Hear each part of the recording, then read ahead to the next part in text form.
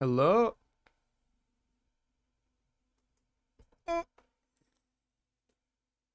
Uh, hello? I awkwardly... There we go. Cool. Got to... Neato. Alright, I think that sound... It's good sound. Hey everybody! It's me, I'm back.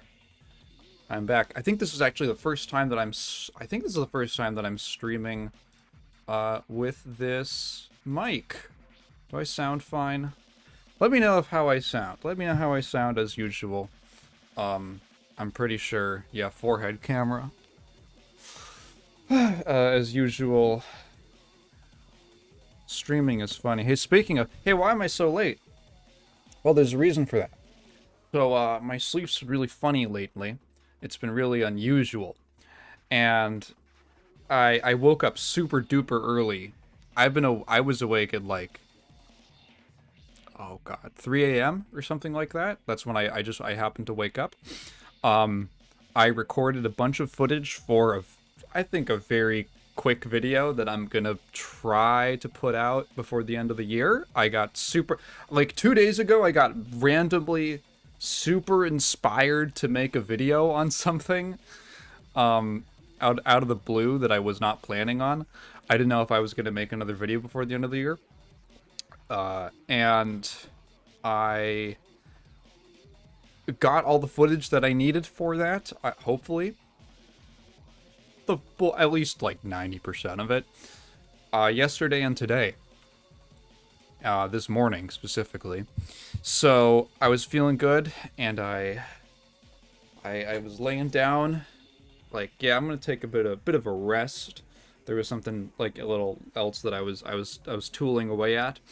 And then I took a nap, and I thought, I'm gonna be smart. I'm gonna set an alarm.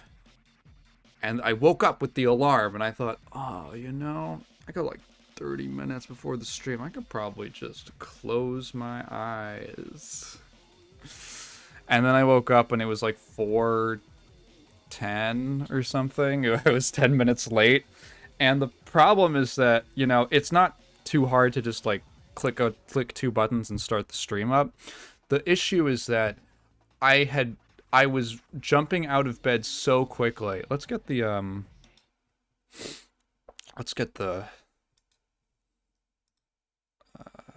where's the Game Awards stream?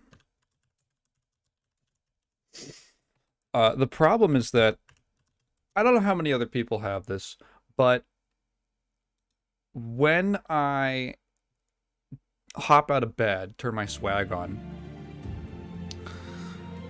if it's too fast, especially if I've eaten before, like pretty quickly, if I've eaten sort of, I don't know what is the actual controller for it. I get super queasy. I cannot move around very much, or my stomach is like, dude. Oh, just like horrible nausea, pain is what I get.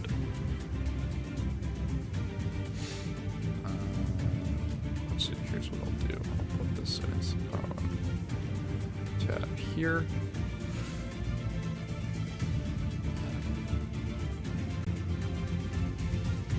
Oh my god, is it too loud? Okay, let me move that down a little bit.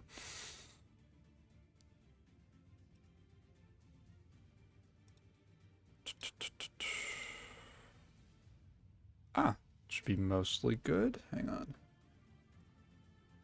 You can hear the epic, inspiring music of the Game Awards.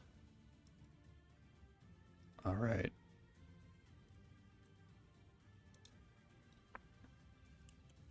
So I'm like sitting here clicking the button, and I gotta click on start streaming on OBS, and I need to click on then go live on YouTube, and I'm like sitting in my chair waiting for the like enough of the stream time to hit the YouTube server that I can go live, and I'm just like, light up the button, I'm gonna throw up. And so I did that, and I clicked it, and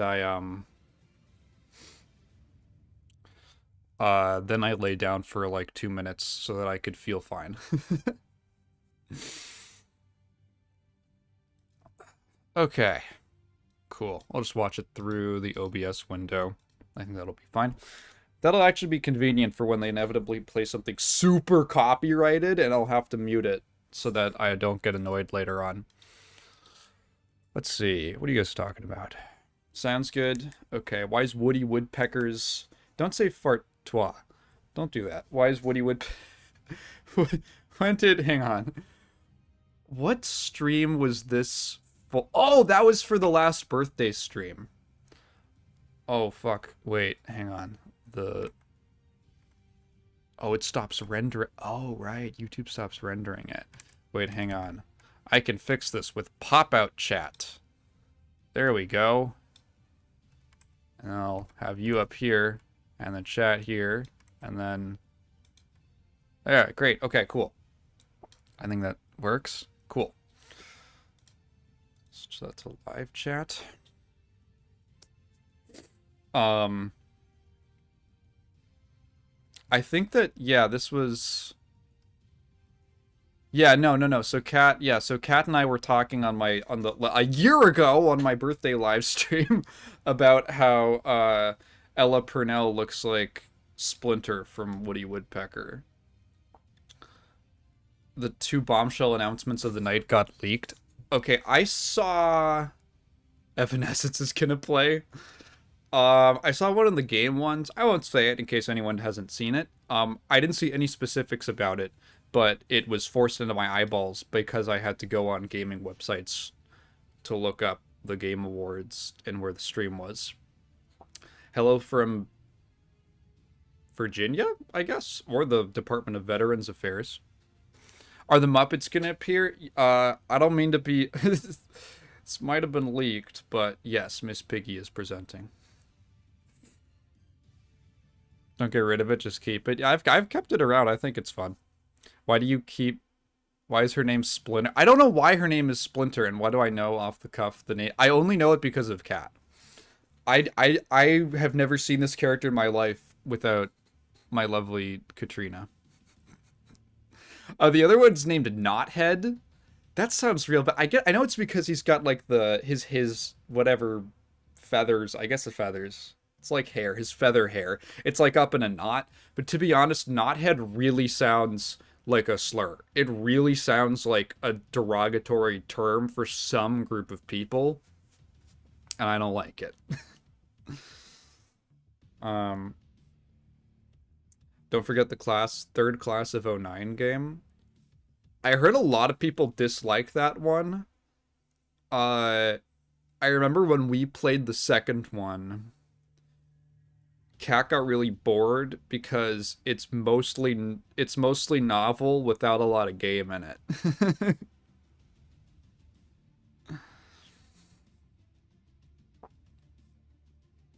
Muppets FromSoft collab. See, that would be a crazy... You know what I'm surprised is that Jeff hasn't tried to get the Muppets in Death Stranding. Like, you couldn't you see... It's not that far of a leap to have, like, Kermit the Frog giving Sam whatever his name is missions. It's a slur for bad... Knothead is a... Oh, God. Oh, no! Yo, what's up, knotheads?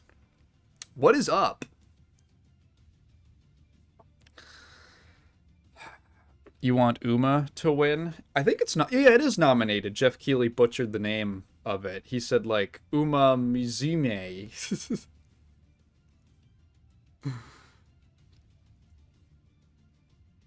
There's already a Doll Man the Living Puppet, so yeah, no, that's what I figured. I don't think it's that crazy. I don't think it's that crazy. I don't know if anyone saw, but Hideo Kojima actually is a voice in the Japanese dub of Zootopia 2. He's the little mole guy.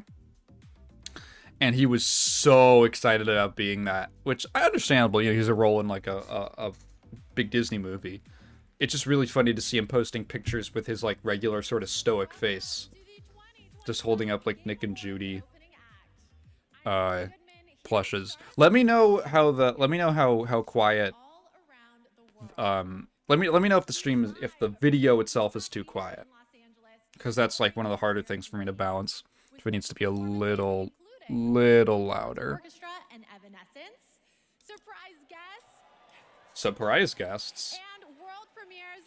John F. Kennedy!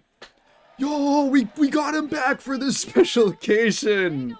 He's here to announce JFK reloaded. 20 brand new games you haven't heard about yet. It will make you believe the universe is conspiring for you. And you know what? I don't think I can wait any longer. Let's just get started. Is this a little better? Right now. I want it to be like I can talk and it's like a little louder than the stream. Is a very special Game Awards because 3 of our Game of the Year nominees are from indie studios.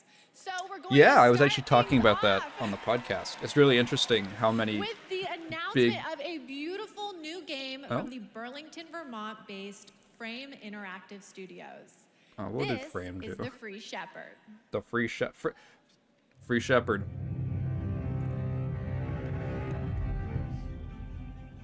John Wilkes Booth. Dude, let it go against John Wilkes Booth. That was like 200 years ago, okay, dude? Like chill out. It was probably more 150? Yeah. Like, okay, like, cancel culture's gone to... You know, cancel culture, at the start, it made sense. But now it's a witch hunt. We're going after John Wilkes Booth, really? Video game is happening.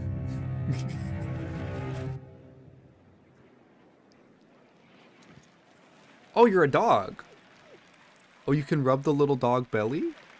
It's actually kind of awesome. I'll say it. The protagonist is not only powerful, but I'm proud to also confirm it is adorable. And now it's time to give out Gen Z is what? Game Award. Gen Z's trying to nominees for Best Family Game. Donkey Kong Best Bonanza, family game. There's 2 Lego games. That's kind of interesting. Party, I wonder if I can get the chat Lego on here. Voyagers, Hang on. Mario Kart World, Sonic Racing Cross Worlds, and And the game award goes to... That's weird. That's Skip. Donkey Kong Bonanza!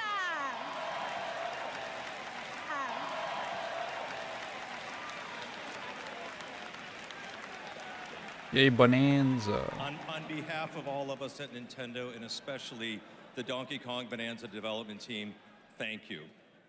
With this game, the team had an objective of creating a thrilling game This does not where look players good. could feel the strength of Donkey Kong Well, there you guys. as he smashed through obstacles and discovered how music would shape his overall There's journey. like not an easy As a way, lifetime surprisingly fan not of an Donkey easy way Kong, to get I think they delivered on that and so much more. We're grateful to the Chat. fans and to the Game Awards. like a for this nice looking honor. chat Looks like smashing things is kind of fun. Thank you very much. on OBS inherently. I thought it would be easier. Congratulations. And now we have two Was that Doug more Bowser? relations. And now we have two more that- world premieres ready to go. That totally skipped, Up right? first is another independent game that hails from a solo developer in Sweden who's a hardcore Souls fan. He's built a brutal melee combat experience backdrop. Spooky. Oh boy, I hope it's got This parries makes in you it. prep it. Okay, now it's like desynced. I'm gonna reload the video real quick. I don't know if that's a me problem.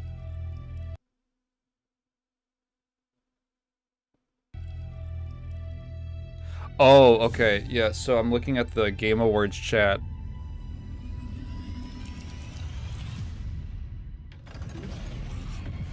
It does seem like the stream itself is lagging. It's kind of interesting. I think this is like the first year that they've... Honestly, the Game Awards is typically pretty bereft of technical issues. It's a little impressive.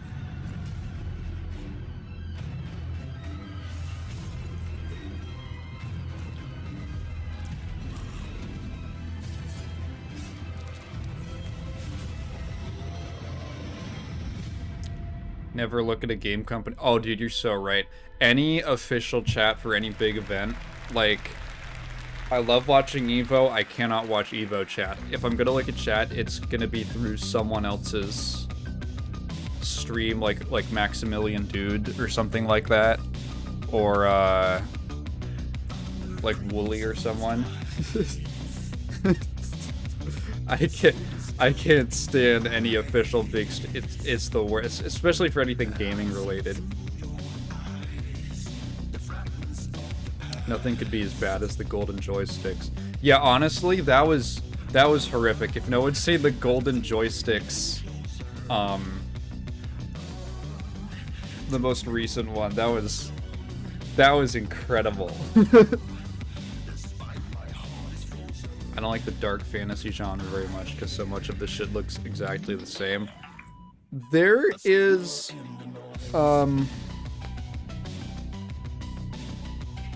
there's typically a trend every year, I notice, with the Game Awards stuff, where clearly some kind of genre or aesthetic is really in for whatever reason. Like 2 years ago, people got really into this and were like, let's all no one's making dark fantasy games. Let's all make dark fantasy games. And then they like 2 years later, all these trailers comes out for all these games and they look the same. Demo available on Steam.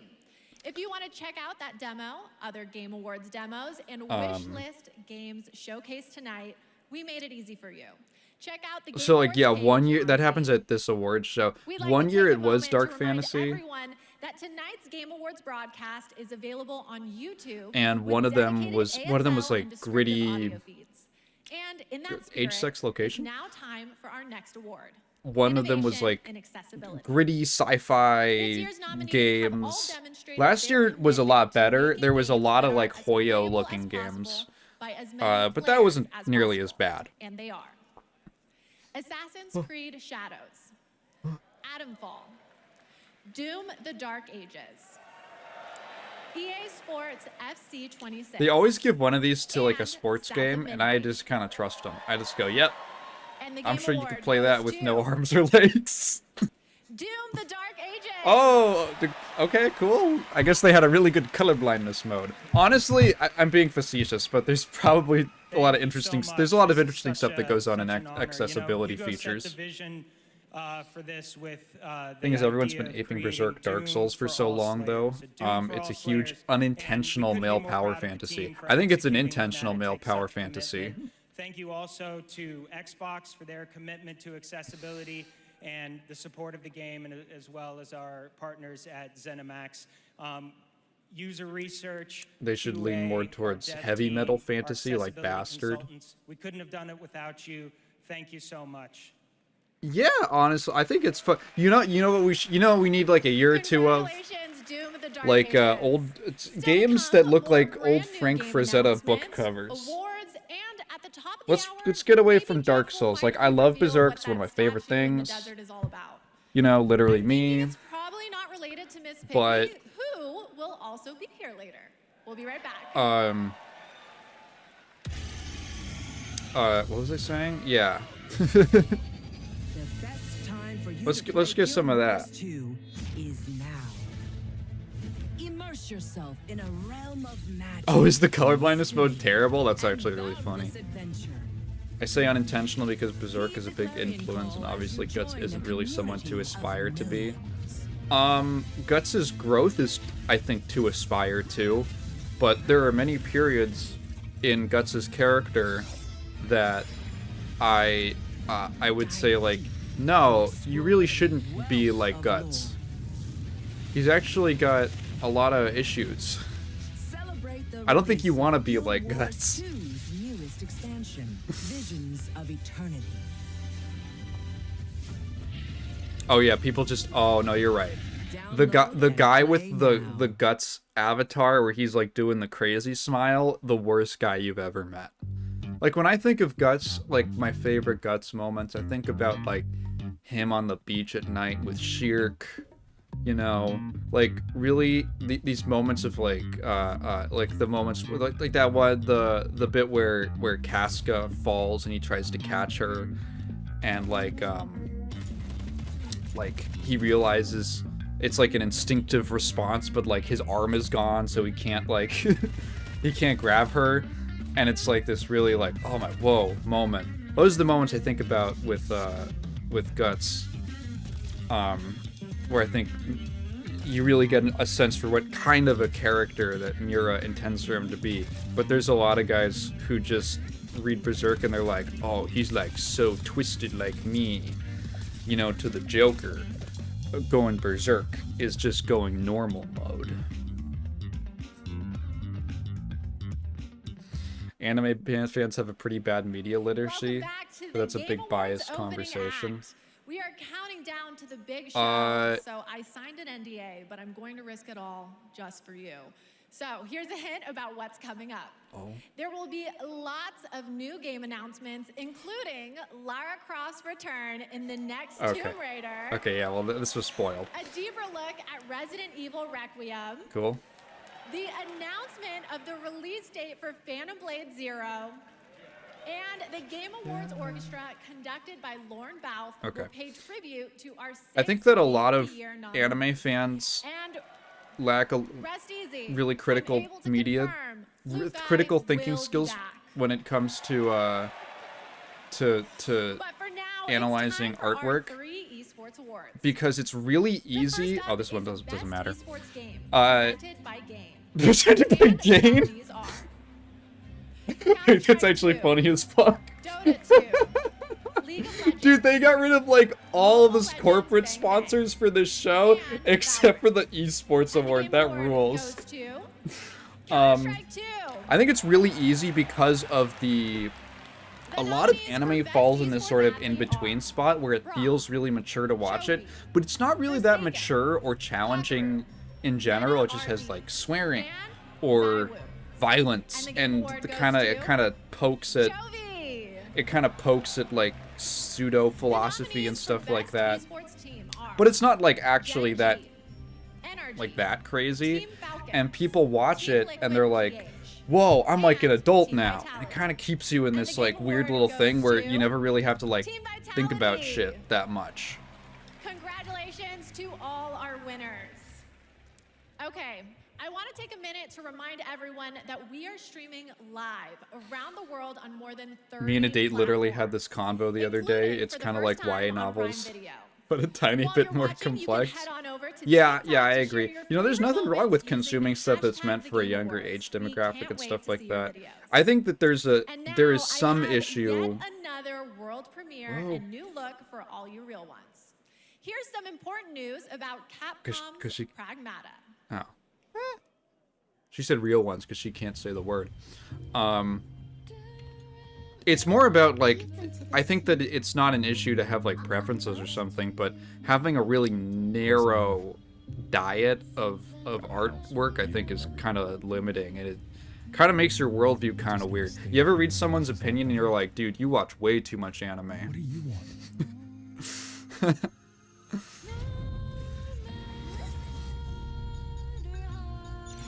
Anime has the has-been hotel problem.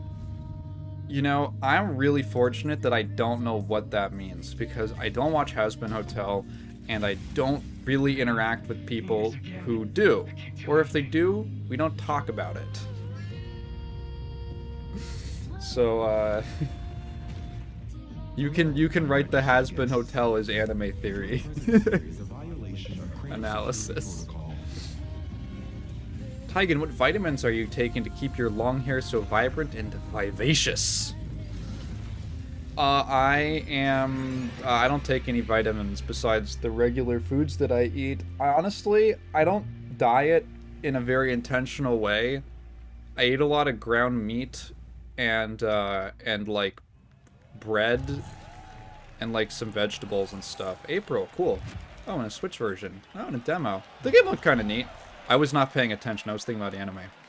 I just kind of, I don't do anything very intentionally. This is mostly just genetics. To make you feel much better about it. Actually, this is apparent. Apparently I have my grandmother's hair on my dad's side. She. And now I have another award. These nominees are games that never leave you because they're on your phone. Here are the nominees for Best Mobile Game. Oh. Destiny Rising. How does she say Uma Musume? Persona 5, The Phantom X. Sonic Rumble. Umamasume, Pretty Derby.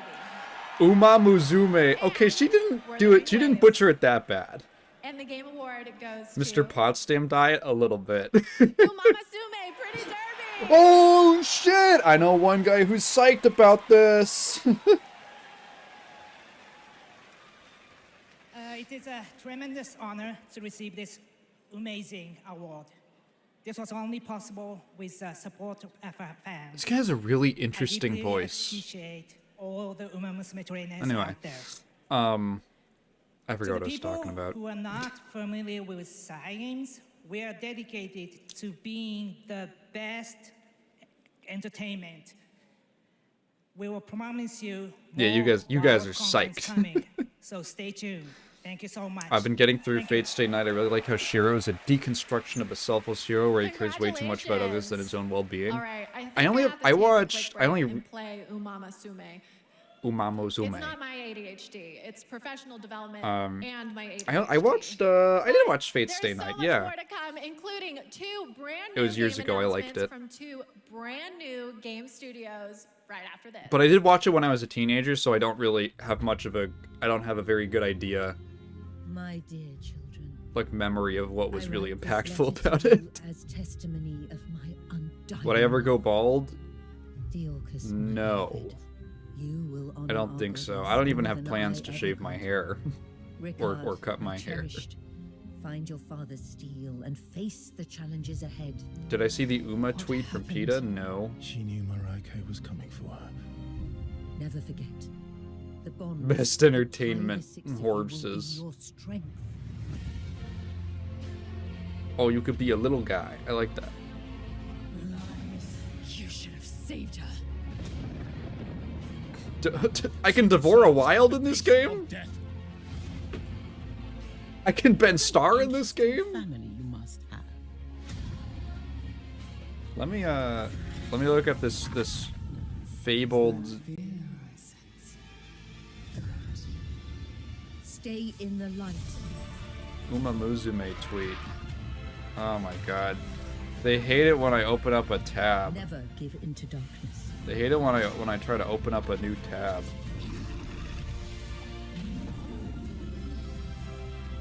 Your loving mother, Mahin.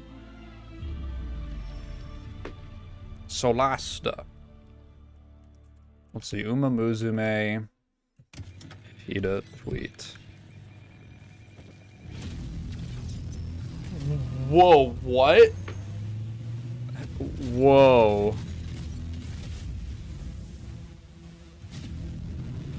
They tweeted animal gore? Let's see. Let me see if I want to unblock. Let me see if I want to see this for myself. No, we've never quite seen eye to eye. Believe it or not, Whitaker, we want the same thing. It's all out there in the zone. You never know what you might find. Oh my god. So they tweeted if Uma Musume Pretty Derby was honest, which is like a YouTube video concept from 2013 or 14 or something. In real life, the horse Silent Suzuka suffered a catastrophic injury in a race and was euthanized. And it's her on the ground, like, in pain with, like, a big open wound on her leg with, like, bone showing and shit. For a night of awards, world premieres, musical performances, and lots of surprise guests we haven't told you about. That's fucked up. Because then they wouldn't be surprises. But now it's time to honor another game studio with an award. And it's one of my favorite categories, Best Independent Game. This year, there have been so many incredible independent titles from studios around the world, and our global jury of media selected these 6 as the best. Absolum, Ball Pit, Blueprints, The Claire 33, Expedition 33 awards. and Hollow Knight Silksong. Oh, you think they're gonna get sued because Cygames? I've heard about the litigious. Oh wow, I've heard about the litigious nature of those horse guys. Oh, it was frozen when I was out of tab. There's lots of things going on with like, oh, we don't want to update when you're tabbed out. And I only have one monitor. I think if I had 2 monitors, it might be a little easier, but we wanted to make a small game then, but with Absolum is awesome. It's like D&D beat 'em ups. I haven't heard anything about it besides that it's really good, so that's cool. Horses really do go through a lot. Their legs are known for being weak and pathetic, so horse racing can be a really sad thing when it's tightly industrialized. Yeah. Thankfully, I'm not interested in horse racing or Uma Musume, so I have no problem. I have no ethical quandary. Okay, I just noticed they put this guy. They're both wearing the fucking. Why are they so Frenched up right now? Why are they both in the striped shirt? He's got a red beret on. Did you already finish the baguette, dude? Speaking of independent teams, this next game is a special one from a brand new independent studio. It comes from Day for Night, a new studio from the lead designer of Red Dead Redemption and the creative director of Mario plus Rabbids. We're excited to share this global announcement with you for this action-adventure game that blends exploration with mind-bending free-form puzzles.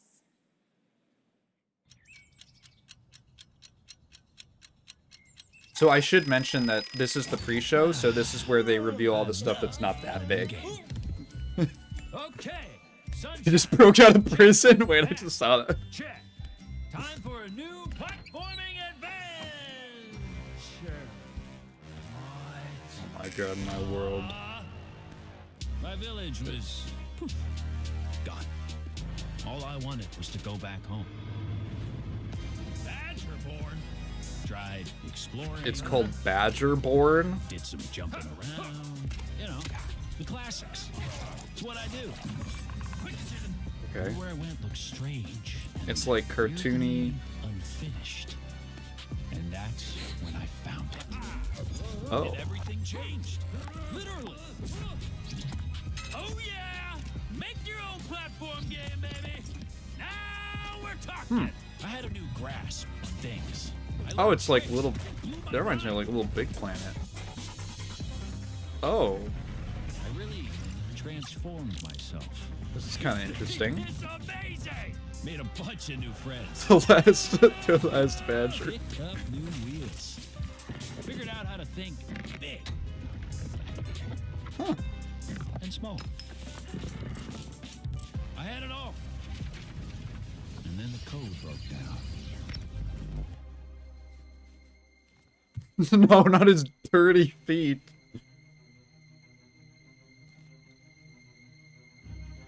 A Badger. Me, Badger. Now you gotta play him in an FMV game. Really?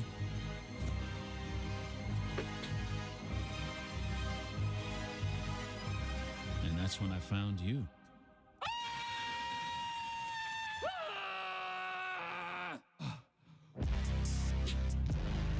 Radley the Badger. Okay, so I always expect. All right, actually, yeah. AI chatbots I, that achieve sentience first, but I'm down for an animated badger. I was not interested in that And at yes, first. That kind of is grabbed my actor attention. It Evan looked sort of Peters playing interesting. the role of Bradley the Badger. I have one more. World Yeah, it's a premiere. parody game. I guess Comes it from would an be. Incredible brand new studio in Osaka, Japan. This is a wholly original Looks interesting. new world coming. Fun in concept. I like the idea of playing and with we're excited like to a share video the game in a announcement meta and the aspect, first like look using at dev gameplay tools. with you. That's cool.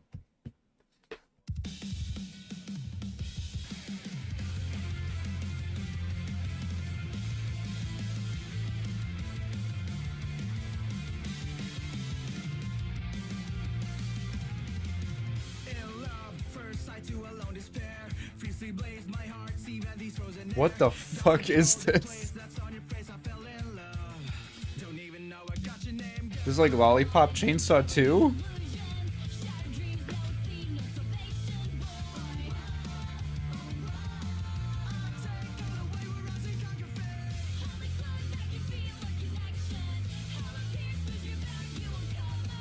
You don't like... The song reminds me... This reminds me of like an artist from the 2000s that I would listen to on like a kind of nostalgia bender. Yeah, this looks like a pseudo game kinda.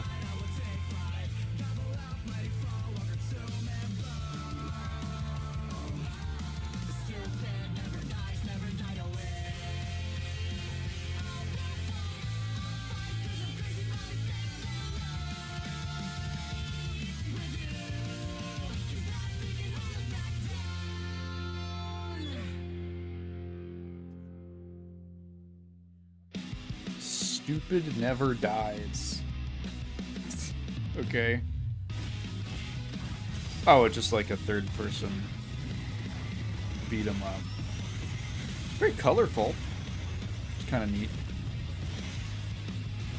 No more pop punk. I've suffered through enough.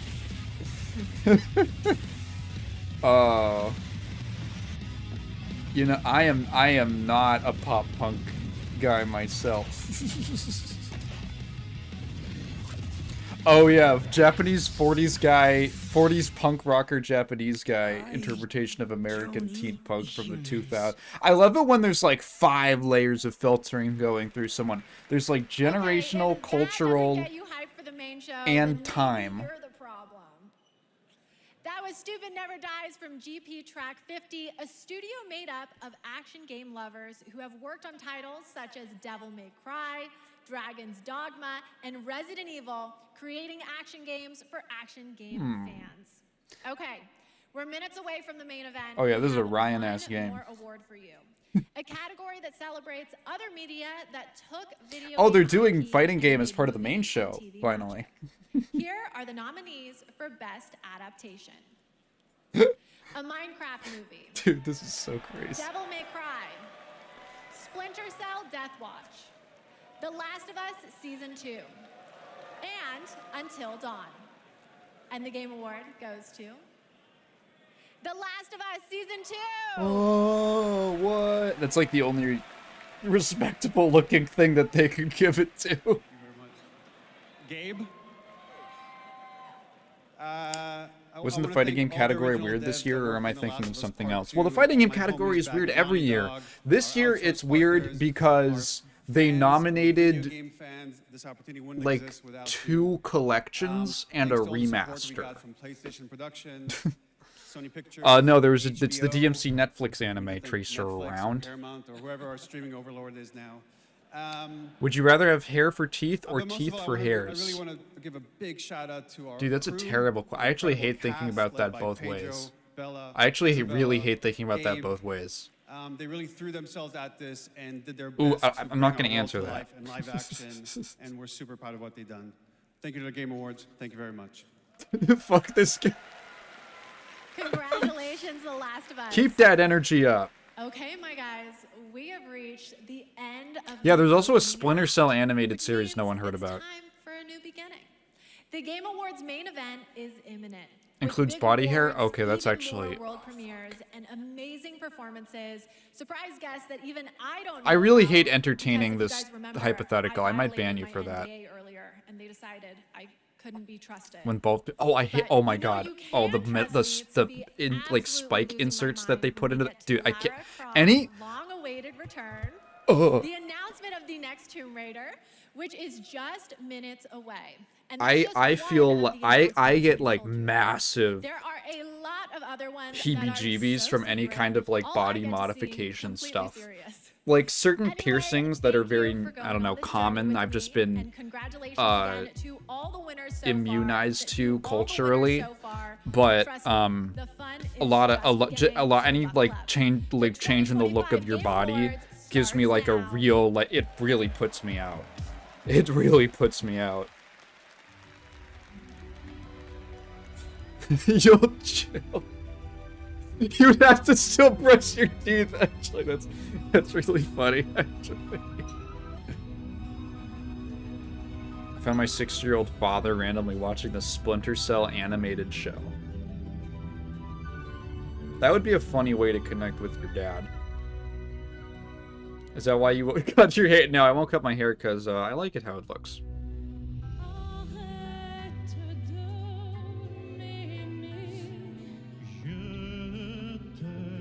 Do they always open with an orchestra thing? I guess it's because this is the start of the real show.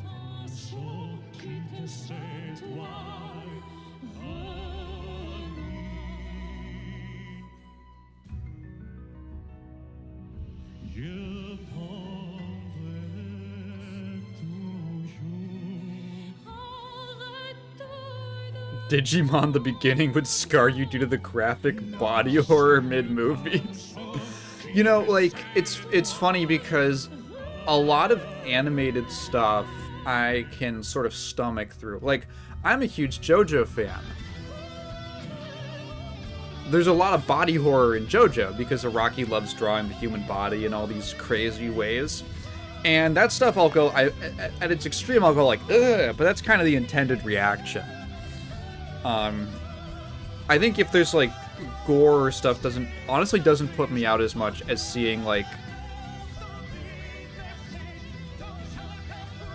I don't know, there's other things that are probably way more normal to a lot of people.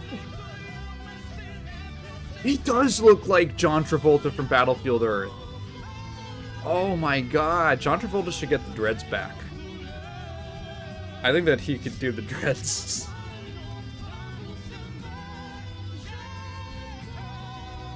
Battlefield Earth should have been a French movie.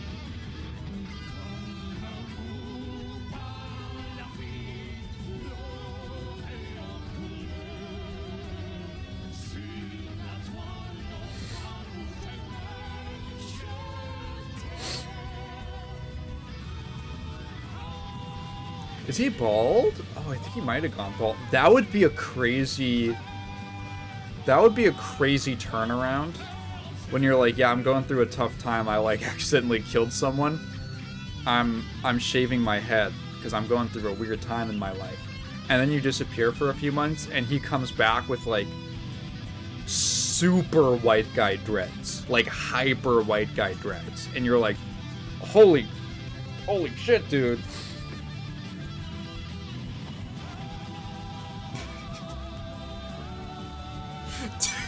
what's so fucked up, Mexican Goku creepypasta, is that I do hold that character synonymously in my head with the Doug.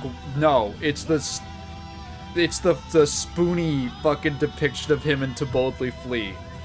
The spoony parody of him in To Boldly Flee, and I didn't want to say it because I'm like, that's too stupid. No one's gonna know what the fuck I'm talking about except for. What the fuck? What the fuck was that? Did you see that?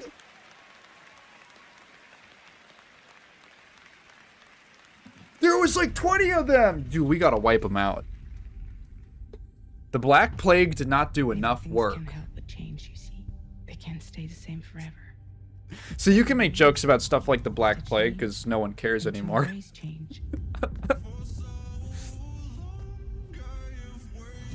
Or is it Alec Baldwin? Who the fuck is in Battlefield Earth? Of our own prison. Wait, did John Travolta... Oh, Alec Baldwin was the guy who killed the dude. Dude, I am really bad with actors. Kat knows this. Hang on.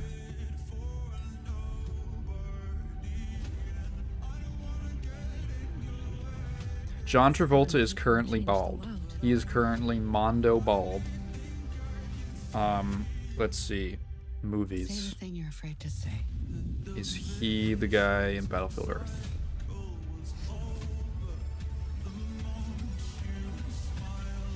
He's in a lot of movies. Who was in Battlefield Earth?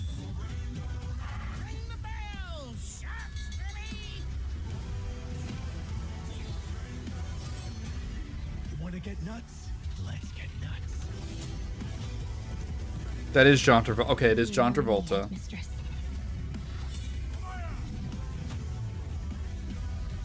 I know enough to get in the trouble. Okay. You make fun of the victims of the bubonic. That was. I love that joke from Smiling Friends because it's such a specific guy who gets super specific. He gets super offended by Battlefield Earth. What am I talking about? By Black Plague disrespect. Oh my god, it's him.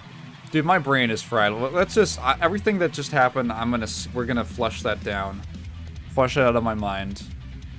I was supposed to be awake and alert because of that power nap. Welcome to the Game Was that Awards, Rumi? a night to celebrate the best and discover what's next in video games. Tonight we are connected through our love of games. Thousands of us here at Peacock Theater and millions more watching around the world in places like China, India, Brazil, in the middle of the night in Europe. I know it's late. I see you guys. Thank you for showing up for this show. And first of all, thank you to Elise Dupont-Percier, Lorian Testard, and the music of Claire Obscure. I've been trying. Oh my god, I had to get them off the screen. I'm trying to get into comedy / being funny lately, and I think it's a good bit to have a guy who's very inconsistent reactions to what is and isn't normal. You know, I don't think I've ever heard someone say, I'm trying to get into being funny lately. Welcome, guys. It's great to have you. As like a hobby. Every year, this show reminds us why video Jeff has games chaser matter. vibes. I think that's They why I are like him so worlds we much. share, stories we live, communities we build, and experiences that challenge, inspire, and connect us like nothing else. Especially What if Mitt Romney was? He's the special guest. Personal things on stage, but 2025 tested me in ways I didn't expect. In January, my home burned down to nothing but ashes here in the Los Angeles fires.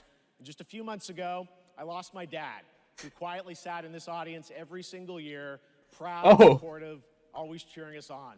My mom's here tonight, and we've left an empty. My mom's seat here beside tonight, her and in we're his killing honor. her too, to round it out.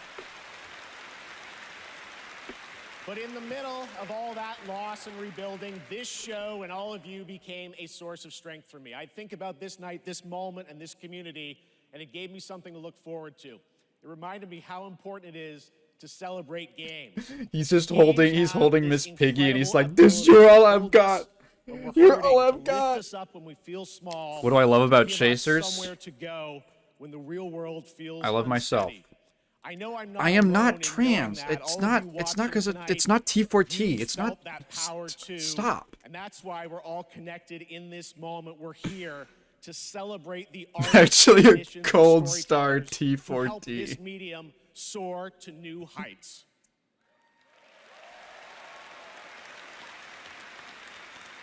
Tonight, we're going to honor over 100 nominees and celebrate a record-setting 3 independent titles do up give for me Game of the Year. That's right. I just have long hair. And we are going to have some fun, of course, too, with a whole I'm slate not. of I'm brand no. new I'm game not. I'm not. announcements Oh my. that will hopefully get you excited about the limitless future ahead. So let's get going.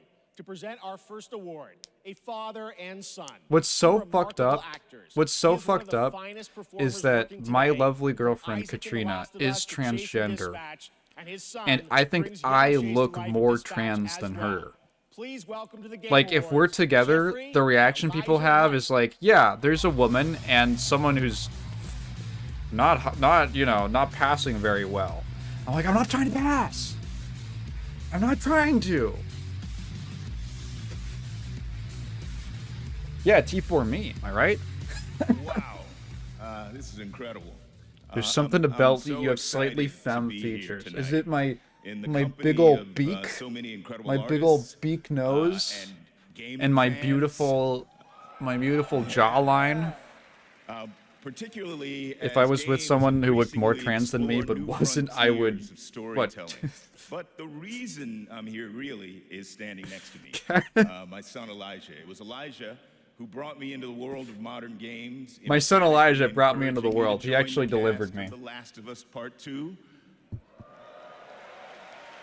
Long hair and soft spoken. Am I soft spoken? And now he's joined me in Elvish? Oh, voicing that's why Chase Kat likes and me. track Dude, star you in should hear the way Dispatch. that my wonderful girlfriend Katrina talks about women. Oh my Some god. Dispatch fans out there, I think. Yeah. Fucking Harriet Beecher Stowe is rolling in her grave. If it weren't for Elijah, I'd still be playing We Pong can't be on an spotted Atari. together without that happening. That's I right. think it Keep up. I think it shows I think it like shocks people. I can't believe I'm standing on this stage today. As an artist, It's not I'm like- thrilled. I grew Oh, up you're with telling me I don't games have an and getting to elvish work in the twinkie world of appeal, gaming Cat? has been a I'm not a dream of mine. twink. Have you ever seen I mean, I it's have weird been that- somewhat naked in several videos. I don't have like a twink body. The next I'm award like honors actually games kind of that are schlubby high-octane, from the high-action, shoulders and down. combat-heavy. I'm like very skinny and I have a little bit of gut, but I'm still underweight for my height. I don't know what guys are saying on stage. Who gives a fuck, man? We're here for the... There's like a couple categories in games that we all care about. I don't even play new shit. I barely play new stuff. I have so little investment. I do this because it's fun. Soft spoken the time I talked about Five Nights at Freddy's. Someone who is trans dating a guy who seems like they could be trans just to appear even more femme by comparison. Oh, like a beard, you think? Yeah, I absorb all the transphobia for Katrina. Like when we're out, it's like that meme of like the soldier protecting the kid from all the knives and bombs and stuff.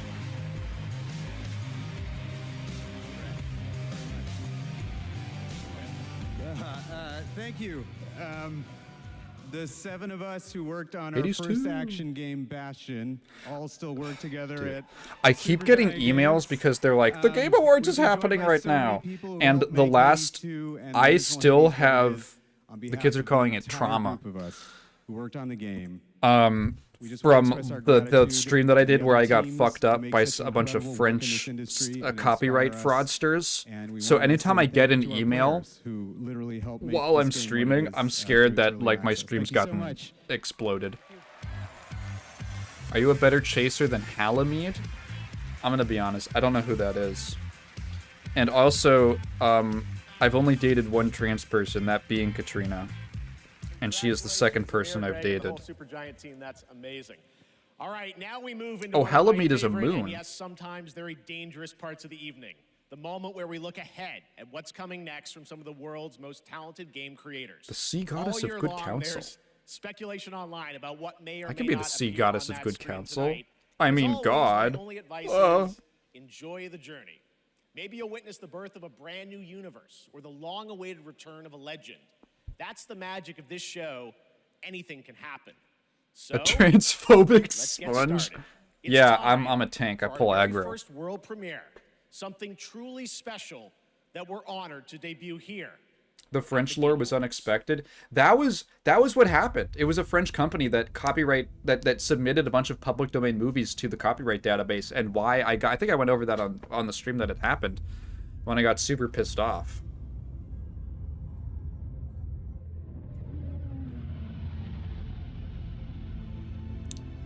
Oh no, I'm on thin ice. That's such a dad thing to say. Hey, you're on thin ice, but hey, you're walking on eggshells. I'm at my wit's end with you, bud. Is this the demonic statue thing that Jeff was teasing on Twitter? I think this is the new whatever the space whatever Naughty Dog game.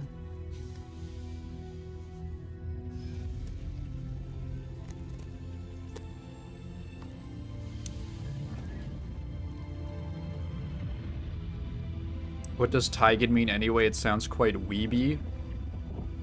Actually, this looks a little bit like Alien.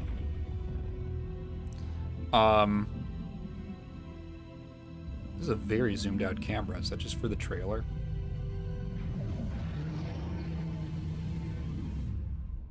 Is it, yeah, it's a bald woman game? Oh, it's Star Wars. Star Wars Fate of the old... What? What? What? Boom!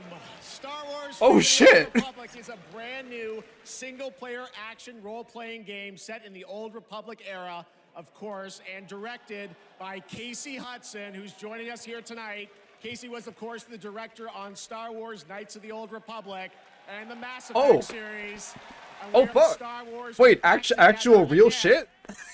All right, we have many more game announcements to come. Going to be more Oh, game God, announcements to come. Going to be hard to top that one, but Gotta right now, reload the screen. Thank you for not lagging out until Jeff started talking. That was actually real shit. Oh!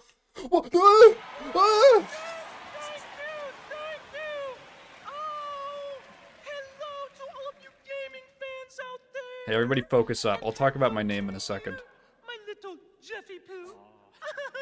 Piggy, it is so great Dude, to have you he here is at the Game so Awards. Thank happy you to for be called accepting our Jeffy invitation. Poo. I appreciate it. You know I would never turn down an invitation from you.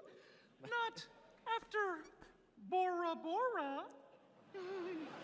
Which, by the way, was certainly not a bore, a Bora.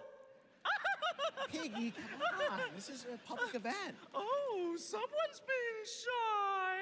Miss Piggy, I said in the open, my mom is right there. I mean, more importantly, let's move on to what you're going to do something later. You got a really Did they special fuck? moment later in the show. You're going to be doing something, right? Yes. Did they have sex? Especially poor Lou. I love how Jeff Keighley always subtly inserts like a little fetish aspect. Like he's wanted to flirt with Miss Piggy since he was a little boy. I have to respect that a little bit. Everybody, we'll see her a little bit later, and you guys are going to love it. All right, we have so much Game Awards ahead. The surprises do keep coming, I promise you. More awards and later. Wow, that Star Wars game's actually sick as hell. Here for survival training. Oh, it's that lady. Of course you are. Pathetic. Now, we've compiled some training. Is that Sphere Hunter? So you can stand a chance against the hungry undead. We can just run around those, right? Wait, that's Maximilian. I don't know who the third guy is. Out there, you'll need more than your I'm sure these are all big instincts to Capcom escape people. the monster's claws. Or to pick a fight with a martial arts master. I do love Jeff's chaser. He's a Muppet chaser. But do you like winning them? Yeah, I have to finish KOTOR. You'll face samurai and demons and viruses. I'd like to talk more about the samurai and demons. Well, this is survival training. Not survival talking. Oh yeah, I was like on a little thing about my name. Someone said my name sounded weeby. Taigen is a Japanese name. I am named after a I am named after a man named Taigen Dan Layton. He is a Zen Buddhist monk who was a Zen teacher for my parents when they lived in Chicago. Taigen is his Buddhist name. His like birth name is Dan Layton, and they chose my name because, well, they wanted to kind of like honor him a little bit, and and also because my dad really wanted both my brother and I to have names that rhymed well with our last name. I guess this, like, I don't talk, this is public information. It's just not as, like, you guys probably don't know. So Moon is my actual middle name. So my full name is Taigen Moon Irigoyen. But I've always been Taigen, so my name is Taigen Irigoyen. I didn't start going by Taigen Moon until, like, I started doing stuff independently as an artist. And so Taigen Irigoyen rhymes and has a nice sound to it. My brother's name is Eben, so Eben Irigoyen. And that's the lore behind my name. Some of it. There's a little bit more backstory to a few of the names that they went in. That they were going to choose.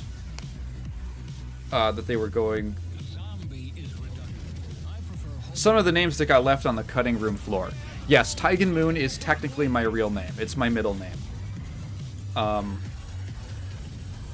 No, my mom was a hippie. My dad actually shot down a bunch of the ideas that she had. She was gonna call me, she wanted to call me Indigo. She wanted to call me Garcia after Jerry Garcia. Not Jerry. Garcia. The last name. Give me two last names. She wanted to call me most controversial mystery. She wanted to call me Atom, like atomic. All right, I don't know what this is. And then eventually they settled. She wanted to call me Moon, and my dad kind of relented, and he said we could make it my middle name.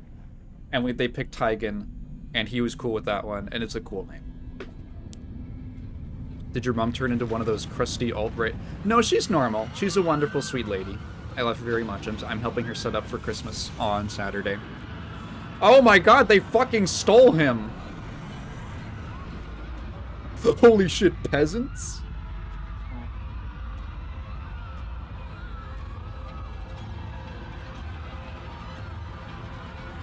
This is one of gaming's greatest mysteries. What happened to the peasants?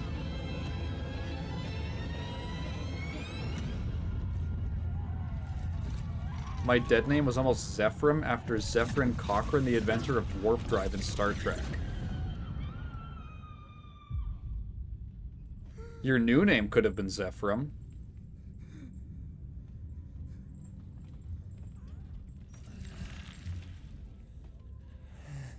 Is this what the demon statue thing was?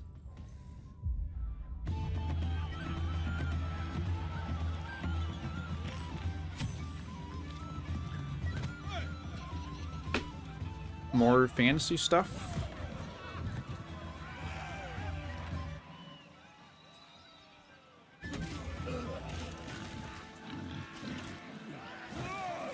There's like fantasy creatures. I shouldn't call them creatures. They're people. The Passion of the Christ 2. Why does this look like that game from earlier? They have a little guy. That looks just like the little guy from the earlier trailer. Is this a Lord of the Rings game?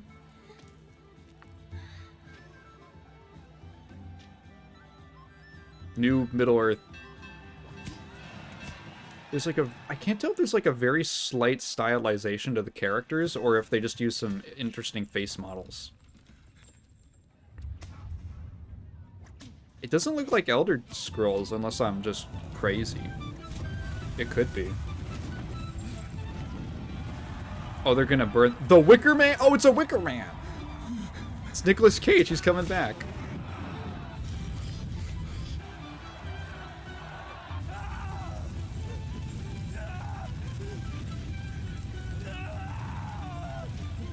Oh, wait. What's that like mark? Wait, is this actually the thing? Is this Witcher? Oh, this is probably Witcher or something. Is this like the? I think this is is this the demon statue thing?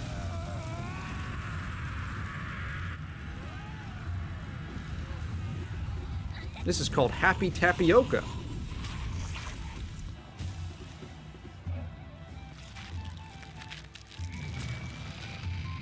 Uh-oh.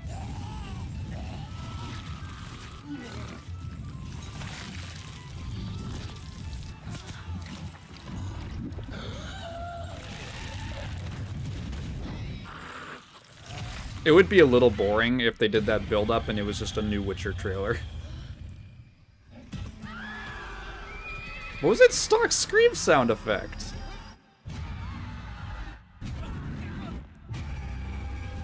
Oh my god, actions have consequences. Larian! Oh, it's a new Divinity game. Okay, that's what a lot of people thought it was.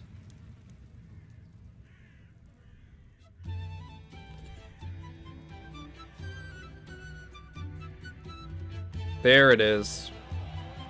Okay. Yeah. Divinity 3.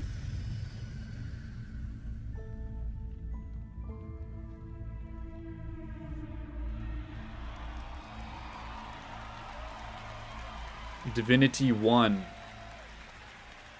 Is it like a Divinity 1 remake or something? What a moment. That statue or monument that has fascinated the internet now has a name, the Hellstone. And yes, Larian, winners of Game of the Year in 2023 for Baldur's Gate 3, are hard at work on their next role-playing game, a continuation of the Divinity saga. That's cool. Divinity is I've their played a little bit biggest of game Divinity ever. Original That's Sin right, even 1. larger It's a than good Baldur's Gate RPG. 3, It's just very promising long, more and at one breadth point I and put it depth than down, ever before, and we cannot wait to tell and you maybe I'll more come back to in the it. future. To present our next award, They please make good welcome two games. previous winners of Best Performance here at the Game Awards, Maggie Robertson. Oh, is it a Neil prequel? Lubon. Dude, they must have been so excited when Resident Evil Village did that well, because, like, Maggie Robertson showed up on the scene, and they were like, oh, finally, we have someone else besides Nolan North to be a presenter, who's, like, a game performer. Did it get leaked? Okay, I didn't see that leak. For the record, Neil said that he was wearing the dress this year, so I... Tie your tie, you slob. I just don't know why they keep pairing us up. All right. Right. Acting. They say acting is the art of pretending. Well, actually, Mags, I personally think it's the highly disciplined craft of being dramatically truthful on purpose. Convincing strangers you're someone else and then winning awards for lying. Listen, I actually based my entire career Nolan on this. North Really goes south. He should do that. Okay, so we're here today to recognize the amazing performers. I don't pay who attention to convinced us leaks. through their lies and deceit, really. I don't usually either, They were warriors most on of a the quest to time. vengeance in feudal Japan. Dashing archaeologists with a penchant for fedoras and whips. But I was forced into the Tomb Raider leak, which they already announced. They were like, yeah, it's Tomb Raider. Teenage girls forced to survive extraordinary psychological and physical terror. The point is, acting is serious business, and we are serious actors here to talk about acting seriously. Ready? Let's do the thing. Okay. Here are the nominees for Best It's Liar. really funny you talk about getting a carbon monoxide detector. When I was in like the fifth grade, my teacher, my homeroom teacher, told us this story about these people in her neighborhood who all got the flu one winter, and they all holed up inside their home, and they didn't open any doors or anything, and they didn't have a carbon monoxide detector, and so they ended up all getting carbon monoxide poisoning, and they thought that they were just still sick with the flu, but it was actually carbon monoxide. And I'm pretty sure that that was fake, and that didn't actually happen. Boy, they should have gotten Jennifer French for this. And, but ever since then, I have been paranoid about carbon monoxide in my house, so I always keep a window open.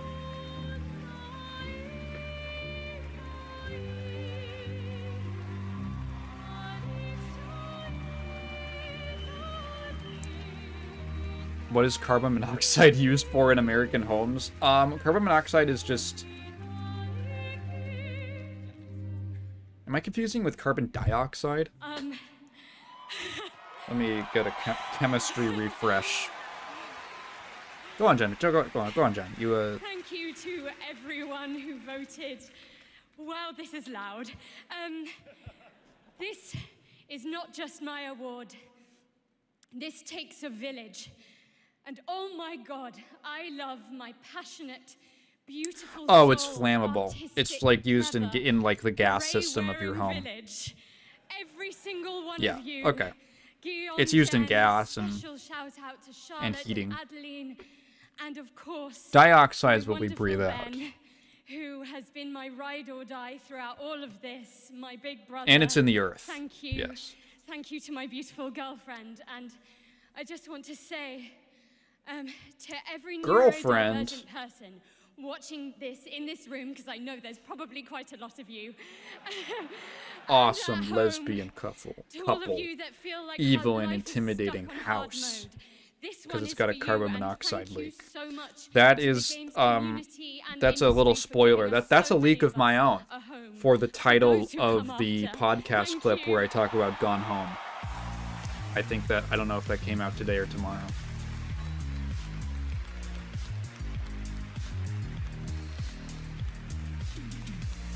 Yeah, actually, no, gas in stoves and stuff, they do add in a chemical to make it smell really bad. So you would know if there's a gas leak in your home.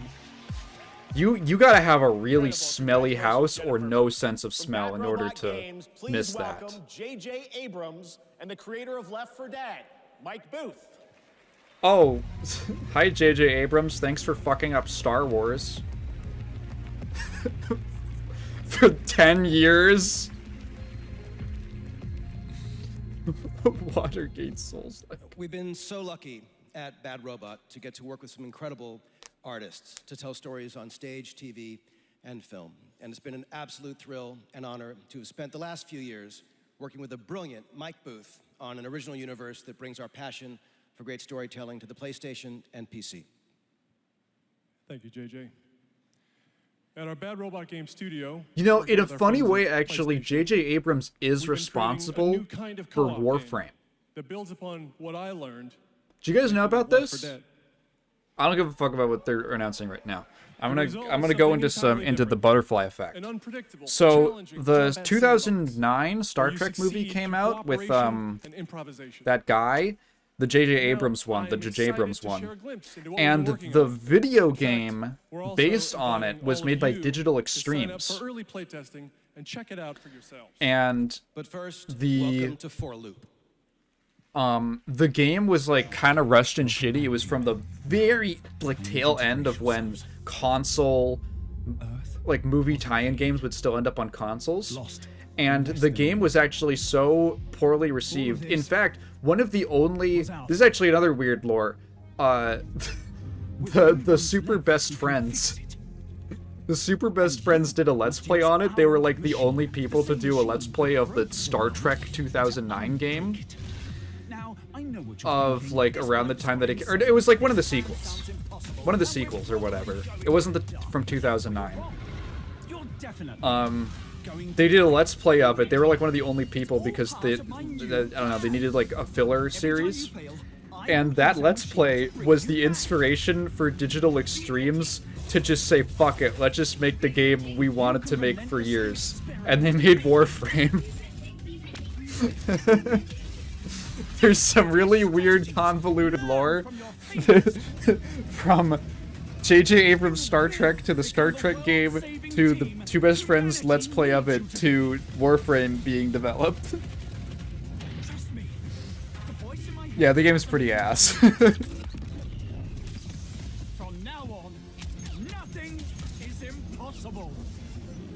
Now get out there and fail to save the world. J.J. Abrams looks like he uses the cuck chair when he goes to a hotel. Up next, we have a new game Not for announcement from cuckery, some of the just developers for helping The Last of Us he just likes started sitting into there. our hands. This new small independent studio is charting its own course, focused on crafting uniquely styled YouTube artful censored my games message with about a JJ. Oh my god. of companion characters. Enjoy. Can you be Tigan's son? That would be, you're like my evil twin who's trans. I don't know if I've talked about it somewhere, like I think on my podcast, but there was a period when I made a video on my side channel, the Seller Plus R, that got really big. It got like 200,000 views about a bunch of random people, a bunch of random like main like normies came and found that video, and I was inundated with comments from people who weren't that familiar with me, and weirdly enough, despite it not being a gaming video, it's about punctuation. I got a lot of comments asking me if I was trans. I got a lot of comments. No. It's not that being trans makes you evil. It's that you're just like an invert. You're like the evil. You're like the inverse. It's not like, it's just like a coincidence. It's like, I don't know, like you would also be, I don't know, you'd have differently colored hair. It's like if you took me and then you clicked the invert button, and you'd also be like super black and something like that. You'd have really dark skin. And you wouldn't be evil because you had dark skin. It would just be a coincidence. Just like your transness.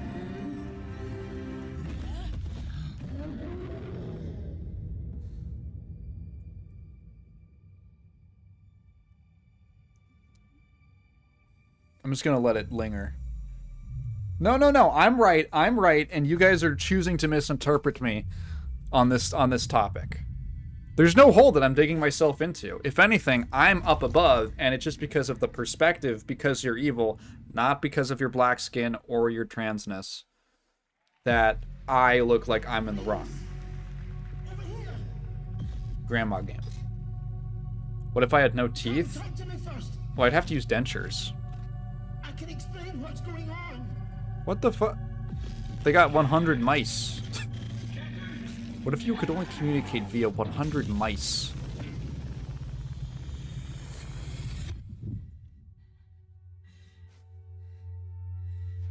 What is existence, really? Is that Elon Musk? That looked Surely a like... question without an answer. Okay, never mind. Now he looks like Conan. I do not dig in my butt. Wishes. I actually do like Bang from Blaze Blue. I like, honestly, I would play Bang in that game, but I have one problem, and that's that the sound of his jump really gets on my nerves. The walls surround you. Play your father's It's like this boing noise, like they're trying to make it a super... the very limits. Until your reality itself. Like a... Good God. A super anime, like, jumping noise. But it just... Ontus? Hey, they're onto us. Hey, there's onto us. But it's super high-pitched and annoying sounding to me. I am not streaming on Kick. I do not have a feminine ass. What is feminine about? What's a masculine sneeze? What would a masculine sneeze? What would a non-binary sneeze? What would a Zer sneeze sound like? Time to reveal a new forceful Void Hunter in Hoyo vs. hit urban fantasy ARPG Zenless Zone Zero. You guys are gonna make me more cisgender. Anyway, yeah, that game looked like it could be neat. I actually own Soma. I've had it in my library for forever. I just haven't gotten around to it. So the weird thing about Zenless Zone Zero is that multiple people have tried to get me to play it, and most of them are like 30 plus. Oh, daddy sneeze. Thank you. Thank you. Jesus, okay. I'll take that. It's masculine. It was all a lie from the start. Everyone in the city hears the sneeze.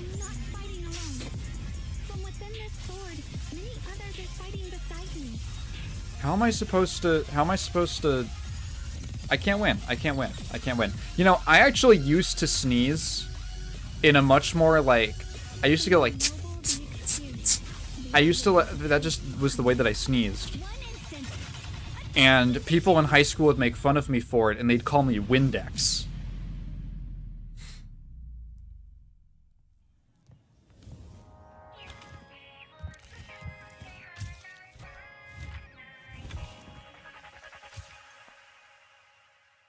Snare drum sneeze.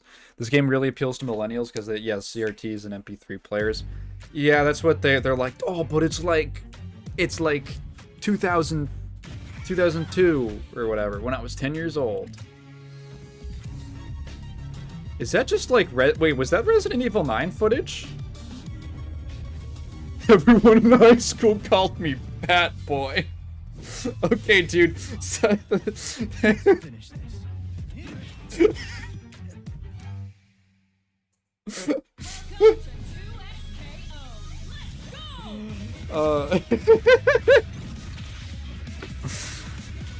That's funny as fuck. It's funny as fuck for like the timing of it. Like, it's kind of funny to be called Windex, and then just to be like, yeah, I used to get beat the they used to beat the shit out of me. Okay, dude, we're here to have fun.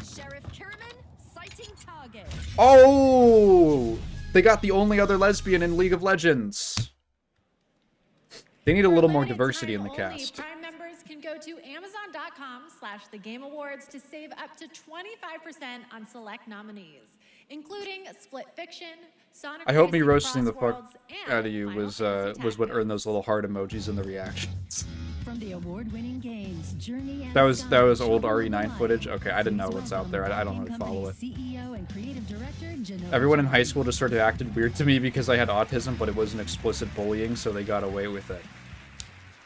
Everyone in high school called me Big Poop. Has always been Fuck! creating the experiences that will inspire human connection. And tonight's Big Poop for is Impact nominees embody that spirit. Big Poop is Through crazy. stories of nostalgic childhood memories, diverse culture, In high school, when I moved there, was a rumor I was a trans guy.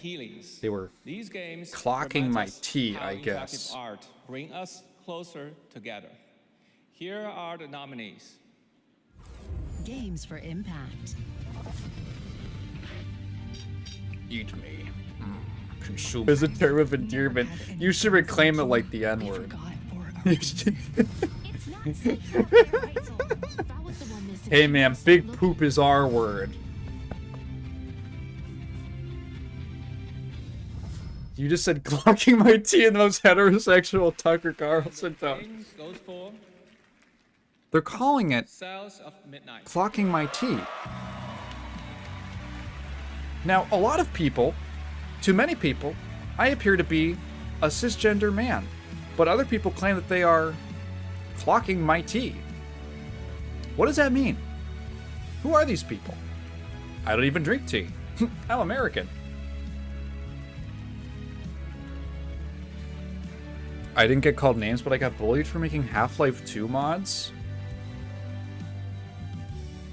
What's bullyable about making Half-Life 2 mods? Were they like furry vor fetish mods? Was it the content of the mods or the making the mods themselves? Be honest. I would like to share this award with all of you, and of course to our incredible team back home, and every single Who are players these? who's been part Who are of these this journey people? with us. And Where am I? From the Where'd my mom go? We listened to stories. passed Oh, just down autism? Porch to porch. I'm kitchen noticing to a running kitchen, theme to build a world with that would feel seller as live warm and as live rich viewers. as the South. A world that would be filled with compassion, kindness, and courage. So we're incredibly excited to launch this spring South of Midnight on PlayStation 5 and Switch 2. Thank you so much. Have a great night. Merci. I did see a little bit about Consume Me. It looked neat. I was made fun of for playing Minecraft, and there was a jock who liked Minecraft and was like, please don't. Wait. You were like High School Musical, but Minecraft? That's actually awesome. Like, that should have culminated in you guys making like a Minecraft parody song. Resident Evil has defined what it means to face the unknown, to survive In middle school, I used to be fatter. I got Titty Boy once. Resident Evil Requiem is a nominee I for kicked his most gut and all the air anticipated out, game. and he dropped to the Tonight, floor. we're excited to dive deeper I responded into the game with breathtaking, and some isn't of it? the surprises Then I got a court order.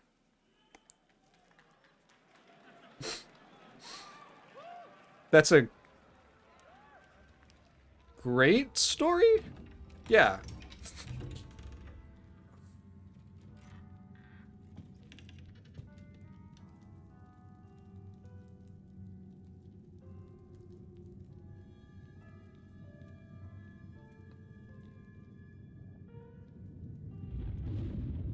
In all seriousness, I landed in a class with no gamers in it or people with creative hobbies.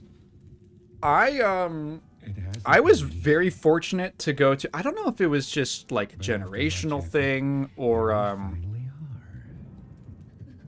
oh, they're gonna do the shot. Do the shot. Oh, I thought they were gonna do the RE1 shot where he goes. The chosen one. It's Ashcroft. I went to an all-boys school for high school, and there was very little to no real bullying there. And it's not post-mortem lividity. So people were like really cool with the fact that I was into anime and gaming and weird shit like that. Hey, I just got a report Weird of a shit. missing police officer. It might be unrelated. Yeah, I actually had a but pretty here good near where the fifth social body- experience in high school. I didn't notice how big your nose is until you did that turnaround and hit the side profile. I have a big old Basque nose. I get it from my dad. Set free. Do you think anything about GTA 6 will be announced? The team has settled on a person of interest. Someone with I don't know, man. umbrella. I could say yes or no. Victor Gideon. They pushed the release date back to later next year. Ooh, what's the new release date? Because if it's before, no, it's gonna be before December. I'll send you the address. They'll probably have a trailer at the Summer Game Show. I don't think you're them. They had to push GTA 6 back because a bunch of their employees tried to unionize because they were getting crunched on a project that assumedly took about 8 years to do and still had crunch. And so they laid off like 34 union members in one of the most obscene acts of union busting. Oh, hey, Leon. No one knew about that. So Rockstar like did some crazy union busting that they're getting sued for now in the UK, and a bunch of the people that they laid off were like leads on the game, so they have to now hire back a bunch of new people. They're going to RN City. They have to hire back a bunch of new people and like train them up again and put them into leadership positions, and that's why they had to delay the game by like 6 months.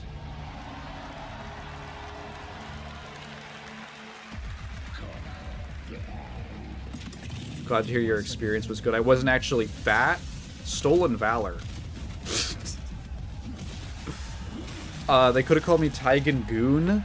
That was not a term when I was in school. When I was in high school, I graduated in 2020. Yes, the internet was right. Leon Kennedy, one of gaming's most iconic. What do you mean the internet was right? They leaked the cover came out. The story in Requiem will intertwine the fate of two playable I think characters. Coomer might have been Race's around when I was in storyline high takes school. I don't players through a remember though. unique survival horror experience, while Leon delivers explosive Tiger would look action much more to the proper game. if he wore a nice It's gonna be brown exciting to dress come out shirt with the February. bolo. All right. This year has been an incredible one for independent games, as we've been talking about all night. Bold original titles. Oh, you mean Goon and just outside like, the traditional big publisher system. So we hey, felt what it was up, important to boss? spotlight Hey. those visionary projects tonight. What are we doing? The big franchises. What This next game is are a we good hitting, example. boss? It comes from a legendary Boss. name in the independent scene, someone I first met back in 2007, and it's a project that has been 10 years in the making. You graduated 2019, but I was a year younger than my... Oh, are we the same age? Yeah, I'm turning 24 very soon. 24. I gotta do a birthday stream for that. That'll be on New Year's. I'll do a I'll do the traditional New Year's Eve stream. pass the test. So show up for that. West, endless caverns, beams of light. Nobody else could get this old mine suit working, so all the rewards go to me. Skipping stones to lonely homes. I'm close to the treasure. Just a few more minutes. If you don't get back before that storm It's so hits, scary. I don't know about you, but I'm starting to become older in the young adult space. Who are you? And what are these? No. They're very useful. Watch this. I That's water. Oh, did they say Jonathan Blow? I'm barely paying attention. I should just do like regular streaming. And I step into this overworld. No, I don't have many qualms about turning 24 because a lot of people around me are the same age as me, and so we're all kind of like in the young adult space. I'm not like, I don't really have many like the main social spaces that I hang out in are, I guess, on YouTube, sort of on Discord. I don't know anyone's ages there. Many people's ages. It's like my girlfriend and some of my friends, we're all the same age. Kat and I are literally like the same month. And down at my local game store, my friends from there. And we're all like 22 at the youngest, I think. For decades, Wizards has built worlds where players define their own legacies. Exodus carries that tradition into the stars. It's time to step forward. I know a couple people in the 20 to 21 range, but I still don't like being old. 24 is not that old. Oh, what the fuck? Wizard? I heard him say Wizards. I was like Wizards of the Coast? Are they licensing? Oh, is this one of the other random games that they own? That isn't Dungeons and Dragons that no one knows about? Our very survival. I can't do this anymore. Salvaging scraps. Earlier, I thought someone said you should have worn a dress. I probably will in the next video. Pinkerton's in the build. They're gonna get me. They're gonna get me for watching the trailer. Is this a new IP? Why would it be Wizards of the Coast, though? I know that they own, like, other stuff. I know they own other things. And I'm pretty sure some of them are... I don't know. I own... That's fucking terrifying. 3 dresses, honey. I just don't wear them very often because it's like I'm lazy. So my problem is that I like comfort. Like, I'm a big sweater guy. I'm a lazy bones. And it's just like more of a I feel like it's more of a production to wear a dress. You never wear them, bro. Yeah, I'm lazy. Defenders of Leiden's future. And we will fight to protect it. They were trying to pivot into video games and then gave up. Fight for survival has consequences. I didn't even know about that. How far are you willing to venture? How much are you willing to sacrifice to save your world? Damn, kid. No pressure there.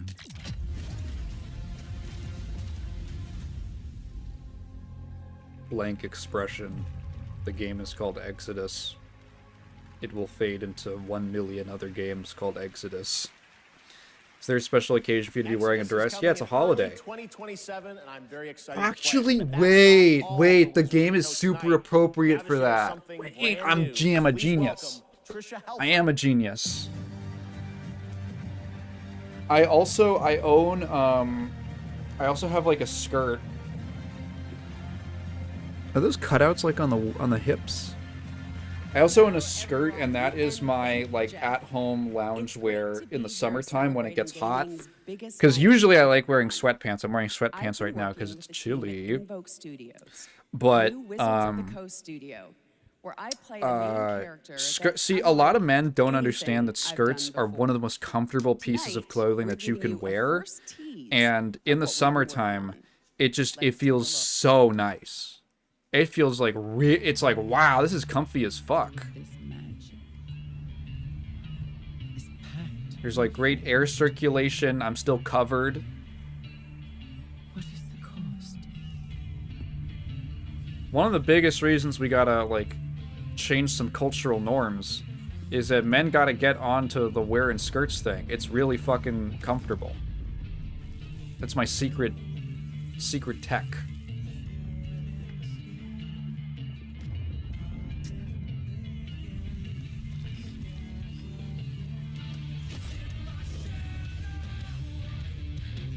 The music's a little interesting. It's not, like, that generic sounding. Is this a licensed song?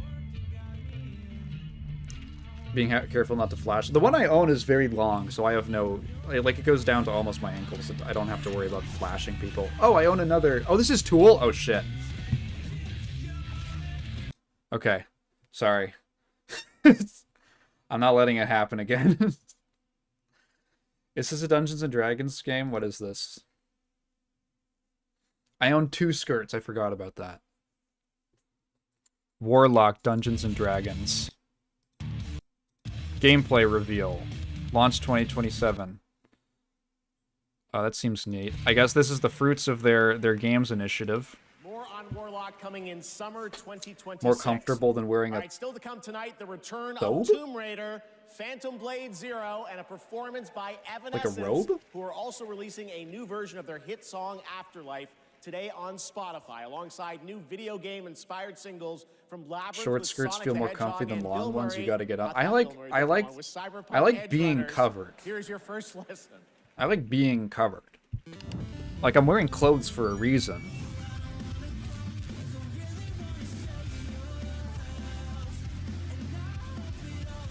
Am I gonna get copyright claim for this one too?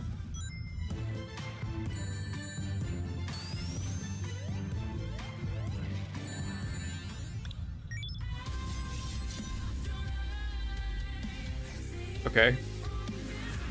Have I tried slutting it up? No, I'm not a slut.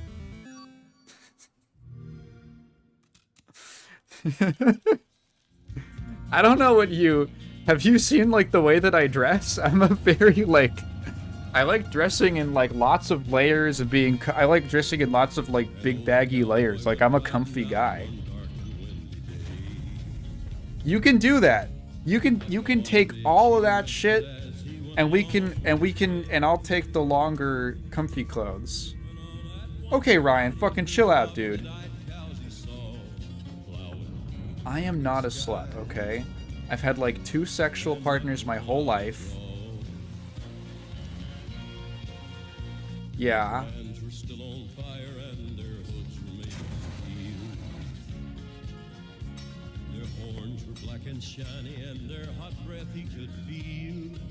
Oh god, it's a licensed song. Fuck. I should have thought of something to talk about. I hate when they do this shit. Stop doing this shit. Stop doing this. Write like an original song with lyrics. Every time I finish... No, I didn't recognize Johnny Cash. I'm 23 years old, okay? I don't listen to Johnny Cash.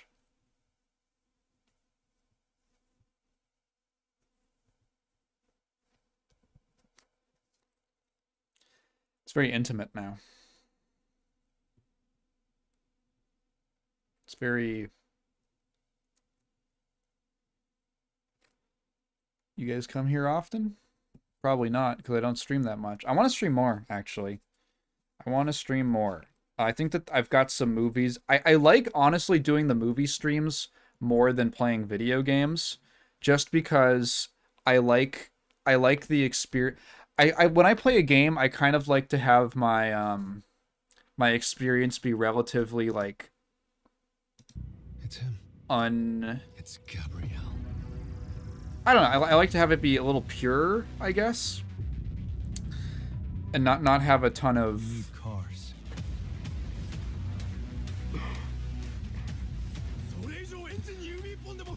What am I trying to say? I don't know. I don't like to like have to like entertain while I'm playing a video game. I like to kind of put my full focus on it. Well, I don't know. I like to experience it in the way that I like to experience it. Yeah, I used to do streams where I would watch public domain movies, and then this French company copyright claimed me because they were fraudsters. A Screamer tournament is about to be announced. This is a new experience for me since I usually see you on other streams. Yeah, I'm usually on TOTS. Your personal invitation. Burn alive, you piece of shit. Whoa, dude, kids are watching. What is the art style of this game? I'm just, like, paying attention now. What is this? What does this game look like? Are the characters just super, like, cel-shaded anime looking? Welcome back to the Game Awards, and now it's time for a game announcement from a studio that continually pushes. Yeah, chat gets frozen if I tab away for whatever reason, like to mute the thing. Blur the line between ordinary and the impossible. They're one of the most distinct voices in our industry, and whenever they show up, you know you're about to see something. I could just mute it on OBS. That's a better idea. Then I could actually still hear it. But you won't be able to. They really can't have one art style? Well, it's weird because I'm like, I felt like I was looking at two different games.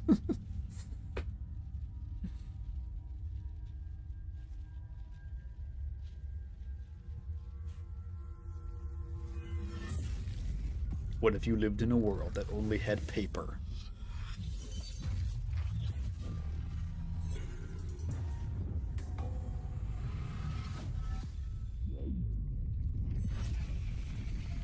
What if you lived in a world that only had red?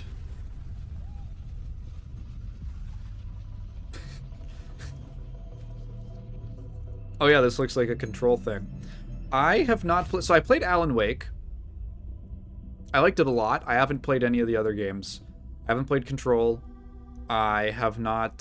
my big problem is that Alan Wake 2 is like an Epic Games Store exclusive. I don't want to install that shit. Gonna be honest. Did they usually do this? This, like, big... No, usually if they do, like, a stage thing, it's often a musical number. But I can see Remedy doing this because they like being big and theatrical.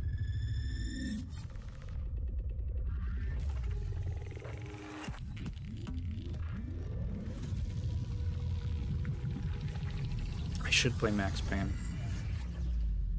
I have 1 billion blind spots. That's the great thing about gaming, is there's always new blind spots for me to cover up.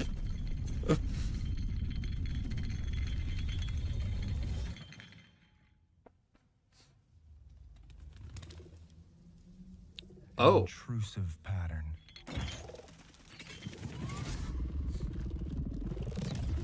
Gameplay footage. I thought it was going to cut off there.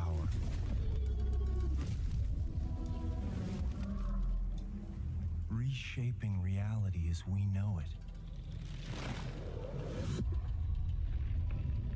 Everything we tried to keep inside eventually worms its way out. The imagery is pretty striking. That's right, it's Sanaquarium 2.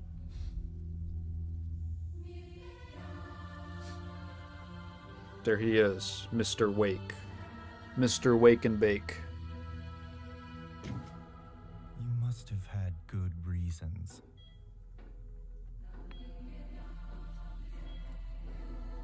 But we were not prepared. Oh, is it actually him? Hit him with the metal pipe. Mr. Woke?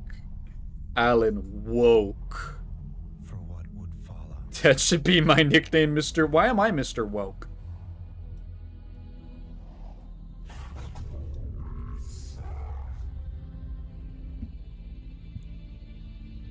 Rise and shine.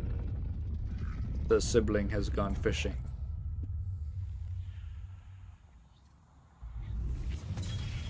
I don't know what woke means, dog. Oh, it's the bad guy of Control 1. It's like the Mr. Men characters.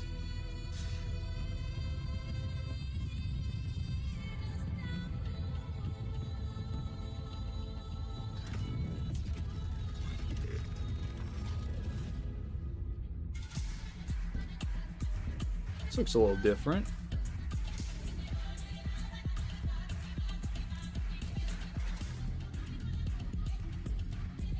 It looks cool. At least visually. I don't know if mechanically it's going to be interesting.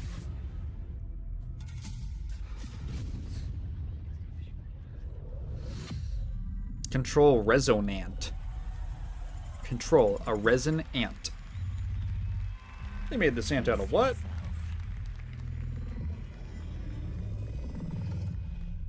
It's gonna get weirder.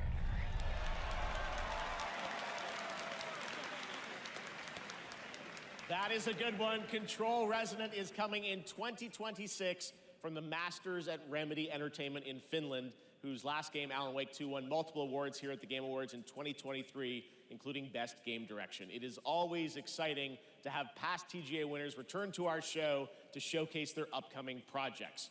Oh yeah, there was Steam, you're right. Performance from Evanescence, plus awards including Best Score in Music, Best Narrative, Best Game Direction, and Game How often do you hypnotize people with your resin scorpion? I think my mom had a resin scorpion when I was growing up. I think she might still have that. Announcements ahead as well from studios big and small. Hello, Raven. Including an extended new look at Phantom Blade Zero and Lara Croft's return in Tomb Raider. It's so funny. Right now, we've got a brand new original game to share with you.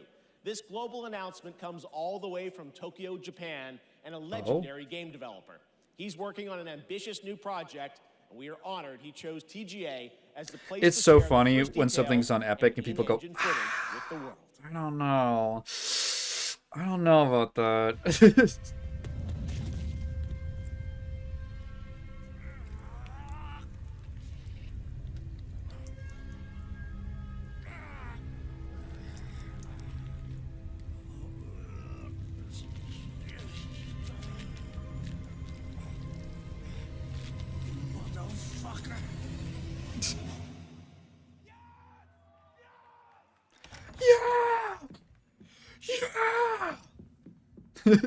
This is Negoshi's game. Is this Yakuza guy?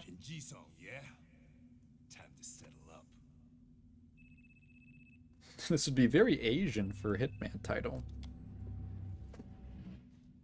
Yeah, this is Yakuza guy. Okay. Hey, Daiki, when'd you make it back? He goes, all right, guys, what if I make a game about the Yakuza? Excuse me, sir. Shut your mouth. All right. Talk soon. What if? On your feet, now.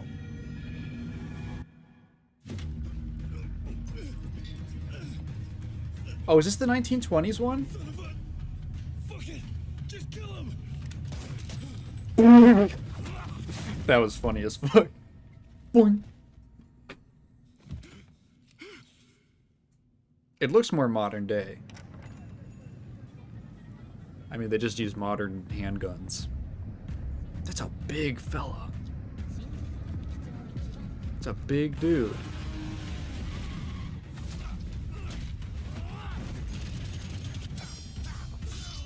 This one's called Yakuza. Like a fish. Gang of Dragon. God. Gang of Dragon is deep into development. Nagoshi-san, thank you for that announcement. All right, next up is something very cool and very unexpected. Get your quarters ready because one of the most iconic game series of all time is coming to the big screen. We're taking it back to the 90s when the ultimate rivalries were settled in the arcade. Right now, is this a Street Fighter trailer? Of Street Fighter. Whoa! Let's take a look. Everybody shut the fuck up. Everybody shut the fuck up. Oh, I hope it's so bad.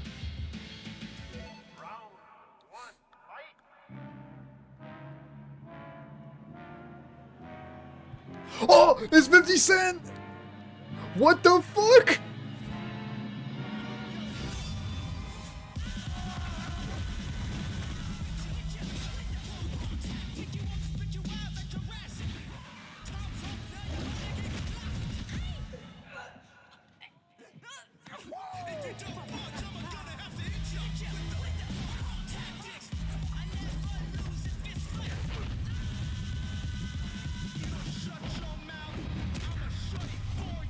Dude, it looks like a YouTube video.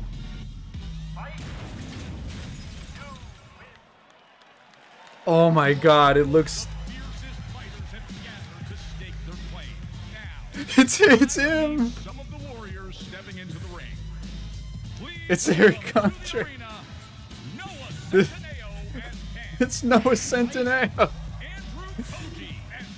Oh my god, it looks like a fake movie. It looks like a YouTube video that's like Street Fighter trailer. Street Fighter live action. This is awesome. Bring out that guy who had Trump on his podcast. Bring out... Did they have everyone there? Yeah! No one clapped for him!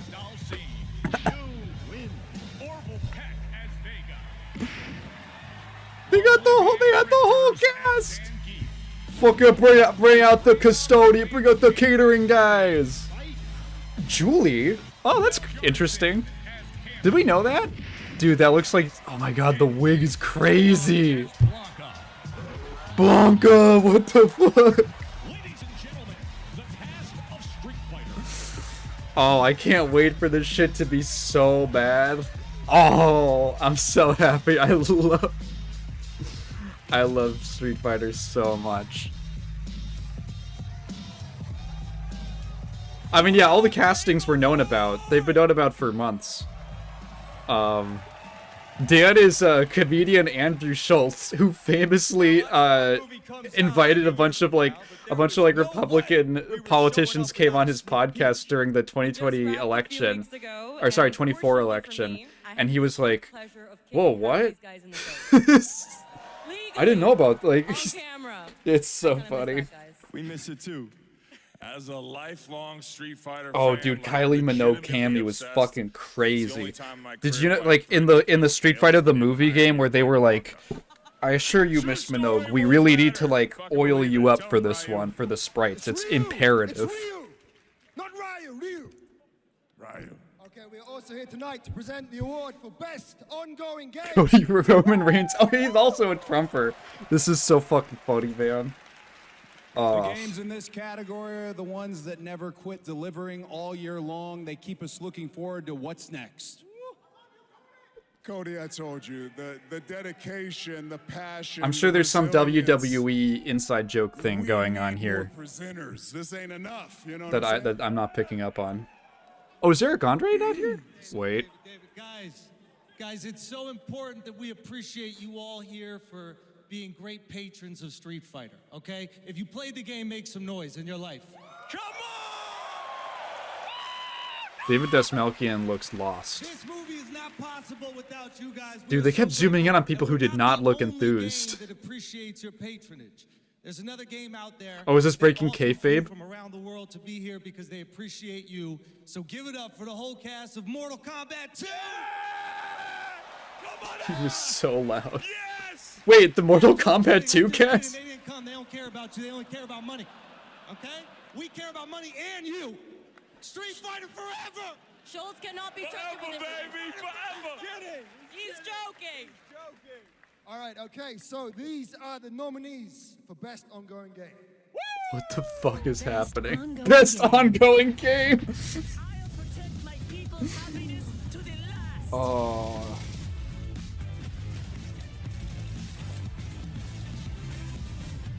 Wait, Raven hates WWE? That's crazy. Ryan, how do you feel about WWE?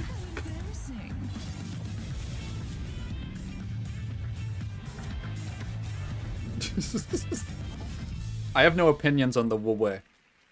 You left during the Street Fighter movie announcement? They just all came up and there's like 20 billion people. Coming out of the floor. I thought it was coming out of the floor. And the game award goes to No Man's Sky. Do you guys remember that internet historian video? One video that saved the game's entire reputation in the culture for... I've never met anyone who plays the game. I've never seen anyone online who plays the game. It's been going for 10 years. It keeps winning awards. It keeps getting nominated. This game is like... It's live vaporware that you can play. This game is the equivalent of a hookah. I guess, so thank you. I would say a massive thank you on behalf Dude, it sucks so bad that they brought up we have to bring up WWE because now all the wrestling people in chat are talking about shit And I also that want I to don't say know a or special care thank you about. from Sean, who for family reasons wasn't able to be here tonight. But I know he's probably watching this in The Rock to change the hierarchy of power. Who would he play? Who would he play? Do they already have a Sagat? I feel like he wouldn't work for Sagat. He doesn't have the right body. This is way more nerve-wracking. He needs to be like much taller and lankier. But you know, just that our tiny, massive, impossible space game. Not that many bald still characters means something to so many people. in Street Fighter, I guess. That we get to keep on making a game that we love. That is a real privilege. You know, that we are able to be here on a stage surrounded by so many incredible games. Like, that is really special. And, you know, the whole team is so grateful. It means the world to our team. So thank you so much.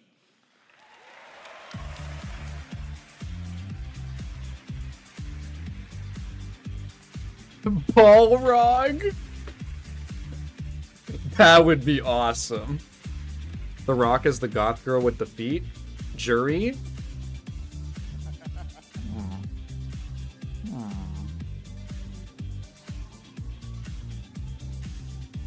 Big blind spot on Japan non-indies. Congratulations, No Man's Sky. And how about the Street Fighter cast? That was absolutely wild. All right.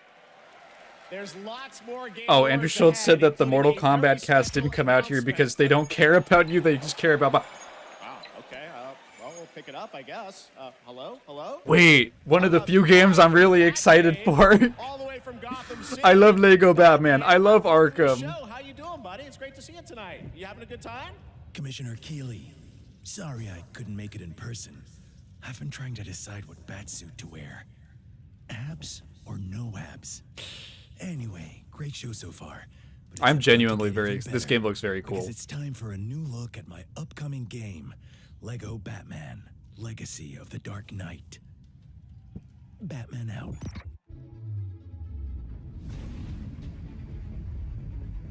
He'd play a lesser-known villain. He should be Gil. They could put a horrifying wig on him and paint out his body red and they're blue. You want to see a magic trick? Wish the game seemed a lot more comic-inspired than movie/Arkham. You're a little tired of the Arkham Dark Knight thing? I see that, but I love Arkham.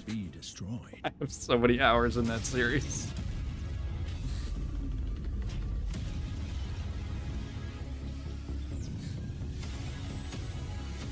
Let's get to work. Who are you? I think we can. That's the Tim Burton Catwoman. Huh. Good evening, Gotham. I don't know if that character design was already out there, but that's kind of interesting. Absolute chaos. Jim Starlin's Batman and Lego.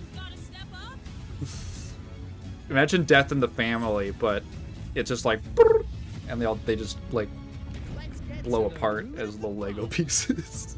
We don't do that. Sorry. Funny thing, Tigan. Yeah. This is like a. Wait, did that sound effect say Chud?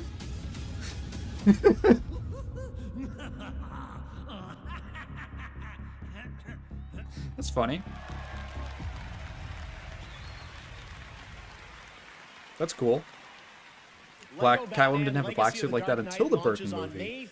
I know that the Catwoman design most people are familiar with now is actually a fairly modern invention. Of the winners in a few categories. Here are the nominees. I think I knew Best that. Audio Design: Battlefield 6, Um, Claire Obscure, Expedition 33, Death Stranding 2. I just like the original Lego Batman game as a kid because it looked really drab and boring. I loved it. It's got such a great Art Deco. Look at it again. I think it's actually got a very cool art style. Here are the nominees for Content Creator of the Year: Pedro, Kai Cenat. Yeah, the weird, okay, first of all, it's bullshit that I wasn't on here. Burnt Peanuts. And the Game Award goes to Voice Critical. Congratulations. All right. Yeah, it's really funny to look at old Catwoman designs and be like, damn, it really took them that long to come up with like a really good one. Alright, what should get it here? Probably Fatal Fury, if I'm gonna be honest. Yeah. Yeah, that's probably right. Dude, there's 2 collections and a re-release, a remaster. That's so fucked up. 007 First Light, Grand Theft Auto 6, Marvel's Wolverine, Resident Evil Requiem, and The Witcher 4. I didn't think I had never heard of the burnt peanut again till like 3 days ago. Grand Theft Auto 6.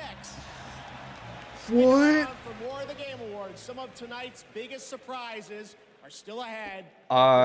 It's not a new Virtua Fighter. There is a new Virtua Fighter. There's a VF6 in development. That's known about. That got revealed a little while ago. Ready for action. Oh, this is the beat 'em up. It's a remaster of, like, remastered update of Virtua Fighter 5, I think with better netcode. Like, cool game, great game. Just, probably doesn't deserve to get nominated over actual, like, new games that came out this year. I heard this game was good, too. I heard this game was actually really cool. Yeah, it's really, it's because I want to say that it's just interesting that there's a lot of, especially Batman characters who had, like, really iconic designs. Either immediately or really soon after. But Catwoman literally, yeah, 2004, someone said? Yeah, Ryan said till 2004 it took them that long to come up with, like, oh shit, this is just how the characters should look. This is like the baseline for the character now. Better netcode graphics. Yeah. I believe it's like graphically a remake in the Yakuza engine. Taigen, you should do a playthrough of Marvel Superheroes Capcom adapted a lot from the Infinity books. The fighting game one? Yeah, the Capcom one. Or no, wait, is that the... Dude, there's a certain level where the overlap in games because they reuse so many sprites. Wait. Hang on. Anyone got a power bank? Rust Mobile first global test begins now. Join the test. Unlock the TGA limited skin. No, yeah, it's the fighting game one. Yeah, you know what? I'm a bit of a fraud because I have not actually read the Infinity Saga. I am in the middle of reading, it's on my desk right now, The Death of Captain Marvel right now. I got this from my local library. Hi, friends. I am thrilled to be here And to present the really Game Changer funny Award. thing about it Award is that that recognizes an individual or there's an Adam organization Warlock that has cameo. Okay, demonstrated actually, I have to positive check that out social now. progress in the gaming industry. And I'm even more thrilled The that really tonight's funny thing about honoree is one of this the most book is that it's sort of like a organizations collection. girls today, It's like a and one light that I'm collection. It honored gives to you just represent enough as an that you can kind of ambassador for understand the girls in gravity of the games. story. And it jumps from like, here are some of Captain Marvel's introductory stories to like, here's like post-Infinity Saga fucking... Anytime I see Rick Jones show up in something, I kind of tune out a little bit because I'm like, well, they were doing whatever the fuck with that guy. Rick Jones is such a weird character because he was like the most important dude in the whole Marvel universe for like 10 years. And then I think he just died. And no one thinks about him. There's like no... I'm sure he gets referenced in the comics every now and again, you know, still, but no one knows who the fuck Rick Jones is. He's such a funny character. He's literally like... He's like... Let's relate to the kids from the 70s. Yeah, everyone's little brother.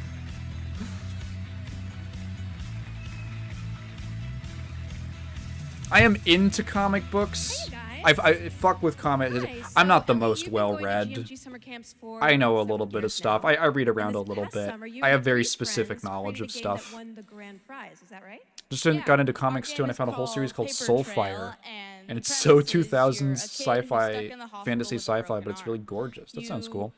Draw when you're bored, and your drawings that you've made have now come to life and start attacking. Yeah, so you don't know who Rick Jones You have to is. go from room to room, solving is he puzzles like a in order ghost to thing? escape. Okay. We wanted this game to be creepy but not too scary, so that everyone can play. He's A-Bomb? His name is A-Bomb now? Okay. I don't keep up with much comic stuff after like 2000.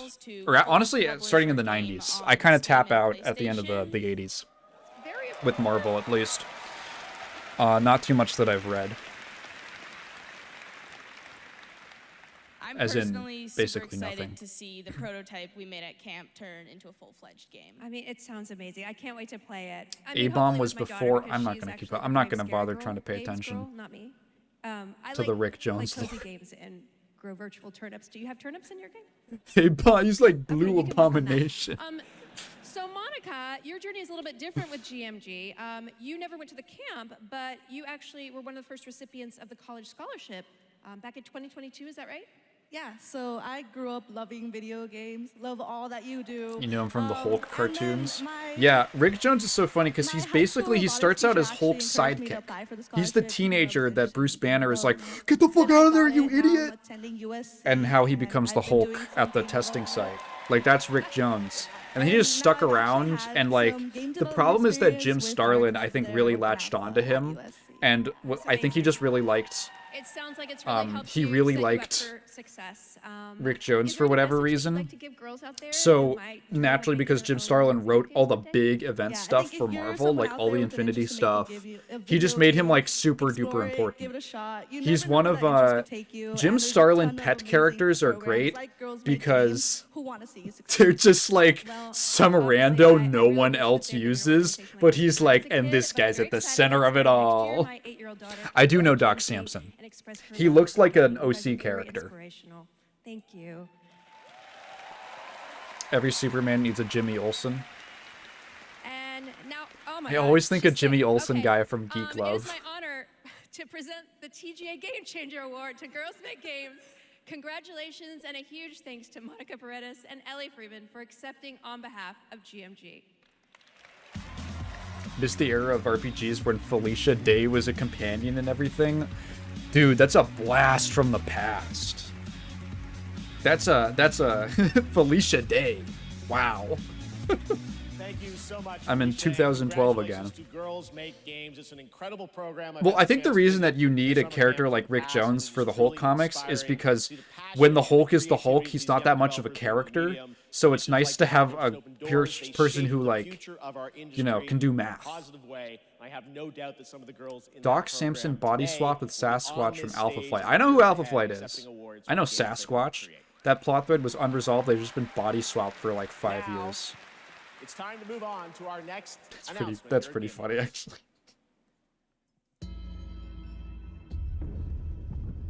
Not actual gameplay. There's a little monkey. Jimmy Olsen, I didn't know Red Tornado. That was so fun. You're right. I totally forgot. Like, you're the biggest Superman super fan, but you don't. No, Red Tornado. That's like, okay. Dozen tall tales that say you're unstoppable. Sasquatch grew out his sideburns. Oh no, he's got green sideburns. Must come to an Jesus.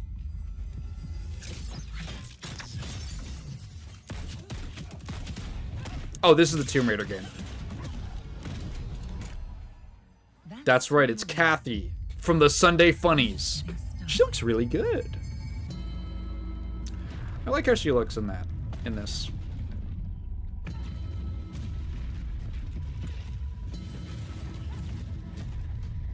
I do not have a Discord server because it's too much of a hassle. I am most active in a Discord server for a friend of mine who is actually streaming right now. The wonderful Prox at Prox's Friskies. He's been like a guest star in a few of my videos. I am usually on his stream, but tonight he's doing Silent Hill 2 remake. He has a Discord server and I'm active in that one, but that's the deep lore. Yeah, I like the... I think I like it more than the 2013 design. And everything changed. I like that it's colorful. She has like the very turquoise top again. It kind of it feels like a nice balance. It's actually, I remember... It's been years, but the events are still Ass shot. Let's go. We're back, guys. Sorry, Amazon Games, they're still around? frozen in time. Is it a reboot? I don't know, man. New discoveries. Who knows? Waiting Is for Tomb Raider hand- lore that important? I don't know. Across every chasm.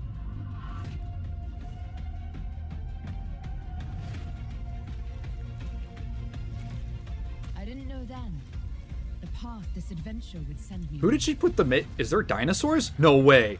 Turok crossover.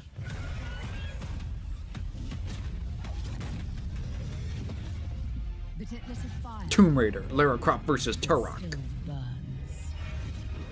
They bought Crystal Dynamics from Embrace. Oh my god, they just keep getting passed around. Dude, it's so fun. I know a guy. I've talked about this before. One of my friends from that I played Flesh and Blood with at the game store.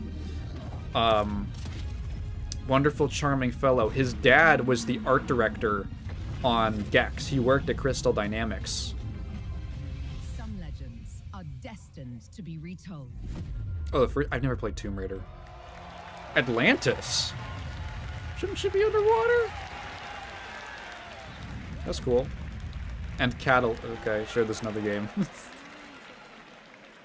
Yeah, she was always supposed to have a turquoise. Yeah, just look at the PS1 games. Tomb Raider games, Tomb Raider Legacy of Atlantis. Yes, Gex guy. He is literally the Gex guy. I got Kat exclusive super rare Gex merchandise for her birthday because they just have it lying around. Like, his dad designed Gex.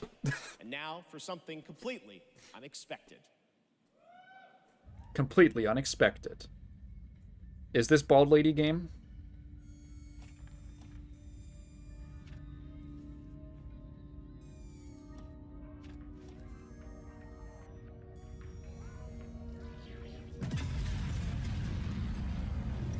System Shock 3.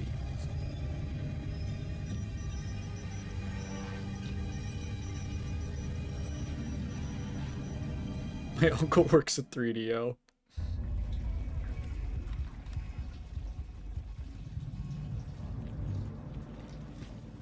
You got like a robot arm?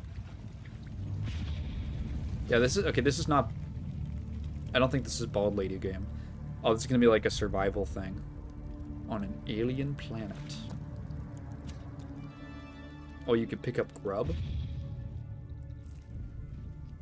Tell me you can pick up bird?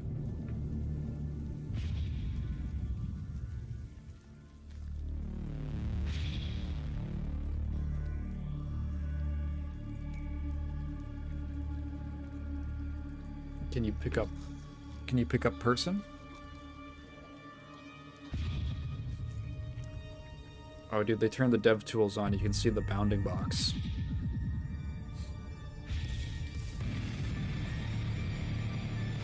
Neopets.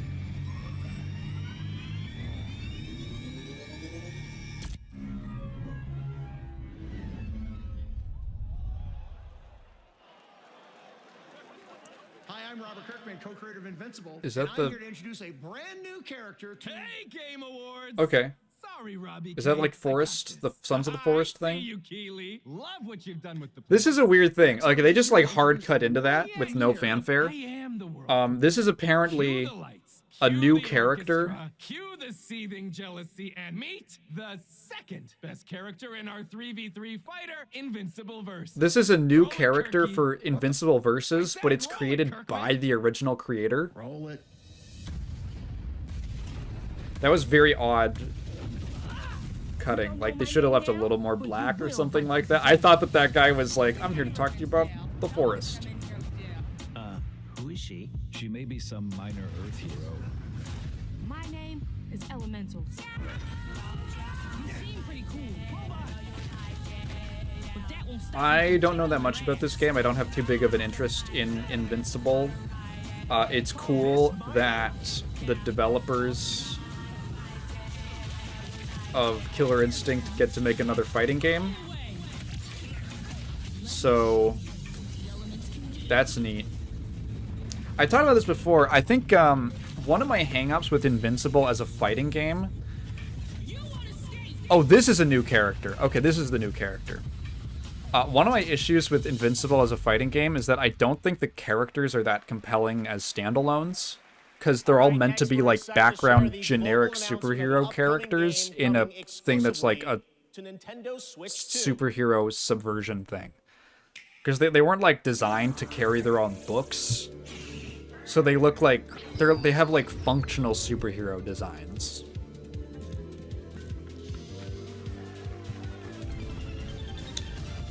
This actually has a bit of a Ghibli look to it. With like the really thin cell shading outlines. This looks like almost a Toriyama thing? Am I being the guy who, actually, yeah, this does look a lot like Toriyama. With like the blue devil horns. That feels like a thing he would do in a like Dragon Ball 1 character. Dragon Ball 1? Yeah, that's what I was thinking. When I said Ghibli, I was honestly thinking of like Nausicaa. Like the tech looks a little Nausicaa-y. Generic 80s anime. Okay, well it's not based on anything. Yeah, a little bit, but I think it's charming. Hasn't been done too much. Doesn't that look Neat. fun? A two-player co-op game starring Maki and Omura with a retro anime universe aesthetic. Orbitals is coming in 2026. Now It's time different. to present some other... Chef! Yes, Piggy? Chef, Rolf! She's coming to sexually harass him again. Rolf the dog? Yes! My accompanist! My companist! The piano player! Yeah, I thought you guys were rehearsing for later. You know, we're actually live in the middle of the show. Not here yet! We're not rehearsed. He doesn't know the song. What am I going to do? Piggy, we have awards, we have announcements. You know what? Go with this guy. He's going to help you. We'll get you ready for later in the show, okay? Yeah, exactly. Right there, Piggy. And scene. All right, well, I'm sure that's going to work out. Ralph's probably just stuck in traffic. It's Just okay, pork Piggy. the It's pork okay. already. All right. Dude, truer words have More never that been later. spoken. Now we're here to honor another group of nominees and winners. First up, here are the nominees for Best Action Adventure Game. Death Stranding 2 On the Beach. Fuck it, we're just gonna Ghost of rapid fire Yote, this one. Hollow Knight Silk Song, Indiana Jones and the Great Circle, and Split Fiction. Muppets are a lot more And the Game Award goes to popular. I almost said Hollow Knight comfortable. Silk Song. In America, I wouldn't know. Here are the nominees for Best Art Direction. Can you? Are you European? Expedition 33, Are you? Is that the? They're okay. Well, the thing with Muppets is that Hollow Knight Silk Song. in the last like 10, 15 years, they've had a real drought. But a lot of people grew up with them. Like I grew up with them. I'm assuming most people get Sesame Street, not Europe.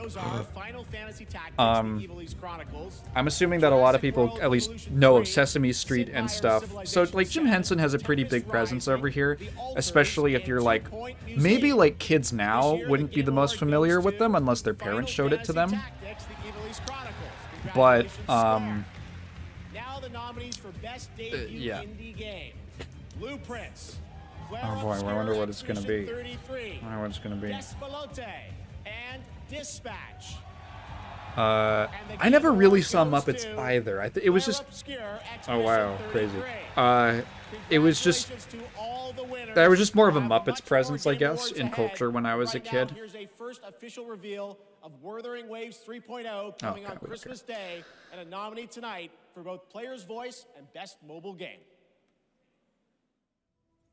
You had a bunch of Muppets and Fraggle Rock VHSs. Yeah, if it wasn't like... There was the Muppets movie that came out, I think, when I was a kid. It was just called The Muppets? Like, they did stuff with them, and it was definitely around, but I think it's especially, like, a big thing that a lot of people, like, say my parents' age, grew up with and was a big deal for them. And because it's a kid's thing, and, you know, Sesame Street's around, it's kind of common for people to get exposed to it via their parents. Peanuts has no presence. That's interesting. Yeah, Peanuts is a big deal here. Actually, specifically because I live in the Bay Area, the guy who composed the music for the Peanuts Christmas special is from the Bay Area. He was a Bay Area jazz musician. If it was any other day, I could probably remember his name. But yeah, so there's a bit of an extra, like, specifically local connection to the Peanuts here. My dad loves the Peanuts. We don't celebrate Halloween. What are you, a Mormon? You're shocked by how little games are awarded in this shit? It's the game ads. I've been waiting for this.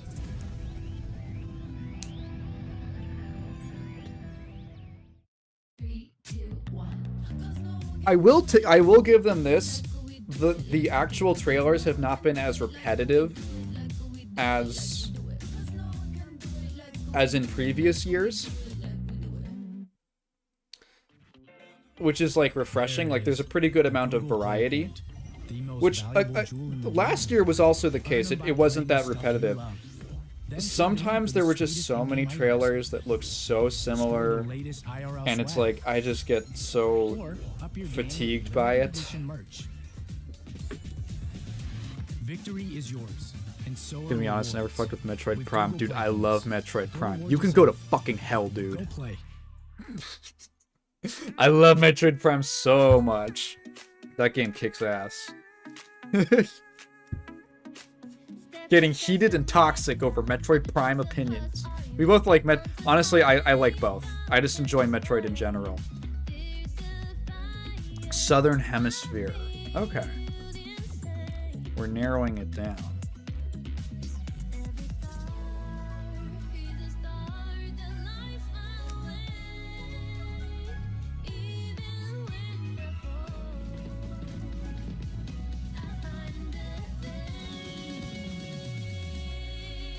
They got an Eevee now.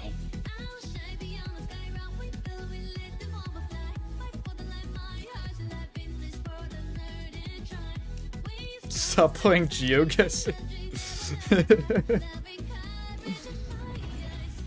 Oh no, this is different. Second test. Oh, okay. It's kind of crazy to look like a ripoff of Pal World. You know? It's kind of crazy to look up like a ripoff of a parody ripoff. Look around. The hell is this? Those influencers, executives. You, how far would you go for that trophy? Death, decapitation? And you streamers are no better. Riker, Shroud, you've corrupted more minds than even I can imagine. Sorry. I've corrupted a lot of minds this stream. Smiling Friends Demon. As for the rest of you, who of you is worthy of facing me? For I am Mephisto, Lord of Hatred, and you are nothing.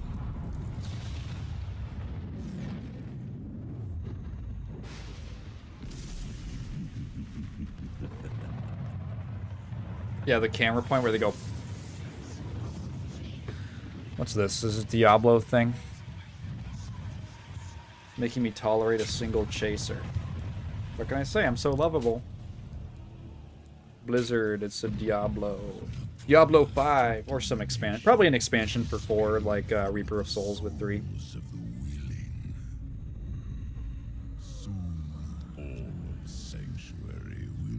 That's the Smiling Friends thing. That's one of the like recurring. I don't even know if it's a visual gag. I find it very funny where they just randomly. Sometimes they'll just have a character point directly at the screen with like a really realistically rendered hand or something. It's a recurring bit and I love it.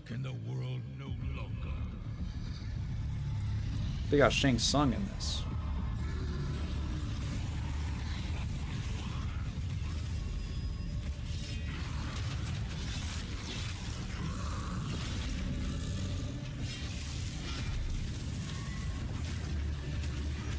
You're more like an ethnic grungler rather than a What the fuck does that mean? What is an ethnic grungler? What does grungler mean? What is... Get out of my head! Get out of my head! I'm screenshotting this.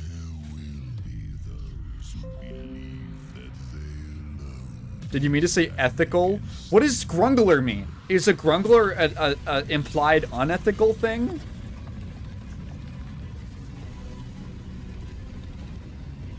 Shouldn't have killed that guy. Now he turned into a Resident Evil final boss.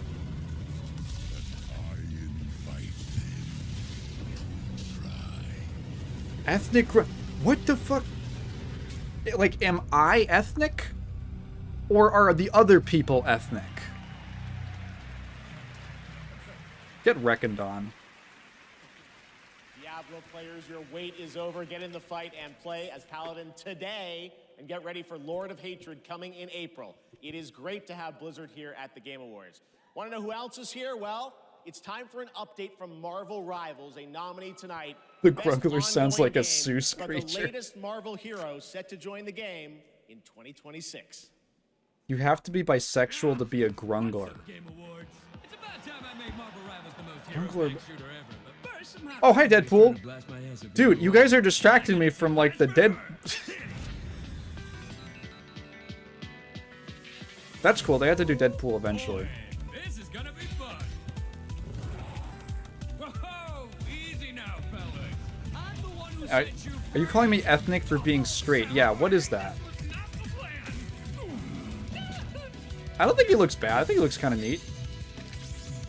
Oh, he's Alex! Oh, Alex Lee is Daredevil, sorry.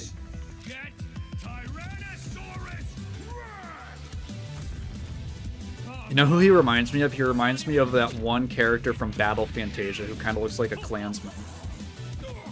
What's this game's tagline? Ignite the battle! Does he come with, like, the little goofy frog Thor? Or are these just skins? I haven't played Marvel Rivals in a minute. The Thing came out, and I played a lot of him, and then I was satisfied.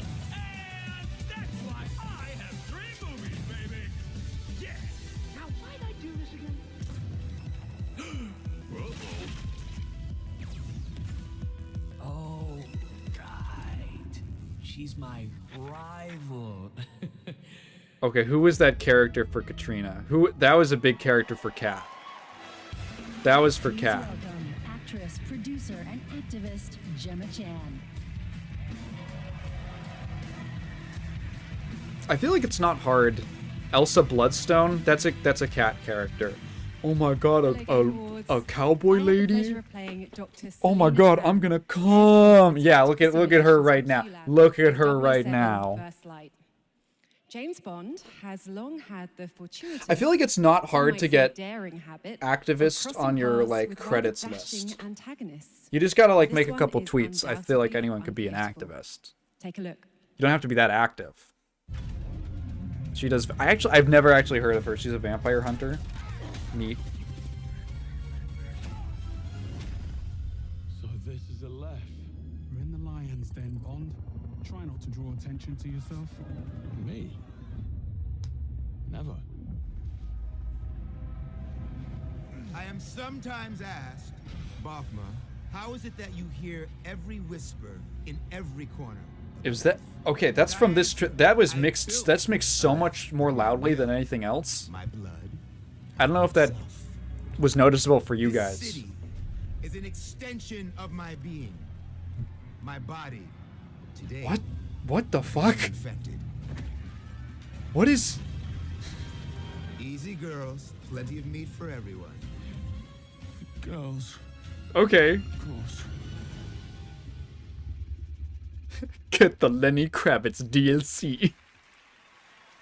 Please welcome Obama himself, four-time Grammy winner. Bloodstone is it? Lenny Is she newer? Kravitz. Is Elsa Bloodstone newer?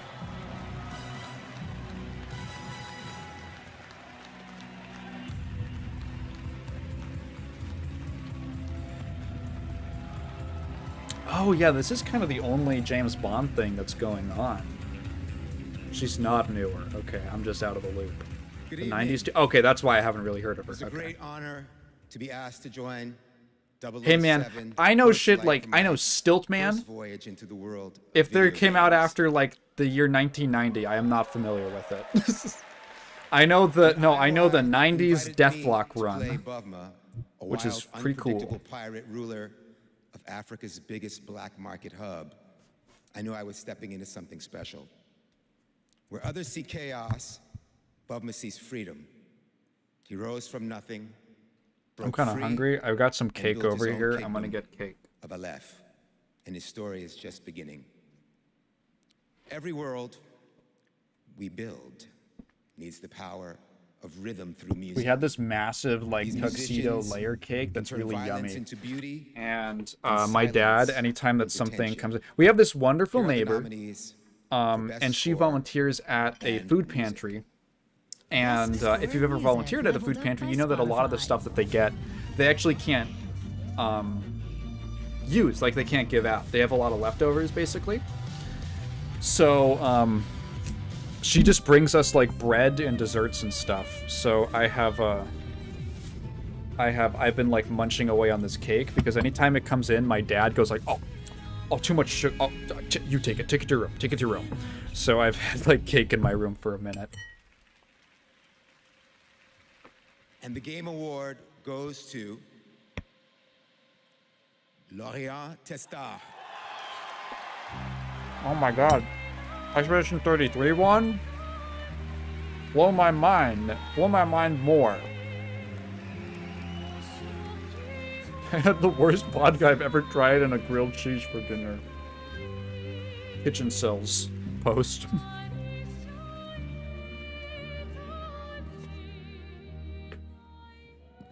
Thank you so much. We're so happy to be here tonight. It was incredible to play in Viateme in live with you. I should put the microphone on the Incredible. right Thank you side so much. because I am I have left-handed a and I letter eat with I my would love left to hand. read. So now I won't be bumping against the mic. Sorry. I'm amazed that they didn't force him to wear the black and white striped turtleneck.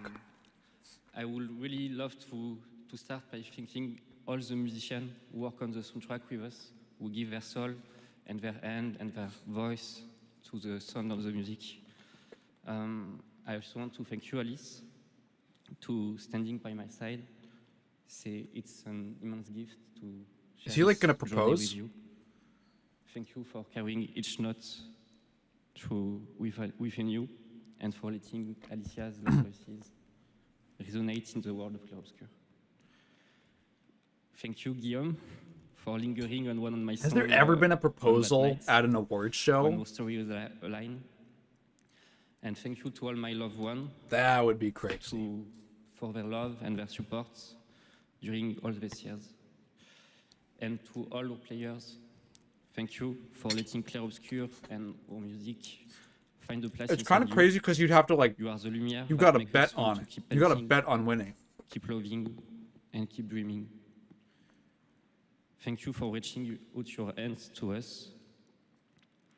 I appreciate that you still wore like a really fucked up outfit with like, what is it, like a cheetah print dress shirt and a bow tie? Who dressed this man?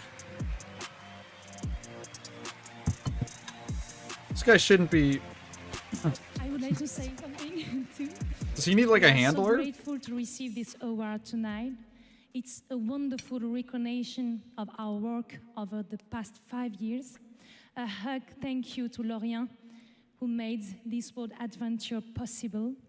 He's not proposing, he's just to French. Central Studio for their trust and unwavering It's the language of support. love. Thank you, everyone. Tomorrow comes.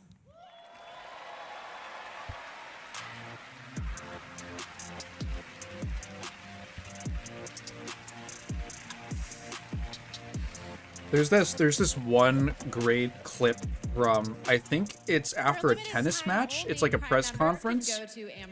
And there's a French reporter who's asking a question, and his voice is like, you said after the, you said that you would, you said that, I'm not doing a good job of it, but it was like a very, he had like a very erotic intonation. And the guy, like the tennis player, was like laughing, and he was like, dude, you got a fuckable ass voice. you have a sexy ass voice. He goes, I'm just a Hi, French. Hi, Game Awards. We're here for Warframe. we launched our Oh, biggest Warframe. update of the year. Did you guys think J.J. yesterday, Abrams? And all things considered, the update went smooth. So we're not here to finally announce that we're coming out of open beta 12 years later. No, we're still in beta, 12 years. And, you know, in those 12 years, all we have learned is that Ben Starr will do anything for money. But in all seriousness, we have an amazing community of Tenno and Warframe, and now Envoys with Soulframe, and we truly wouldn't be here without them. So Reb, why are we actually here? We are here to Oh. outsource the question of what is Warframe. We have completely given up answering it ourselves. Warframe was What? once ninjas in space, which it still is, and we clung to the tagline, ninjas play free. But it's time to let a legend tell you what is Warframe. What? What is Warframe? Cursed to walk through this senseless universe in living metal. Haunted by dreams. Who is that? Excalibur. Mag. It's like an actor or something, right? I don't know actors. That echo an ancient purpose. Oh, it's Werner Herzog? To them. The war they were created to fight. Do you think he plays Warframe? And yet, they wake. They stir. What drives them? Their residual instinct or some separate conscious force? We may not know, but there's one who does. They hear her voice, a blanket against the horror. They insist blindly upon humanity and its worth, even in the face of ultimate indifference. Werner's more of a Helldivers kind of guy. Of what they have taken, what they still owe to me. He is the new villain in Warframe. Wake up, Tenno. Wake up. I know next to nothing about Werner Herzog. Did he get his friends got impaled by spears? Oh, cool. It's a game based on that shitty anime. However, This is like something Kat would tell me she watched a season of in high school. and a new darkness awakens. What's Warframe actually like as a game? I hear about it a lot, but I know nothing about it. I've played a little bit of Warframe years ago. It is, if you ever played Destiny, it's kind of like Destiny, but with like with more writing. It's like a third, yeah, I think it's third, yeah, it's third person. It's like a third-person game. You got like a couple different like selectable characters with all these movesets and different weapons that you can equip and builds and stuff. And there's like kind of open free roam environments that you can run around in and like buy stuff. And there's like multiplayer hub areas. And then you go on missions to like farm materials and kill bosses and shit and like advance a plot line. That's what Warframe is. It's a little bit, and it's got co-op. It's a little bit, if you ever played Path of Exile, it's a little bit like that in terms of how it's structured with the multiplayer and the hub areas and stuff like that. I know people who were massively into it, and I just don't have the time to invest in that. It seems neat. From what I understand, it goes through various periods of being kind of bad to being really good. I think it's in been good recently for the past couple years, so that's cool. Yeah, Kat, you hated this show. Yeah. But you did watch it, so I did, as the kids are saying, clocked your tea.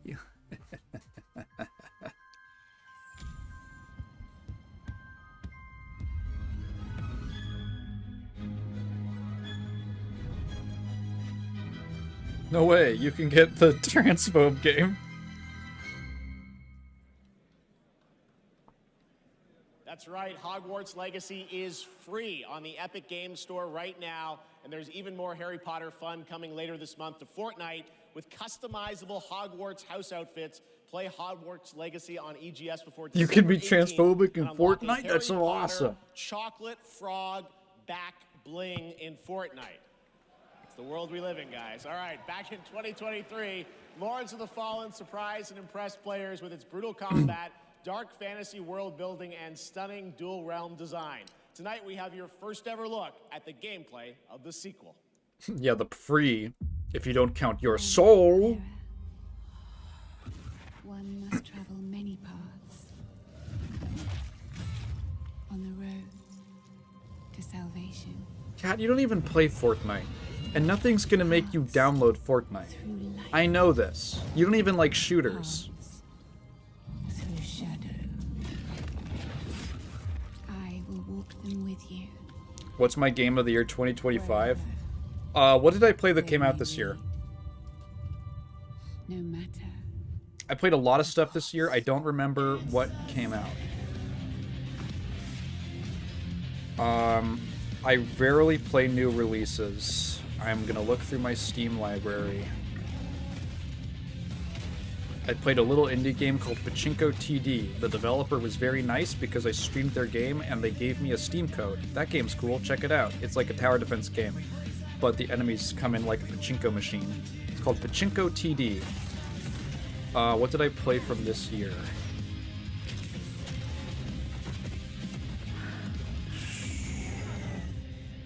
Father, forgive me.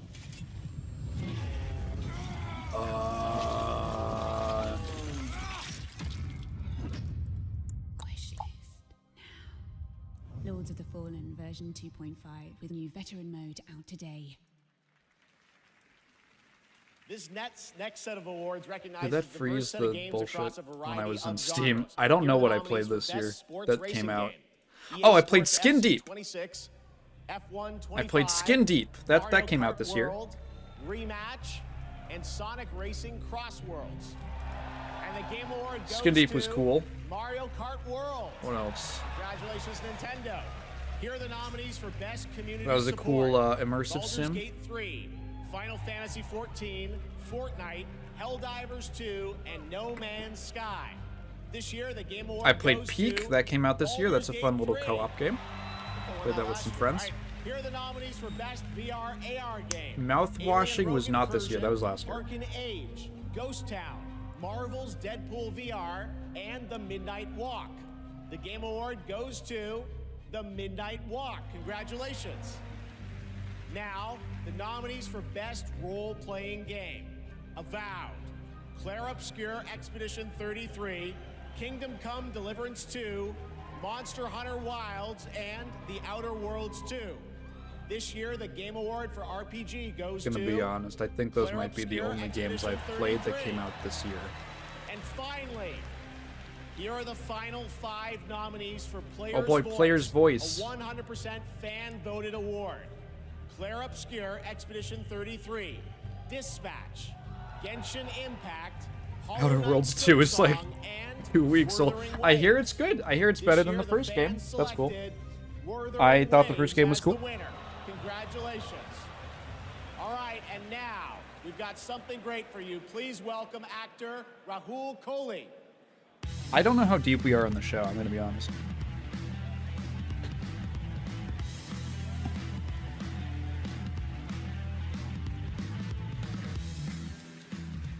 Good evening. I play Arjun Devraj in the upcoming Saros from the amazing teams at Housemarque and PlayStation. For the last 30 years, the Housemarque name has been synonymous with thrilling action, satisfying gameplay, and of course, bullet hell. It's been an honor working with them, not just as an actor, but as a fan of Stardust, Returnal, and literally everything in between. We cannot wait for you all to play when Saros lands next year. And here's the debut of our Yes, you new go, story calm trailer. down. Put it back in your pants, all right? The Returnal guys.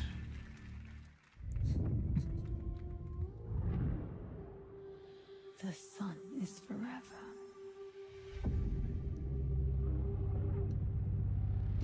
We promise. Just be repulsed by men. I'm not repulsed by men.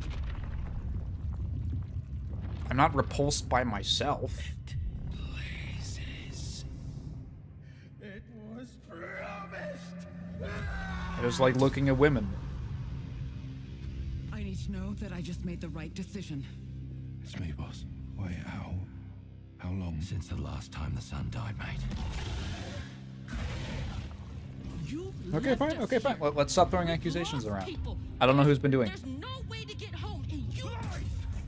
It's great to like create a problem and then be like, hey, let's stop making problems.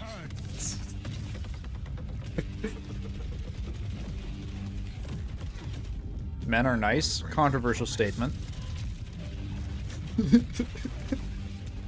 I will make everything perfect again. I know you're here. Okay, it doesn't look as bad as Mass Effect Andromeda. Let's go look at what that game looks like. It doesn't look that bad. It looks like a sci-fi game. I don't know.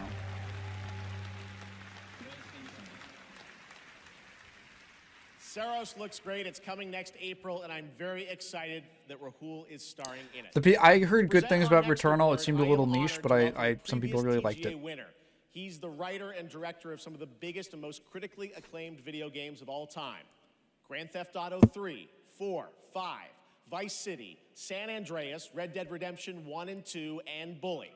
He's the co-founder of Rockstar Games and now the founder of a new studio, Absurd Ventures, where he is busy writing This is not novels, the comic books, animated series, and yes, what was that 2 game big that came upcoming out? unannounced open world games. It is my honor to welcome to the TGA stage for the first What was time that game? industry icon, Dan Houser. Mind something?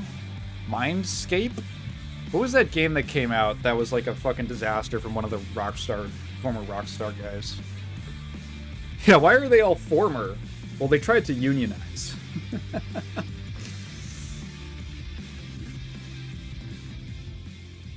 Thank you. Mind's Eye, yeah. It's a real pleasure to be Build a here. Rocket Boy. In the 29 Man, years that I've guy, been he's doing got this, like a, we've seen games emerge as the he's got a premier big art head. of the 21st century. He's got a little brainiac going on. I want to see into his mind's eye. It would probably have a massive field of view. Because his head is so damn big. The story becomes the experience, driven and shared by the player's choices. It's a level of shared authorship that's unique to video games. And when that all comes together, it's almost magical. And so here are the nominees. Dude, they look like they for Best stretched him a little. He's shaped like a pencil eraser. That's gonna Clear Obscure. Clear Obscure is such a good... It's such like an unintentional Game Awards babe. Because it's such a popular game, but it's like a little different, you know? It's French and stuff. And it's like an RPG, and it's like a classic RPG. I have this thing where, you know, anytime an RPG comes out, people are like, it's a return to form for the RPG genre. RPGs are back. And, oh wow.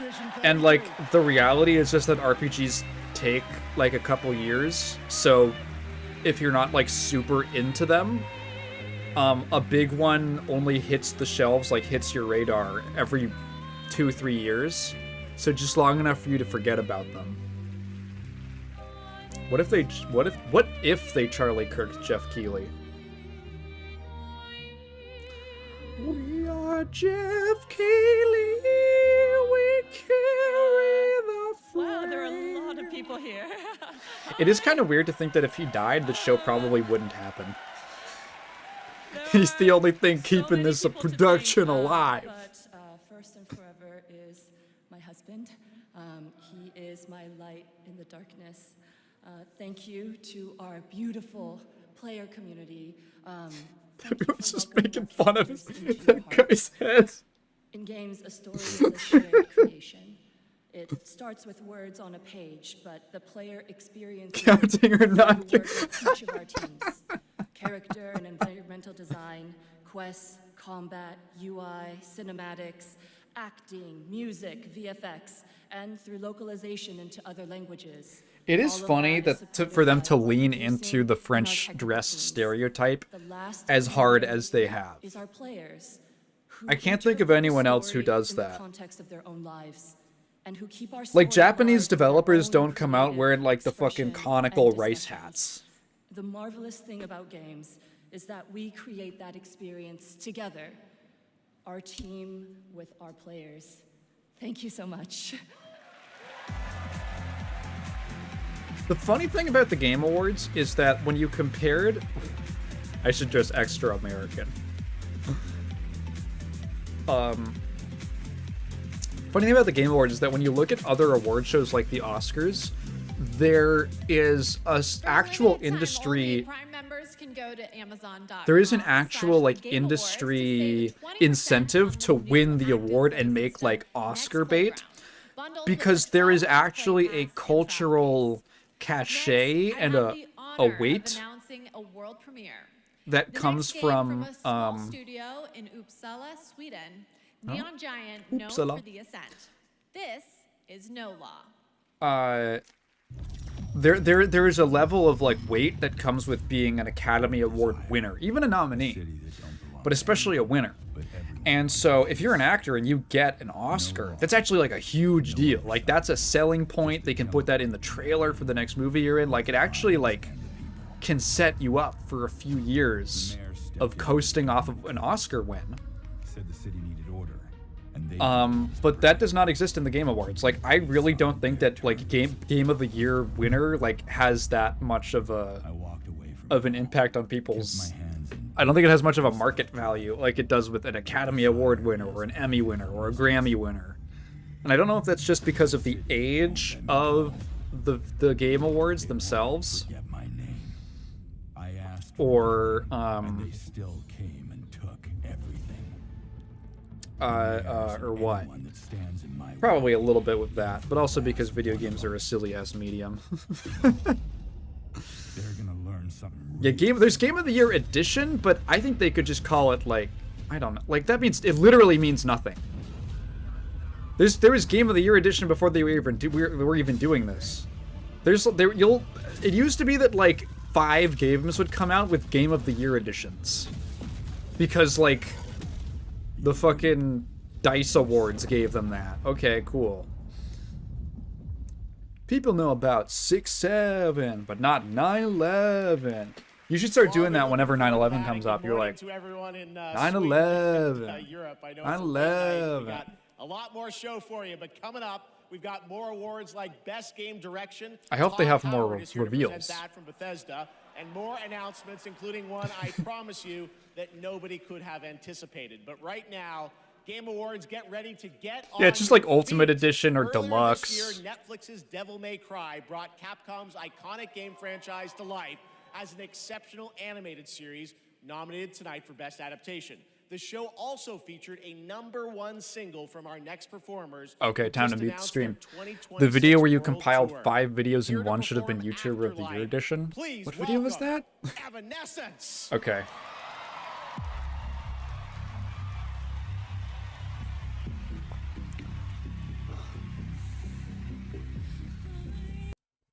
Okay, it's off. You guys can open the Game Awards stream and listen along if you want. The game magazine. Oh, yeah, the Die Hard, the Dave Halverson saga. Should have been YouTuber of the Year edition. YouTube series of the year.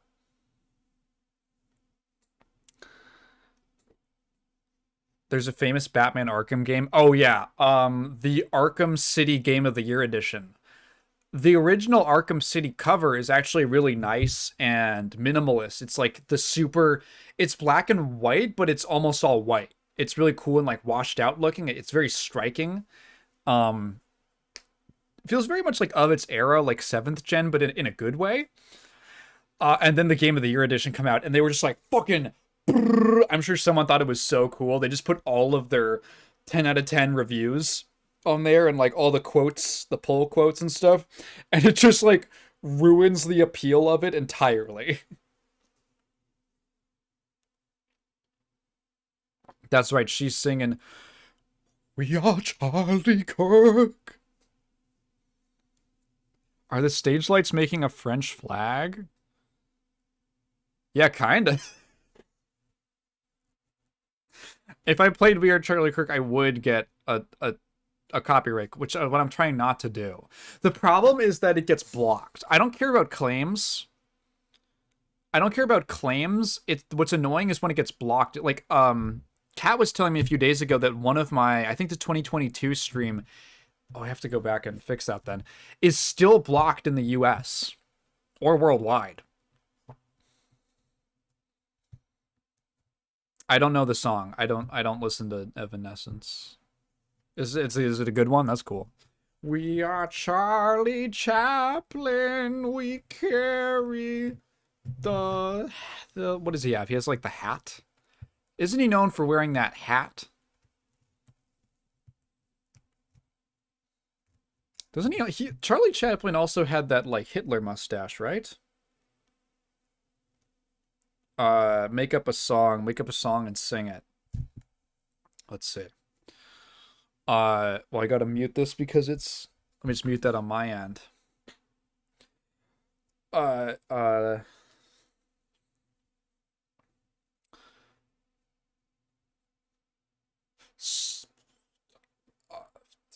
can't do anything funny.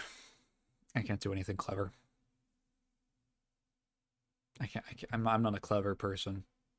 Oh, actually, hang on. I do have something. I can't come up with something off the dome. Okay. I've actually been working on a song. Most people don't know this. I've been working on a song for a while, and I'm gonna go solo soon. I'll give you guys a little taste, okay? And this is real. This is real. Like, I'm actually really interested in making music. It goes, there's a little bit of piano intro. Blah, blah. Just imagine in your head. Oh, they're doing another season of the anime. Who cares? Imagine there's no heaven. Imagine imagine you don't have a son. Imagine listening to my wife's music. Imagine dragons. That's a new song that I've been working on. I'm thinking of calling it like Fantasize. What's this? What's your wife's song called? It's called Fantasize. I want to focus on my lingerie modeling. This is that like wuxia game, but where winds meet. I did not hear about this until it came out. That's how out of the loop I am.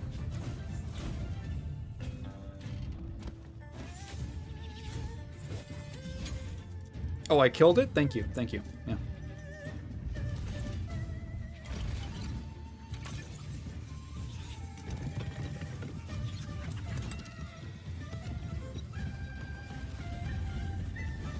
You can't hear it? Well, it should be playing music right now.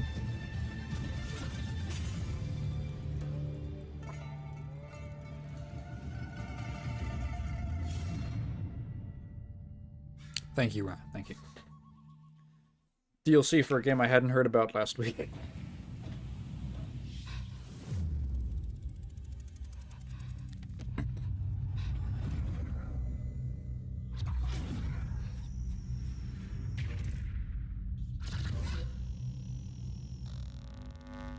It's like a ghost hunting game. It's worth every penny.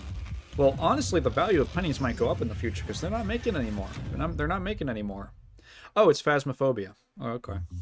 If you give a gamer a game, they're gonna want to play it. If they play it, they might love it. If they love it, they'll want to play other games they love too. So you'll build them a place to discover more cool games. More than that. Perfect. But then they'll want to play those games anywhere and everywhere. Like here, here, here. Or even on this beast. And if they can play everywhere, they're going to want to keep tabs on those games and everything else they love in one place. So you'll give them a U-tab. I think the stream delay... I think the stream delay is like 10 seconds? At least? Okay. I never know... Ew, AI. I never know how much the stream delay actually is. Anywhere and everywhere. And a U-tab to keep it all in one place. They're definitely gonna want. Actually, you can kind of tell by looking at the chat how much the delay is. One that can have catastrophic Yeah, if you give a mouse a cookie. On a global scale. Careful.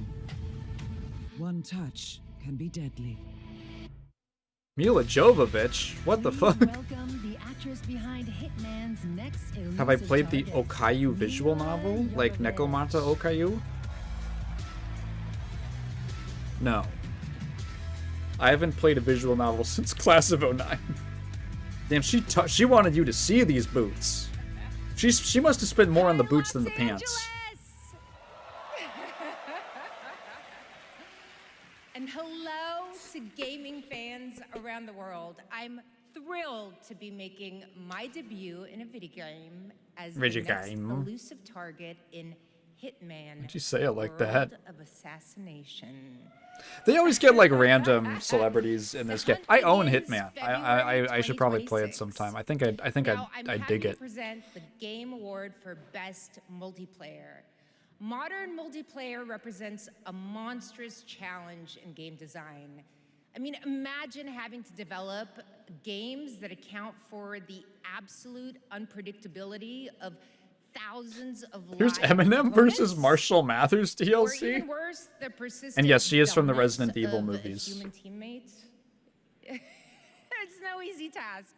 And tonight's nominees all pull it off. I don't think in their she own meant to do an inspired way. accent. Here they Sometimes you are. just kind of slip into one. Best Sometimes you multiplayer just get a game. little Australian. I didn't know there's an Okayu VM. That's neat. I love Okayu. Yeah, she was in the...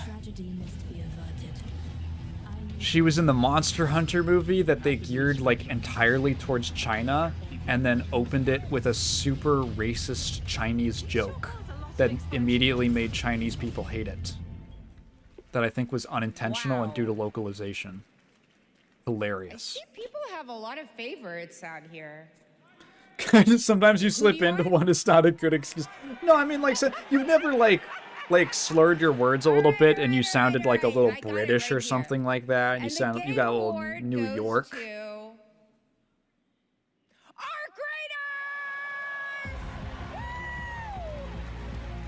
Keep that energy up. Keep the energy up.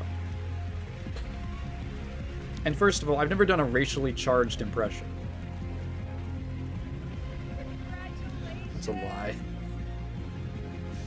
Yeah, sometimes you get a little Irish. Sometimes you say something and you're like, oh, on top of the morning. Incredible. With this list of nominees, who would have thought? First of all, Everyone does it thank you all. sometimes. And on behalf of the Arc Raiders team, this incredible team, we'd like to thank our loved ones for supporting us and cheering us on along the way. Embark Studios as a whole, because as we all know, it takes a village, for the fearless leadership of our dear Patrick Sutherland. The partners in Nexon, whose unwavering trust in us took us all the way here and made it all possible. And of course the players, whose love and engagement just means the world to us. Thank you all. No, he's definitely European. He's definitely European. First of all, look at that hair and the beard combo. Americans don't rock with that. Plus the accent. You gotta be kidding me. Congratulations, Arc Raiders. You know him from the Marvel Cinematic Universe and Stranger Things. Please welcome to the Game Awards, David Harbour. Oh. This is the guy who threw Millie Bobby Brown into a wood chipper, actually. I don't know if you guys heard about that. Some bad blood between them.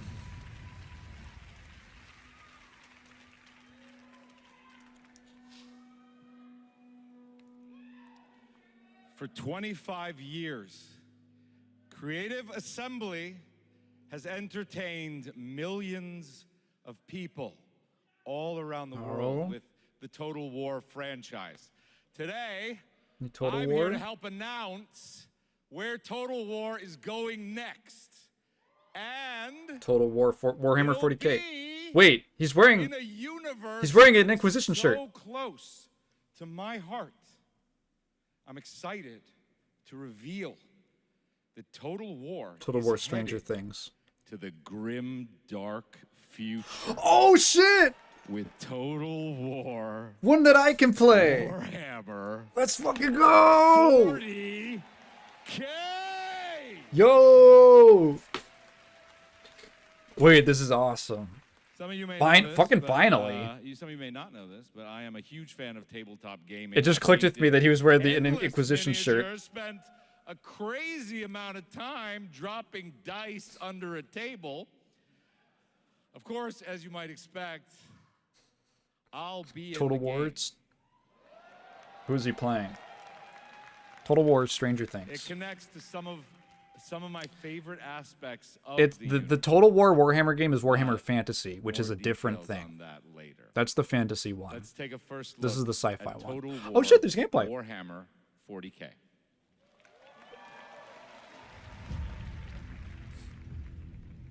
There's Space Marines in this game? In the grim darkness of the far future, every soul's survival hangs by a thread.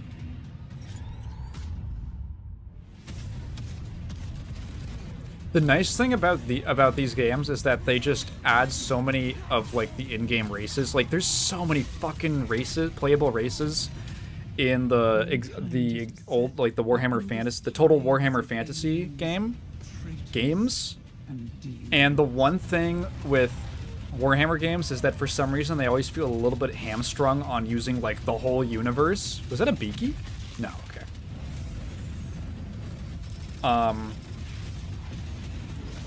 So I'm excited. I hopefully they'll have like some of the obscure shit and some of the stuff that doesn't even have miniatures. That would be neat. Obviously, it's like there's Space Marines and Orcs already. I know they have a fantasy branch that isn't well known. So Warhammer Fantasy was the original. It was a spin-off of the Games Workshop started as a miniatures company, and they made miniatures for use in Dungeons and Dragons. And eventually, they just had so many like designs around in the 80s that they just launched their own, basically their own brand that wasn't tied to someone else. Oh, they're like exterminatus. Well, not quite. And Conquer worlds. Fight on as the galaxy burns. I'll go back and comb through that trailer a little more. There is no peace amongst the And then a little later on, they were like, "Hey," so it was a fantasy thing originally, and then they made it a. Then they did the sci-fi spin-off, technically 40K, which are like basically separate. Oh? Oh, is this gameplay? Not quite? Oh, yes, it is! Oh, let's go! Oh, it looks sick. Oh, nice. A lot of customization. I don't know if that'll have gameplay implications, but it is neat.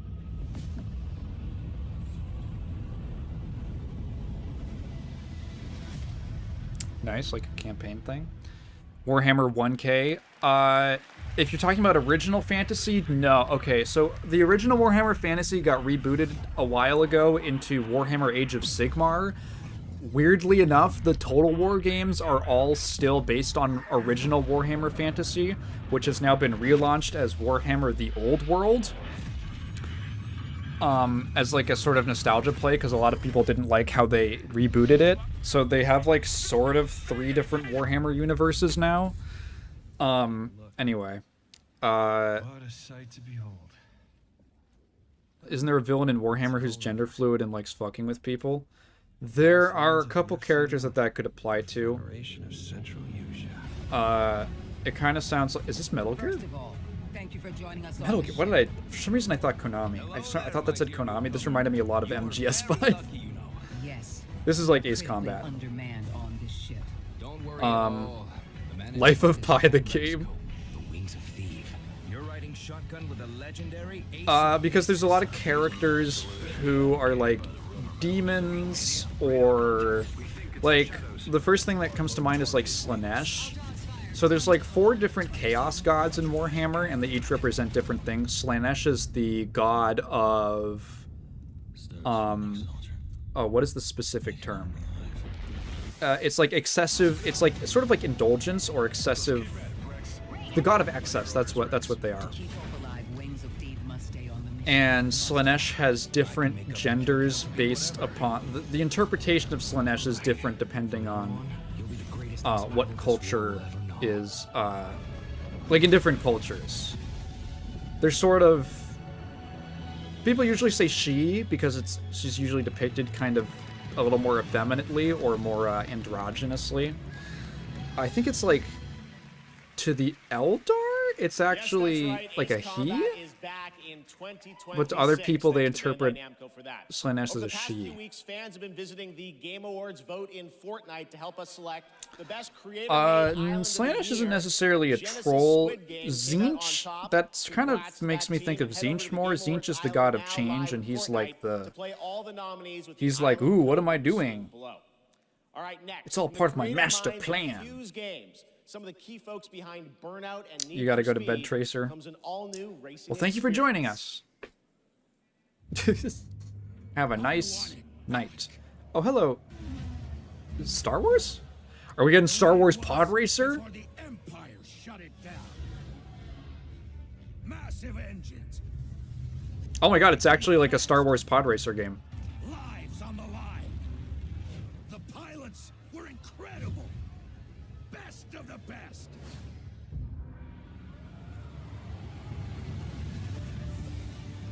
United by one beautiful dream. That's cool.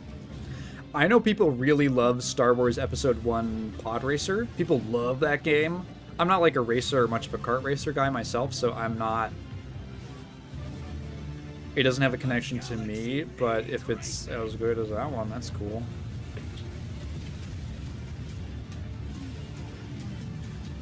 "30 years past me caring." They could have struck while the iron was hot. Instead, they made Super Bombad Racing. Don't put the word "bad" in your game's name. It's make the jokes too easy.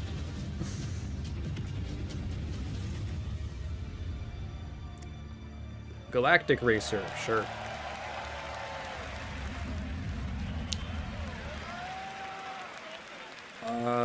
Isn't there a pseudo pod racing minigame in KOTOR?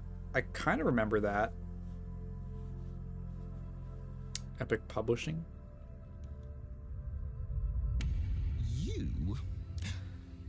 What were your names? Oh, is this like one of those co-op games? Can I? I shall give you names. Namey, name or namey?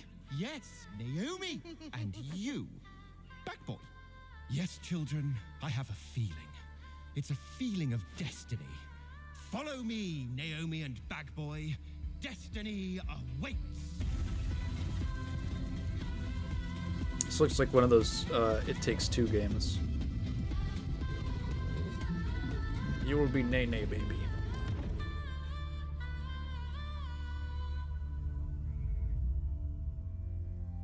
Out of words. Such a beautiful game. That was Out of Words, a stop-motion co-op game being developed over in Denmark, and it's a great game coming next year. And now, I'd like to welcome back. I love that the icon, Danish just do a legend cute who shit, pushes like making a entertainment game forward with all each of their stop new motion. projects. Someone I consider a dear Animation. friend and a friend of the show. Please welcome Miss Piggy. Oh. Oh! Hang on, everyone shut the fuck up. Everyone shut the fuck up. I will not be performing a song this evening. No, so sorry. It's all because of my accompanist. My accompanist. This dog was late, as usual. Hey, sorry, I lost track of time. I was out taking myself for a walk. Oh, ha. Same old excuses and jokes. Hey, they liked it. Let's go. It's time for you to sing, Pig. Sing? Pig. Sing what? We haven't rehearsed anything. And where's the grand piano, huh? Yeah, wouldn't fit in my hatchback. Listen, what are you worried about? You know, we'll just, we'll wing it. Wing it? Sure. Who knows? Maybe it'll all work out. Don't say How get her about, pigment. Oh my god, something guys. like this. Have some respect. She's a classy Gaming lady. games are so exciting. Waiting all year long until the time will come. Your turn. What? I can't just make up any words without some meaning. No, my favorite Muppet character. Well, okay, depends on what you consider. Do you consider Sesame Street like counting as Muppets? Because if so, my favorite is Snuffleupagus. Never let you down? Good luck. Excuse me? As we all now come together across the Great Divide. Oh, from Tokyo to London, we're all watching side by side. So if you're looking for some fun, the time is now. Here we go. Oh yes, the Game Awards will never let you down. Yeah, we'll see. What? Go ahead. It's a night of magic and online chats galore. Exactly. Is that one prom Muppet a racist kid? All the trailers and celebs and big awards. I can't talk right now. The prawn Muppet. I think he's. I feel like he's a caricature, but one that the people he's caricaturizing would like.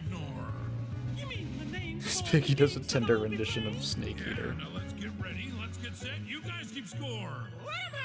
Oh, there's Mario, Minecraft, Legend of Zelda, Nominee, Donkey Kong, Bonanza, Kingdom Hearts Peak, Shovel Knight, Fortnite, Overcooked, Tomb Raider, and Tomodachi Life. Both saying Fortnite. Fall Guys, XCOM, Undertale, It Takes Two, and I know they've all been waiting so long for the delayed release of Hollow Knight Silk Song. Oh, glad I didn't have to do that. 2, 3. This is very cute. Sesame Street or Muppet. Oh, hi, Sketchcraft. Sesame Street are Muppets? Okay, I've heard debated opinions on this. Rolf the dog said Undertale.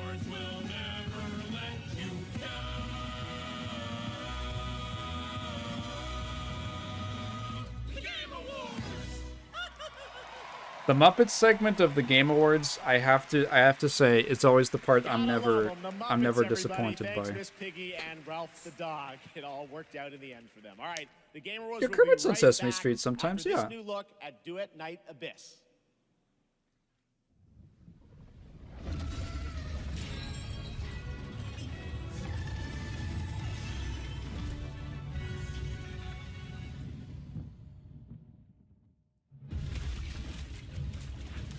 A lot of game studios with like black and white logos. Have you guys noticed that?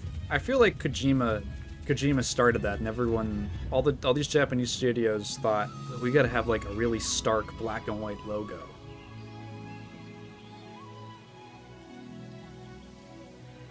If we don't count Sesame Street, do we count Fraggle Rock or Bear in the Big Blue House? Are those Jim Henson? I didn't know that. Cat would know.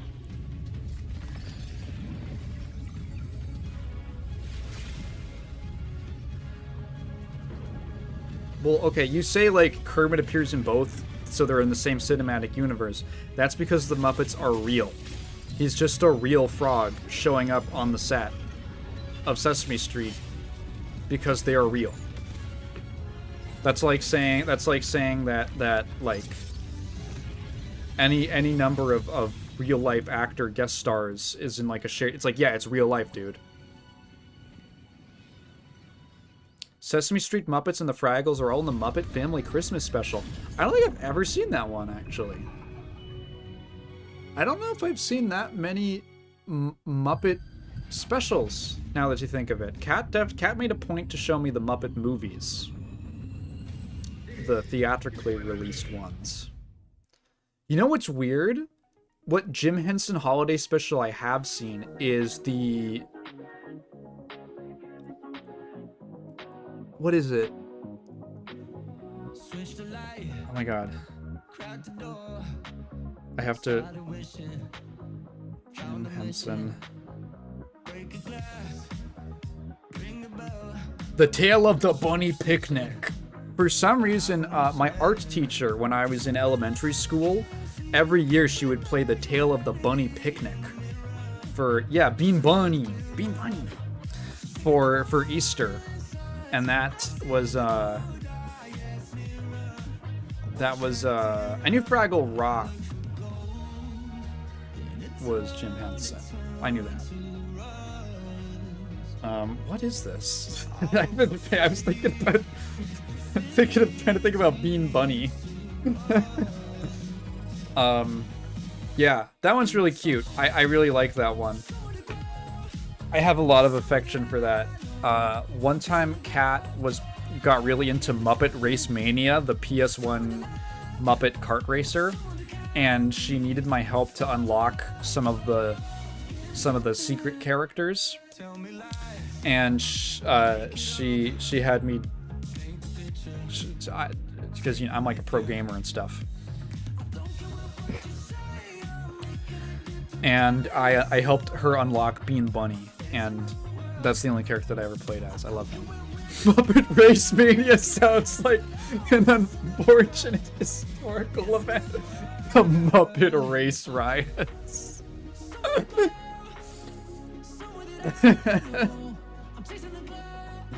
Is this Arknights? This is like Maroon 5. I don't even... Am I gonna get blocked worldwide for this song? I haven't gotten an email from YouTube telling me that my stream has been destroyed.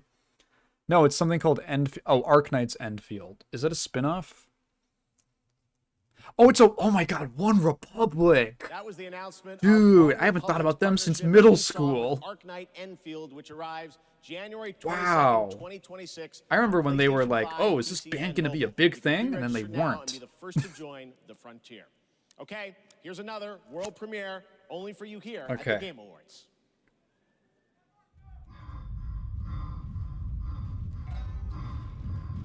So far, we've had like 3 things, generously, that I've been interested in. I don't care too much.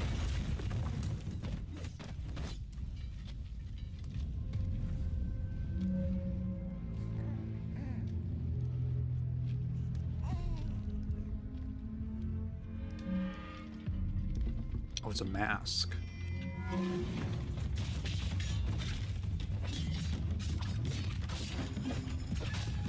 Hang on, are you telling me there's a new game that's a third-person action hack and slash thing that's set in period Japan? They haven't made any of those. Those don't exist. Oh, the Street Fighter movie one. That was great because that was just insane. They just brought the entire cast out except for Eric Andre. I knew it. You'd never break so easily. But why did you come back? Oh, period China. Sorry. Failed once, they won't fail again. What was that thing about me being racist earlier?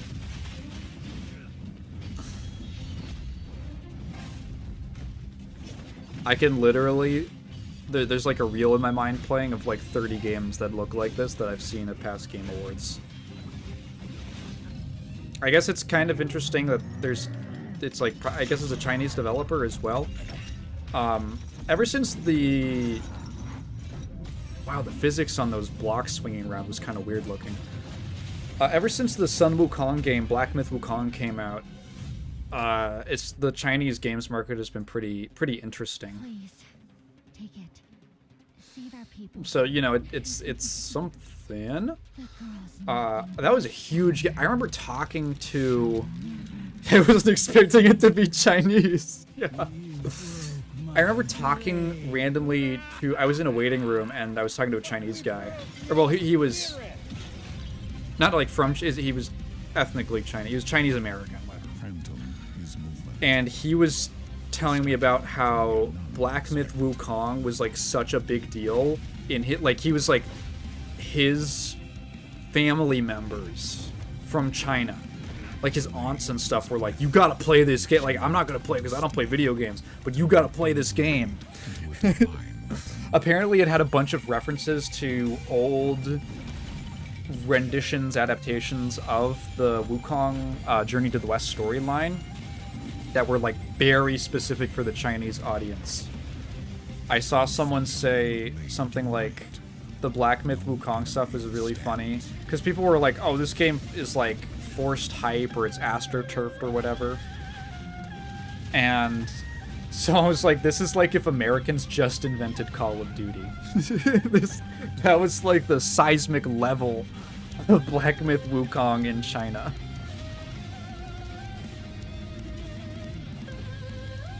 I see any action game these days and instantly assume it's Chinese. Racially profiling games. Phantom Blades. Oh, this game! Yes. I forgot about it. It has a very generic name and appearance. Wasn't there a game like Katana Zero or something like... Every few years we get a new rendition of like, what's the most generic, just stuff all this shit in a blender video game title you can come up with. And there's gotta be some kind of like Ghost Phantom Sword, Blade of the Legends of the Lords of the Age of the Fallen, of the Legend. And PC when it comes out next September. Katana Zero is Now to 2D. present our Okay. next award, few Different creators have changed the landscape of games the way this man has. From the Elder Scrolls to Fallout, his games have helped define our industry and shape the way we explore digital worlds. Mr. Please Howard. welcome the studio head and creative director at Bethesda Game Studios, Todd Howard. That was a long-ass trailer. We gotta be getting close to the end. We've been running for like 3 hours now. The main award show. Get him out! Get him out! Don't give him his jacket back. Don't give him his jacket. Game development is the ultimate team sport. And it doesn't matter if it's a team of 10 or a team of hundreds. Art, design, audio, engineering, and more have to come together as one. Game direction is that glue. And the games that have had them all come together, well, they touch us. They become a part of us. You guys, a controversial And that's why opinion. We're here tonight to honor them. I don't hate Todd We're the Howard that nominees much. for Best Game Direction. I don't hate him that much.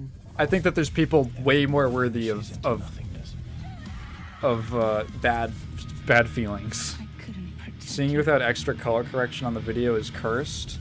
I could probably set something in OBS to do that. I just don't feel like it. That's right. This is what I look like all the time.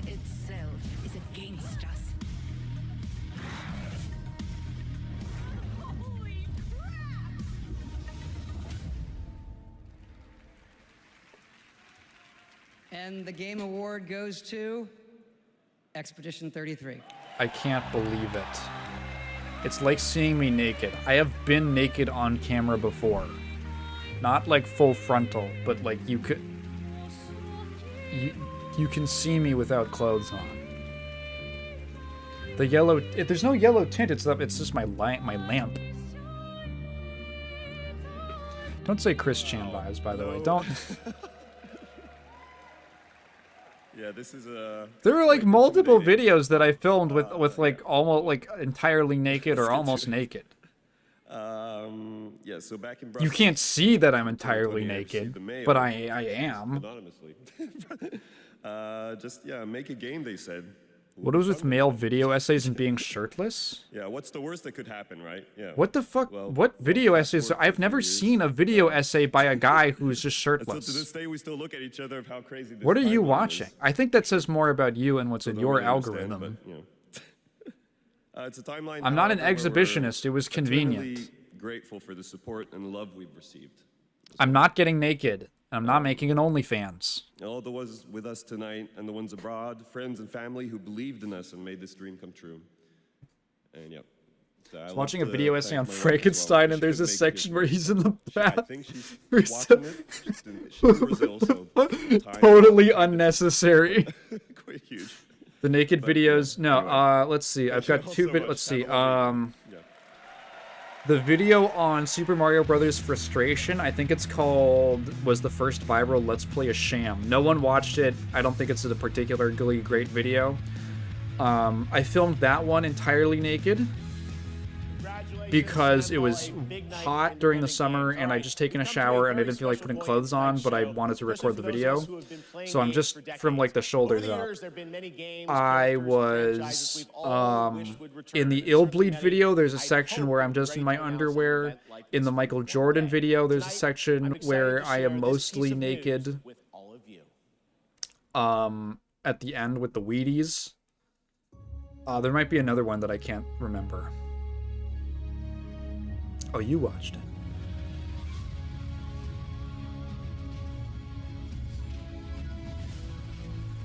I was on your YouTube Wrapped? That's crazy.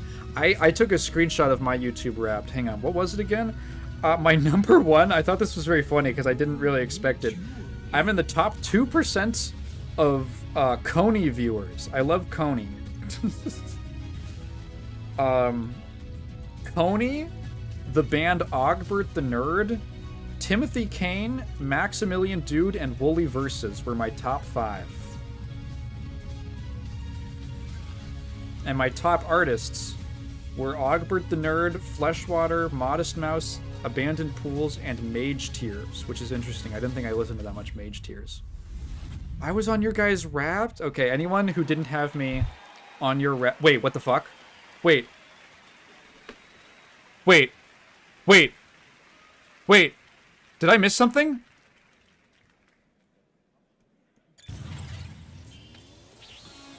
Oh. Oh. Go.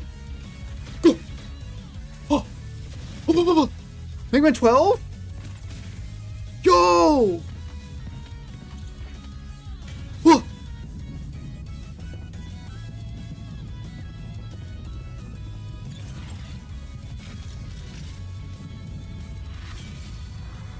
Dual Override?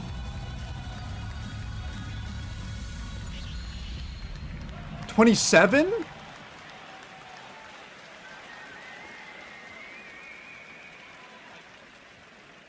How like it is me. Capcom for years. This was the year, and 2027 cannot come soon enough. And even got a very early glimpse at first gameplay. The team really wanted to share that with you tonight to show the classic 2D style that they're returning to.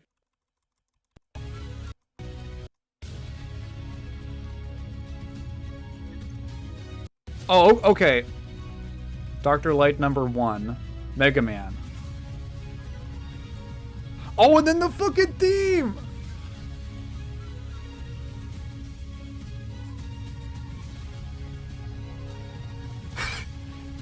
Just in case you guys didn't see this. Okay. What the fuck? Oh, was that a trailer for the Mario movie? I trust you'll be able to rid us of this crucible. What? What the fuck is happening?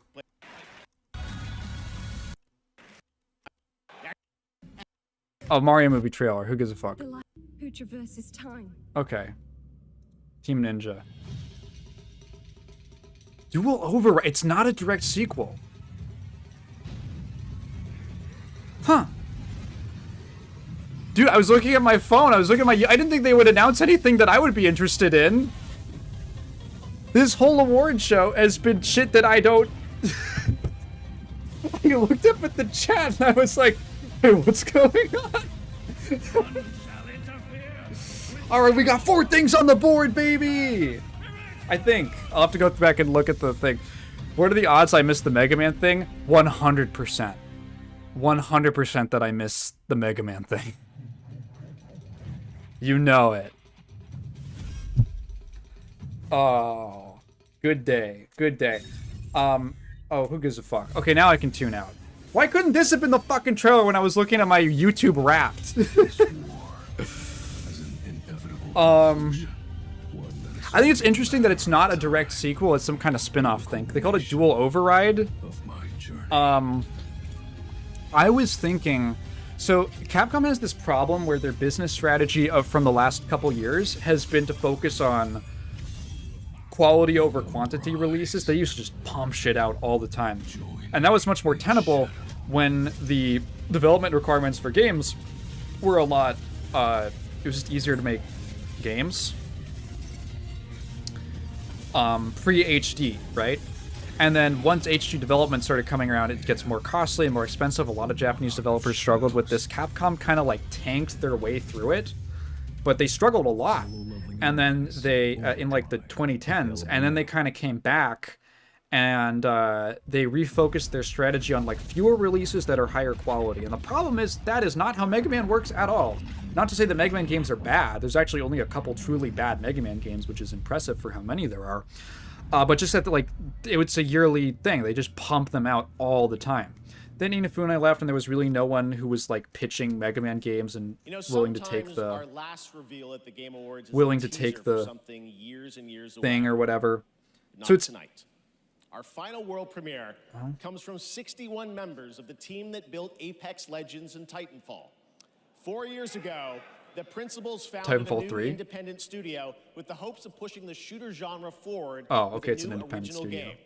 They've done it in complete secrecy, which is even more amazing because the game is very deep into development. Titanfall 3. The power of independent, self-published studios to push this medium forward is a growing and I think positive theme. What I'm trying to say about the Mega Man thing is, I think that just making like sequels like Mega Man 11 wouldn't work too much. I've played it, and after you see this trailer, just because it doesn't really fit into that strategy. But I think it would be like maybe like some kind of a, I didn't catch the title, like a reboot of some kind would work really well. To like, let's do like a spin-off that kind of like maybe wraps some of the series together or wraps them up. I think that could be cool. Anyway, that's all I was saying. Oh, magical horse. Yeah, Mega Man games aren't like big event things. It's just like, oh cool, Mega Man game. It's good. Steal his orb. Take my orb.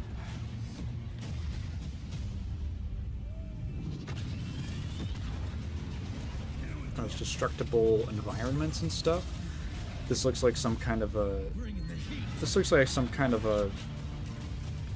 The openness of it makes it look more like an Apex, which is less interesting to me. Your light belongs to me. Looks like it's hero-based. Moving in for the attack. Titanfall with horses. You get your special is you just call a horse down.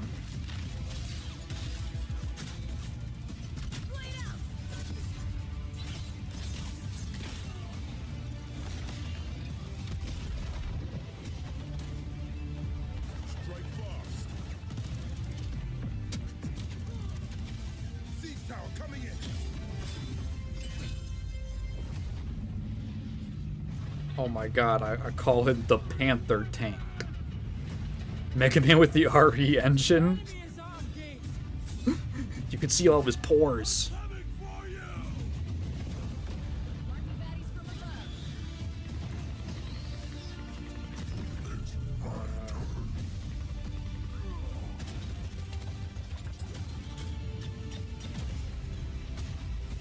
I am the coming storm.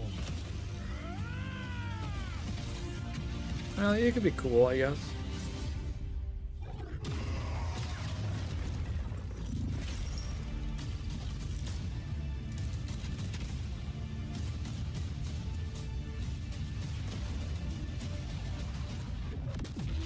I am a warden, and this is my oath.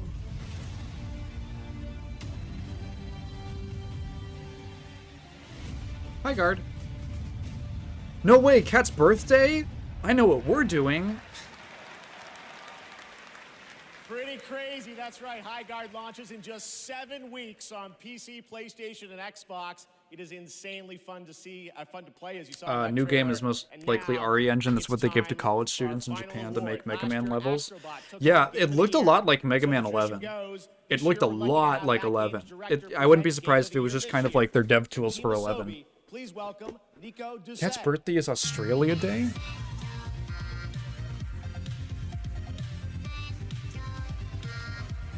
What is this, like, gummy bear song? Good evening, or good day, wherever you are. This is it, right? So last year we were blessed with a huge honor on this very stage. So it is with great joy that we're back today to pass this incredible award onto another team. Congratulations to all nominees tonight. With your games, you made us travel, dream, Oh, it's sweat, Astrobot. love, Okay. and sometimes, very often, cry, actually. From kids to hardcore gamers, there was truly something for everyone this year. And have you noticed? The games nominated this year were created... Right, 11's an MT Framework game. This is a testament. Maybe they just remade a bunch of their tools in RE engine. Yeah, I always forget about that. 11 was MT Framework. And they did the collections on MT Framework, curiously. All right, game of the year is And Clair also, Obscure. each of these games They should has give it to amazing Kingdom music. Come Deliverance just to So throw a without real further ado, curveball. Please enjoy the nominations for Game of the Year, courtesy of the Game Awards Orchestra. Maestro, take it away. Did you guys hear something?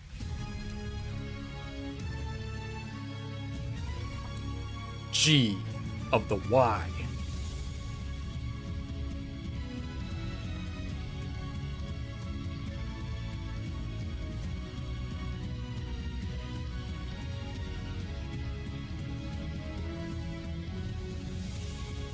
They gotta zoom on Flute Guy, and then we'll be good. Come on, show him.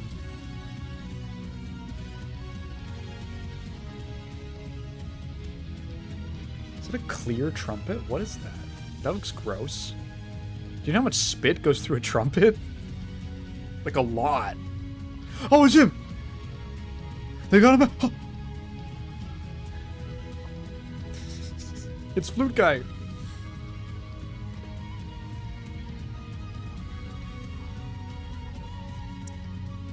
The final announcement of the shit, they should do like one extra special announcement at the end of the Game of the Year thing, and it should be like just a Fortnite skin. Just to end on a high note.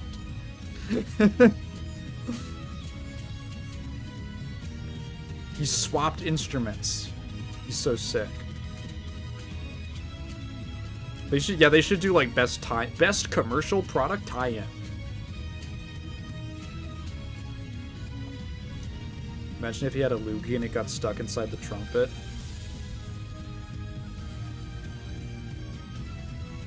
That happens it literally happens all the time. Like the valve on the front. I played trumpet for 7 years. You have to like constantly once every 30 minutes or so, or honestly more often. Like you just get in the habit of doing it all the time. The valve at the front is you open it and you blow through to like blow the excess moisture out. It's the spit valve. Like those things get gunky. Well, not gunky, but like you're blowing your air through it. There's like moisture. Oh, Half-Life. That would be a crazy reveal. Half-Life would be a crazy reveal.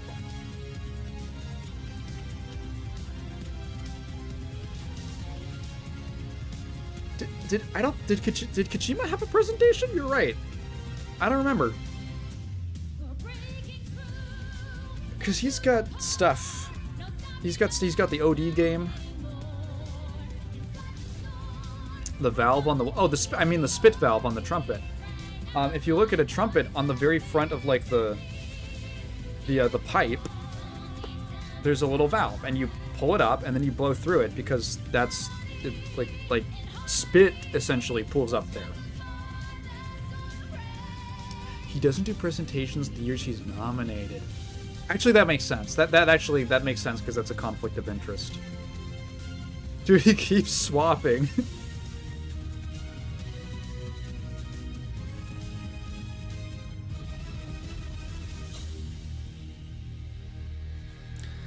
All right, Clear Obscure.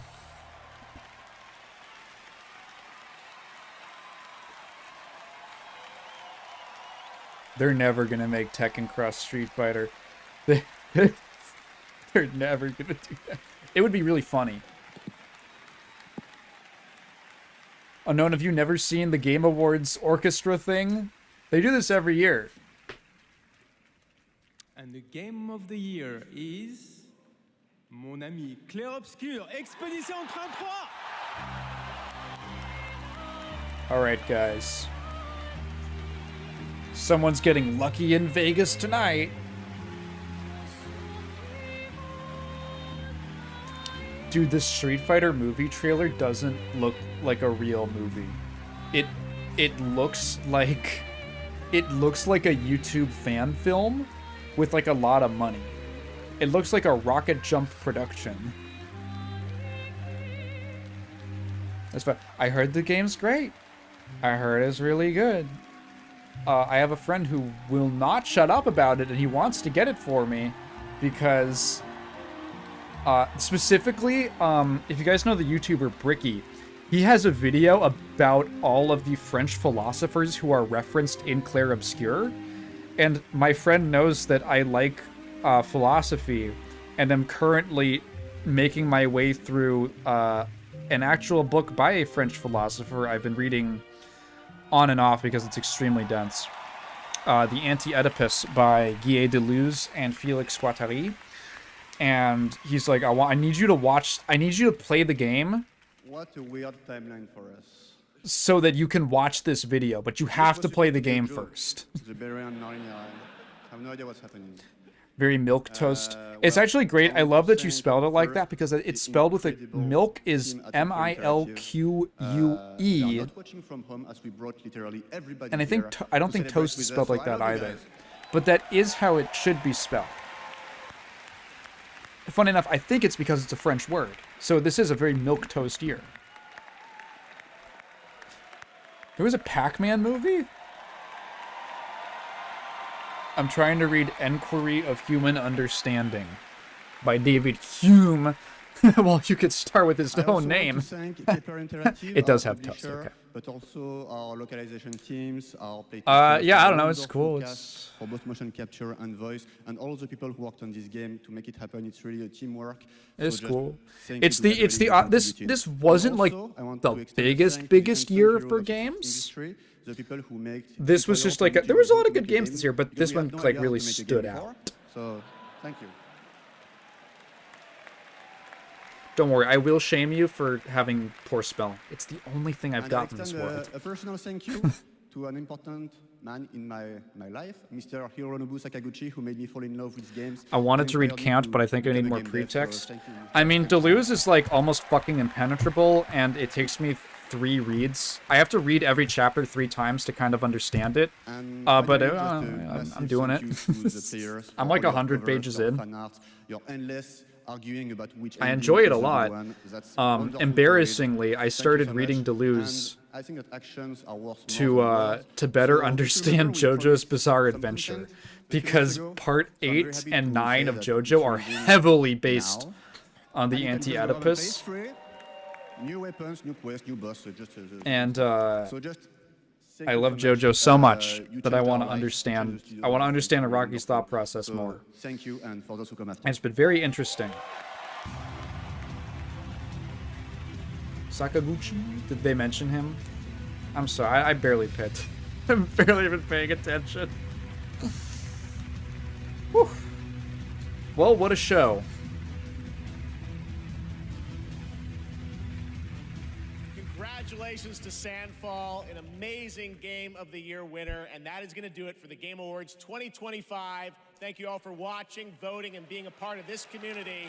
And congratulations to all right, that was the Game Awards. You know what? And teams who debuted new games that was one of the tonight. better ones. We'll see you again on Friday, June 5th for our biggest summer game fest ever from the Dolby Theater in LA. And we'll be back Sakaguchi for being inspiration. Oh, that's nice. That's actually nice of him. December. Thanks to our entire Game Awards team and everyone who helped make this show possible. Yeah. Happy holidays. Good night, everybody. This was one of the better ones. I actually thought they'd been improving it. They've been improving it. Oh, hi, MX. I didn't even know you were here. They've been improving it for a couple years now. I think 2023 was a real bad one. Yeah, which was unfortunate because that was a big year. I thought 2024 was a big improvement in terms of the balance of awards to ads, as well as the variety. I felt like the presenters actually got a little more respect that year. And, yeah, I think they basically carried that forward now. Like, there wasn't any, like, we're gonna play 5 minutes of a movie scene. There was no, there were very few musical interludes. Like, I'm gonna be honest, I don't know who really cares that much about the musical guests in these shows. The Miss Piggy one was fun. They did the Evanescence. They did the opening and the closing with the orchestra. That's about it. I think that's perfectly fine. The Muppets one was also a lot more, I don't know, it was fun. It was also very short. Yeah, this one had not too much filler. They gave a decent amount of time to the actual developers to talk. The presentations. So the thing with like the ads is like, the thing with putting on an award show of this scale is that this costs a lot of money. So like, yeah, it's either that, like the equivalent to this is like the Oscars have ad breaks and they have TV deals. The money has to come from somewhere, and because this is a streaming only thing, this is a streaming only show, it's in-program advertising. So it's like a necessary evil of running the show at this scale. It's not my favorite thing. It's fun to watch trailers. If there weren't trailers and I wasn't a YouTuber who wanted to stream it, then I probably wouldn't be watching. I didn't watch them before that, to be honest. I do this because I think that these streams are a lot of fun. And oh, okay, cool. Fuck it. Yeah, just kill the stream.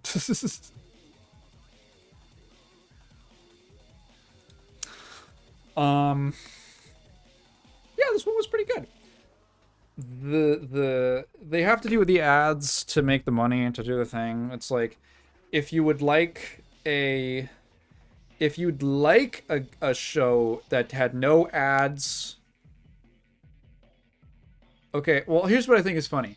If you want to have an award show that has no advertisements at all, and it's like just awards and stuff, I don't think anyone would I don't think you'd watch it. I don't think you would care that much. They should get a Muppet. When Jeff Keighley gets Charlie Kirk on stage, they will replace him with Gonzo. The next year. He'll carry the flame. This year they also didn't have the generic we hire LGBT people, we're moral people. Oh yeah, the like progressive washing the corporate thing. Yeah, the corporate ads were like relative. It's like, we got some AMD microchips, fine. There was like, yeah, the ads weren't like that obnoxious. Let's go over. Even if they didn't have full-on ads, the whole thing would still feel like an ad, since it's just a long stream of talking about games. Yeah, I think, well, that's inherently... I would say that an advertisement is something that is, like, paid for. It's not part of a marketing campaign, necessarily. Indirect advertising. Oh, wait, hang on. I can put the chat. Wait. I have no other Madoka Magica figures. I got that one off of somebody in high school for very cheap, and I thought it would, because I was like, I want to own.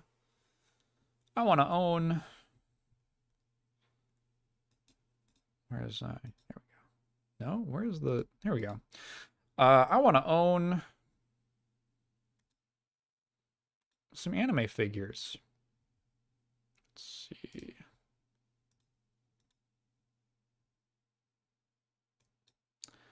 Let's look up let's see all the announcements. Game Award. Let's see some of the winners.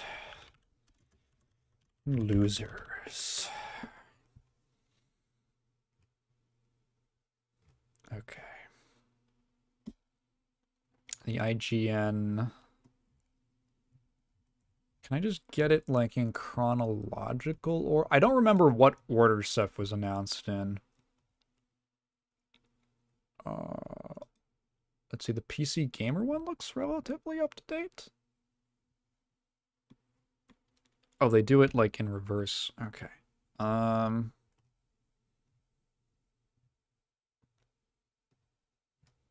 Okay.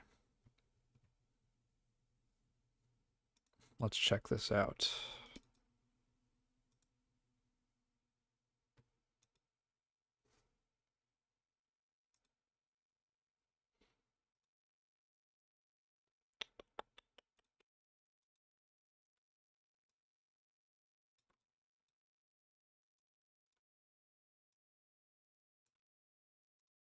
Okay.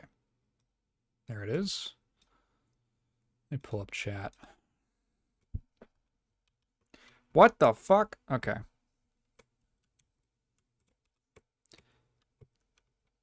Let me pin the window with chat on my screen. Please. I'm doing the right... Okay, genuinely, I don't know why I can't, Oh,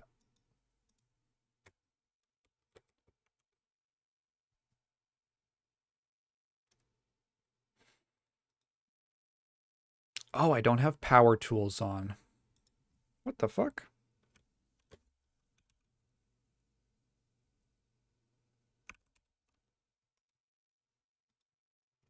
Okay. You know what? I'll just have you on the side. There we go. Okay. I was trying to get the chat to pin on the side of my screen, like on my browser.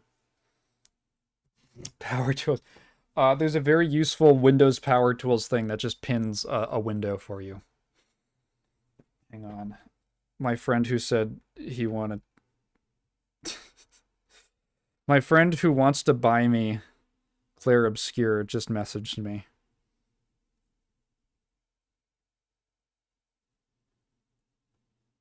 Actually, no. A completely unrelated thing. He just sent me a video of someone made an accurate recreation of Nausicaa's glider.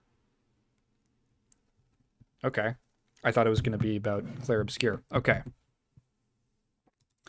All right. Let's see. Trophy. What got announced? Yeah, you don't have to say there he is. Fate of the Old Republic. That's cool. Let's I'll get a counter going. Hang on. I don't want. Let me make a new. All right, Fate of the Old Republic. A new KOTOR-esque game, like clearly a successor. Divinity. That's I'm not personally excited for it, but that's a cool announcement. I like Divinity. We'll mark that down as a cool thing. I played a bit of the first Divinity Original Sin, so that's cool. Ontos Soma thing that looked neat. Resident Evil 9. This thing was boring. New Control game that's neat. New Yakuza Spirit, the same Yakuza guy, Nagoshi. A lot of men appeared. Excuse me, there's a couple ladies here. I gotta write down the Street Fighter trailer. I can't wait to see this in theaters. I can't wait to take Kat to this. What else? Tomb Raider, that was a big thing. Diablo 4, who cares? Lenny Kravitz. Werner Herzog. This was just an ad for Warframe. Oh, Claire Obscure loses an award. Player's Voice. That's actually really funny. Oh, I'm surprised you're excited for the Street Fighter movie, honey. The thing, No Law. What was this? Cyberpunk thing? I've already forgotten about it. Oh, Total War 40K. Total Warhammer 40K. Galactic Racer. Could be cool. Ace Combat 8. People like Ace Combat. Not for me. Both not for me, but cool announcements. This was very forgettable. Okay, hang on. Let's we got to go through. Let's go through this. 2D mainline Mega Man game, 2027. You didn't realize Mega Man ever went away? Are you fucking... And then not Titanfall. It's honestly more of like a not Apex Legends. Okay, we have Wet Woman's Face. Probably wasn't Not a great way to... moist woman... No, fuck. Drenched... No. Woman with her face drenched. Okay. Let's see the 2 trailers that I wanted to check out.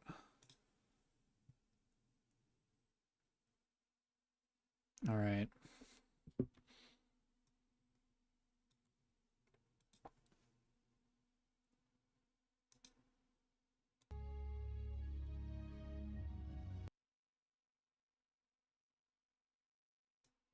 Okay. So let's get... This is a very Mega Man 11 looking version of the character. Like, is there not like an actual video version, like video trailer for this? This is for the Game Awards. No. Okay, I guess there's not like an actual video version of this part.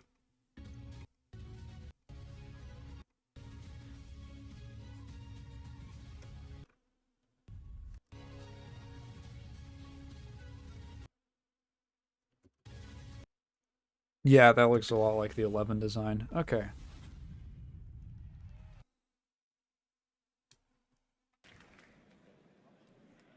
Like, this shot... Oh, hey, it's Pete. This shot looks just like... This looks exactly like the trailer for Mega Man 11. This looks exactly like that trailer.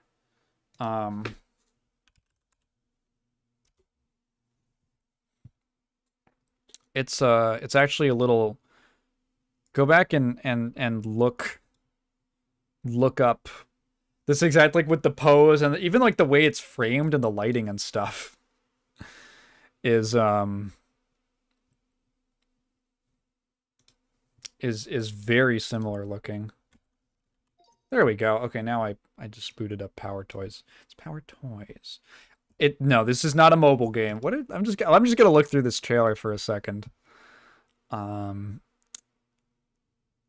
Someone say the Rocker guys were supposed to direct. Oh yeah, they were supposed to direct the Street Fighter movie, and then they couldn't.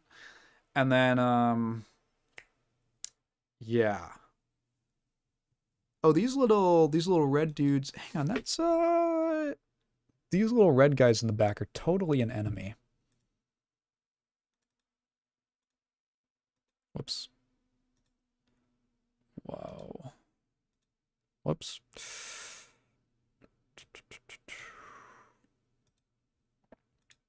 I don't remember what they're called. These guys are totally an enemy. Look at the building! Look at the building in the back. It's got little big old googly eyes. We've never actually really seen a giant robot in Mega Man. Like an actual big-ass, gigantic, like, kaiju size robot. There's, like, Gamma in Mega Man 3, but you never really get, like, a visual on him. It's like a fireworks factory level. Oh, that is Gamma. Hey, what? It's interesting. Gamma with Wily inside him. I think there is a giant robot in 8. Cat probably knows that better. I haven't actually played much of 8. Oh, well, that's just like the pee-pee enemies from... I hate that they're called pee-pees. From Mega Man 2, the ones that drop the eggs. God, this looks so much like 11. Oh, they're like platforms too. These are cool.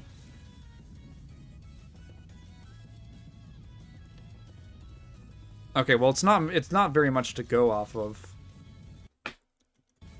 What the fuck is that? He's like, he got all big. He got like a bunch of growths on him.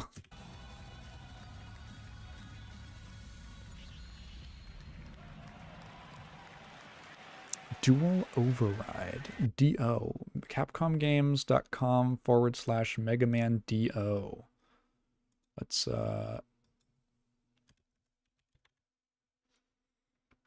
take a gander. Capcom-Games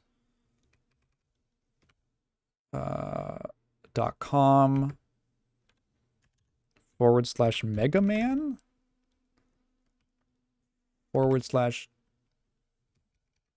D-O.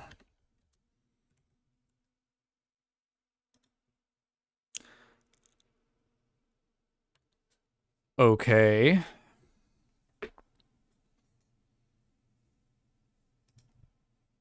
Did I type that in right? Capcom-games.com/megaman/DO. Okay, well, it doesn't have a website yet.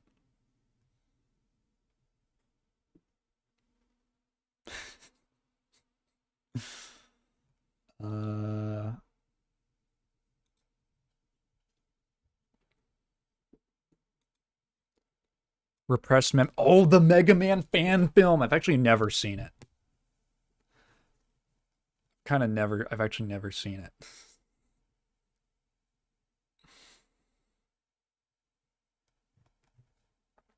I know the one you're talking about. I've seen the thumbnail and I went, I'm not watching that. Okay, well, it says they have... I need details about this. Let's go to twitter.com. Mega Man 2.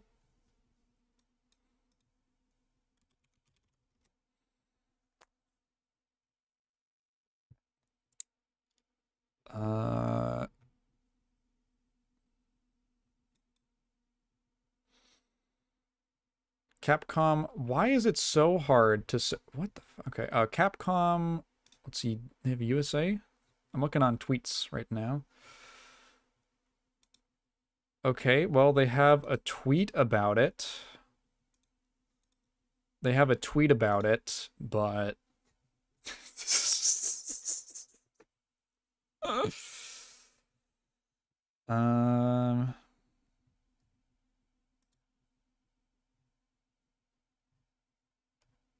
Yeah, and that's it. It's weird that they would put a URL on there and not have a link to anything.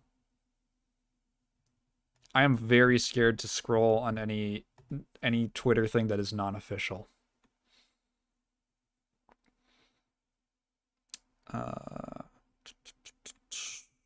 Okie doke.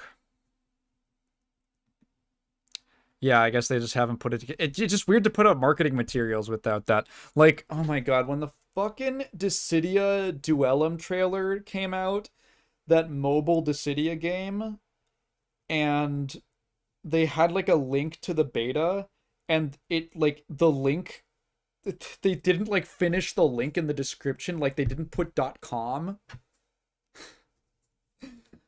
It might open up later. Sometimes they open up websites later. Yeah, it might be up in like an hour or something. Let's see. Let's also check out the... I want to check out this just to see if there's any... It's age restricted. Let's see if there's... Yeah. It's like a bunch of Warhammer action.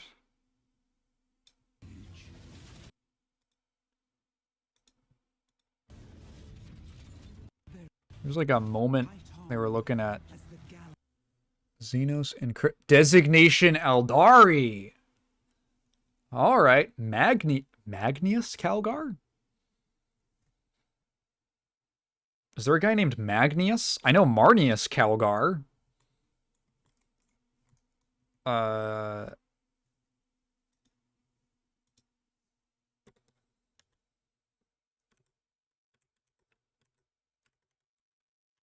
Magnius Calgar? No, that is not a character. There's just a typo.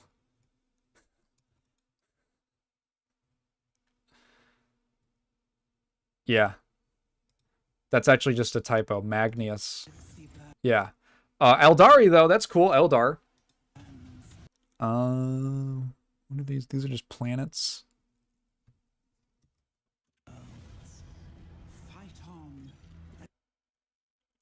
Okay, cool. Well, that's at least three races confirmed. There is no peace amongst the stars. There is only war.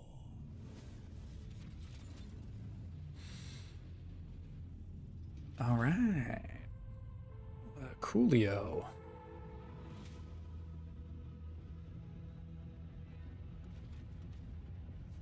And And this is the, I think this is just, yeah, this is the Orcs versus Marines footage. This is, who's in this, like, I don't know these guys. These are either super obscure or, like, custom. Oh, I think I feel like I've seen this emblem before.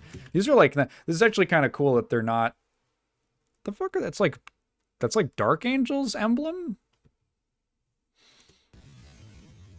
Okay. That's kind of, that suggests that you can just do like a custom chapter. I don't know if that's going to have gameplay implications, because it does in the tabletop game. It's cool.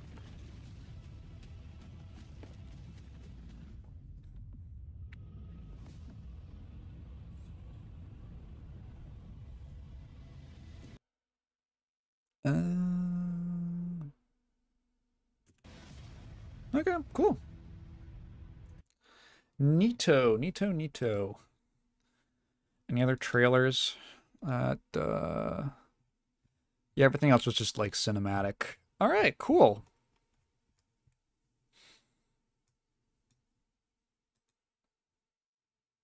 How long we been going at this point?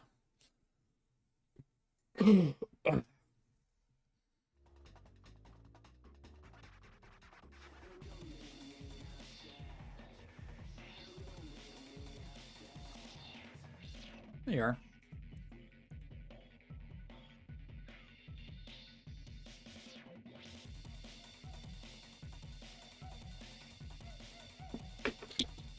Okay. Well, I hope that you guys found that fun. To some extent, there's two possibilities. Either it's just like a pretty good show, or it's hilariously bad. And I thought this one was pretty good.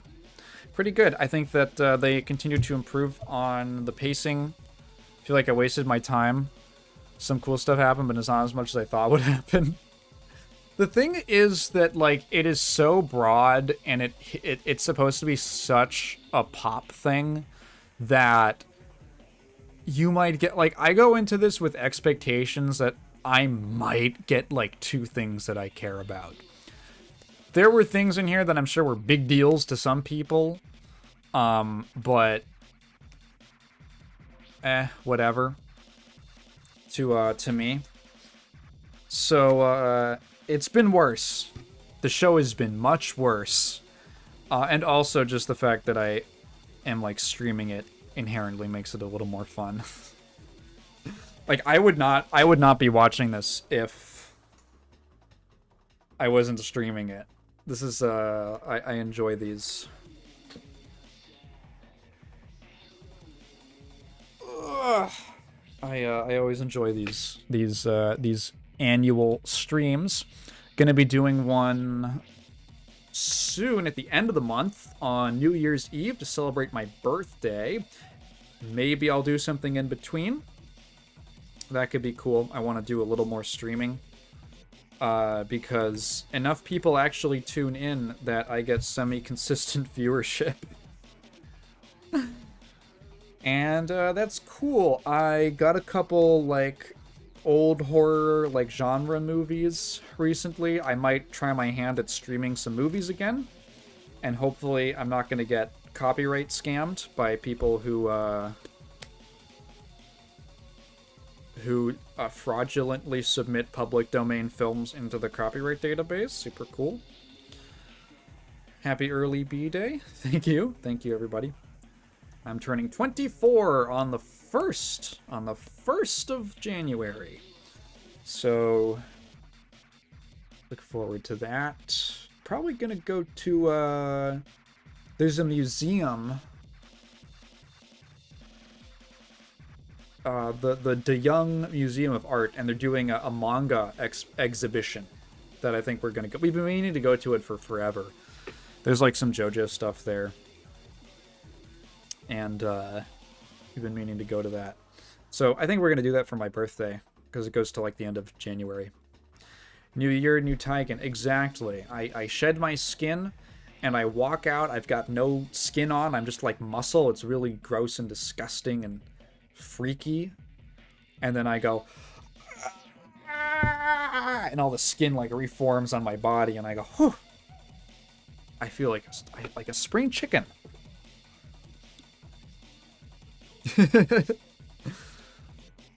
Aren't they opening a Gundam base in Chicago? Oh, do you think I still live in... I haven't lived in Chicago for years. I haven't lived in Chicago. I moved to... I've lived in California since 2016. Almost 10 years. That's weird. That's weird. It's weird that I... You know what's interesting is I've lived... Let's see. I moved to California when I was... In 2016, I was 14. And I'm about to be 24. So... By the time I'm 28... Which is a whiles away... I will have been in California for as long as I lived in Illinois. And I've been here for a very long time, honestly. But I don't, like, feel like a Californian. I've never felt like a Californian. I don't know if that's a common thing with people who move. But I've always described myself as, like, as being from Chicago. And to the point where one time I walked out of... It was an evening, and I walked out of... It was after Flesh and Blood night at my local game store. And we walked out of the store, and it was kind of warm in the sun, and it was summer. And summers here, the nights tend to get cold because it's a dry heat.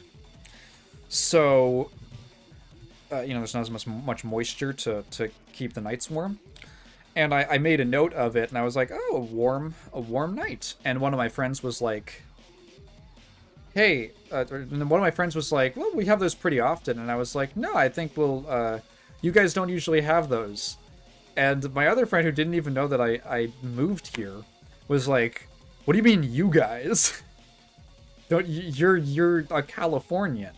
And I was like, oh, that like kind of struck me. And I thought, I never realized that just the natural way that the natural thought that came to my mind was to, like, separate myself from these people who have grown up here.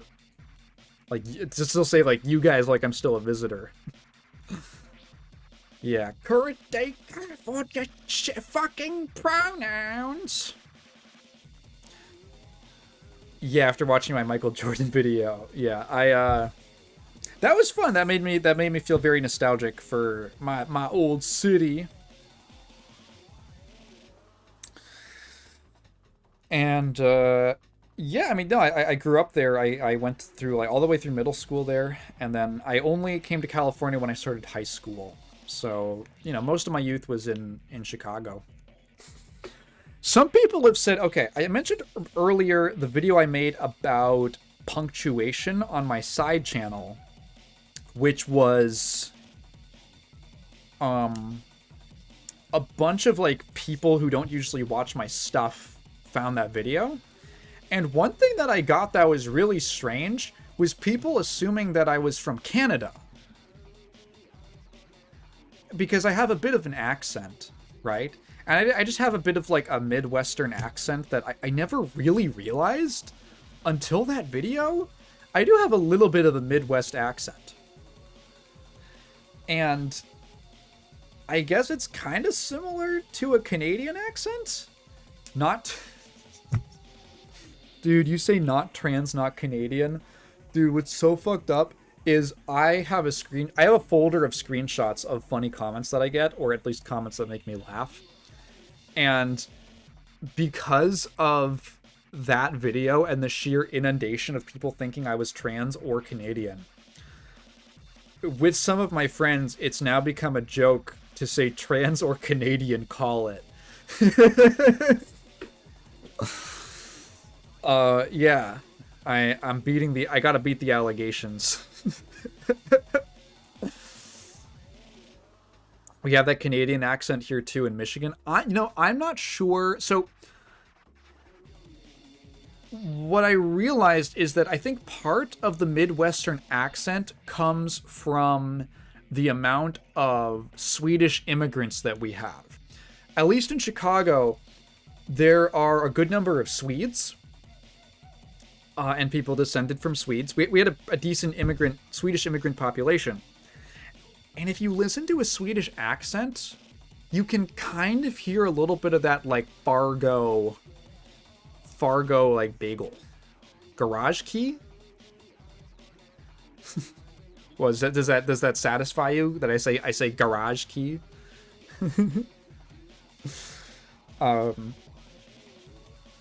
I think it's a little bit of that, and I don't know if there is a similar linguistic, like, accent genealogy with Canada. I don't know if it's just a total coincidence. I don't know where the Canadian accent comes from. And I'm sure... Okay, don't laugh. Don't laugh at the way I say garage key. What am I going to say? Garage. In the garage. What was I saying? I'm sure there's like there's a bunch of different Canadian accents. There's a bunch of Canadian accents. I'm sure in America, obviously, we do this thing where we just kind of blanket everywhere. And to be fair, I'm pretty sure every country has a version of that where they, everyone who's not from there, they're like, oh yeah, they have a British accent. There's like a billion British accents. But everyone who's not in England just says like, oh yeah, British accents. I'm sure there's a ton of Canadian accents, and there's a large variety. The Northern Midwest is super Scandinavian, yeah. Seeing how much of that Chicago accent you have. You know the worst instance? I've told this story a few times. I don't know how many people know it. Or I'll reiterate it. I went to Katrina's her college graduation ceremony, which was held at Oracle Park in San Francisco. It's our big baseball park. It's where the Giants play. Yeah, that's the baseball. I don't know sports. It's at Oracle. It was at Oracle Park, and I was there with her family. And so she left off to go join in with the group because they were all going to file in on the other side of the stadium. And we were walking up the stairs of the stadium, and her uncle, who was a very nice fellow, said, "Oh, don't you just love being at Oracle Park?" And I said, "Actually, I've never been here before." And he goes, "Really? You've never been to Oracle Park?" And I said it exactly like this. I'm not kidding you. I said, "No, I haven't actually. I'm just not much of a sports guy." And I was like, "Oh my god!" It was like a little slur slipped out.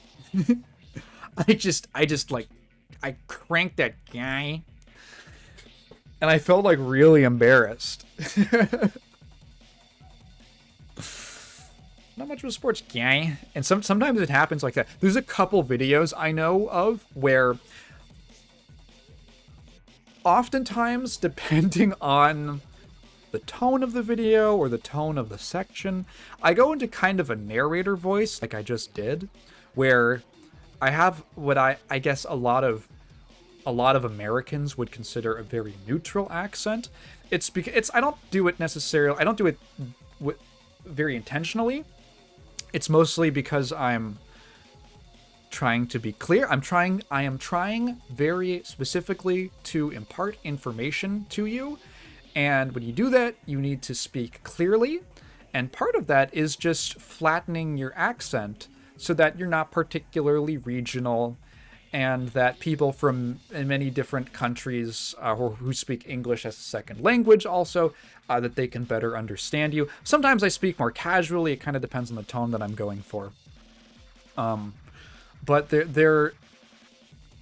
I think if you listen to a lot of it, you can probably I know there's like one video where I said something like, "Yeah, if you check the manual," and I listened back and I went, "Whoa!" I got a jolt. Yeah, I generally try to flatten it for some segments to be more understandable. But other times when I feel a little bit more loose when I'm recording, because sometimes, again, depending on the tone of the video, I'd like to be a little more casual.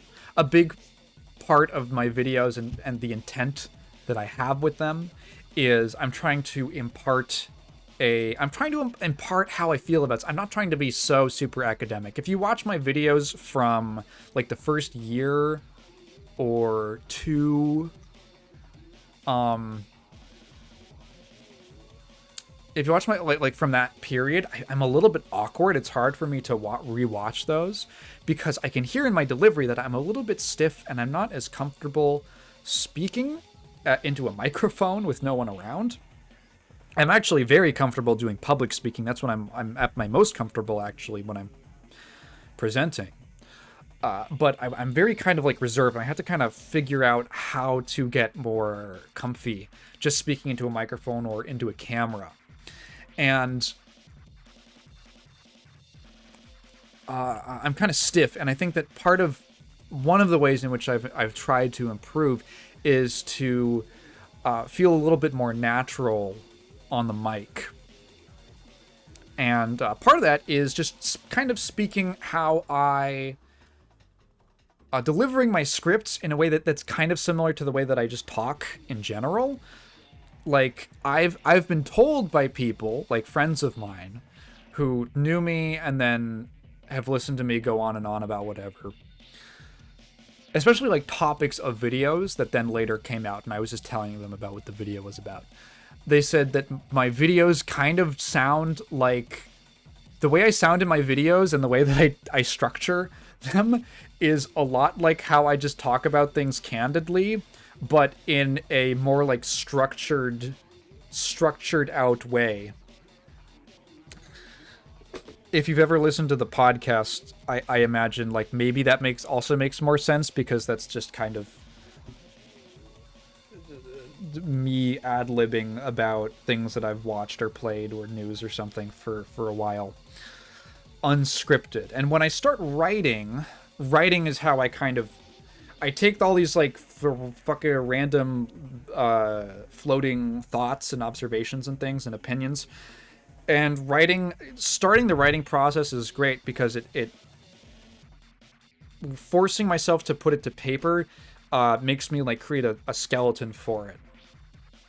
And I get to be a little bit more straightforward. I think I definitely jump around a lot when I'm talking about things off the cuff because I'm just constantly flipping between like this thing reminds me of this and then I talk about that for a few minutes and back to here and I go on tons of tangents and stuff. I struggle with just speaking into a mic by myself. Public speaking isn't a problem for me at all. That's interesting because so that's my experience. Not anymore because I've had so much practice with it. I've got hundreds and hundreds of hours at this point.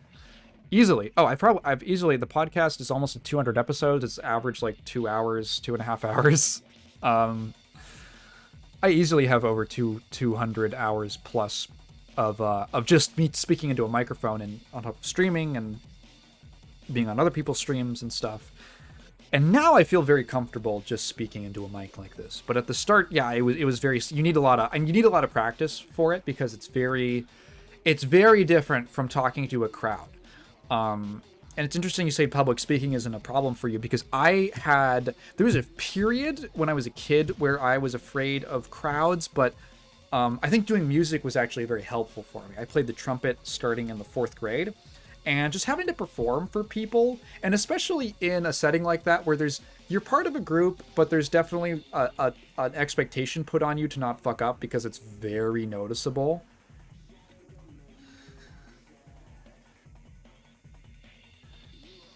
Sort of exposure therapy to away any stage fright that I have. And that, and then later I did like actual stuff presenting in front of people. I actually, if you want to see, a little while ago, like a month or two ago, Yeah, this was in October. I presented a panel at a little local anime convention called YumeCon. If you want to go to my second channel, the Seller Plus R, I have the full recording of it. And that was, like, I felt awesome during that. I haven't done a public speaking thing in forever. I love, like, giving talks and giving speeches and presentations and stuff. That stuff is really fun to me. Because I'm not, like, the biggest issue that people have with public speaking is they basically get in their own head. It's one of those things where it's almost like a catch-22, but it's also a reverse catch-22.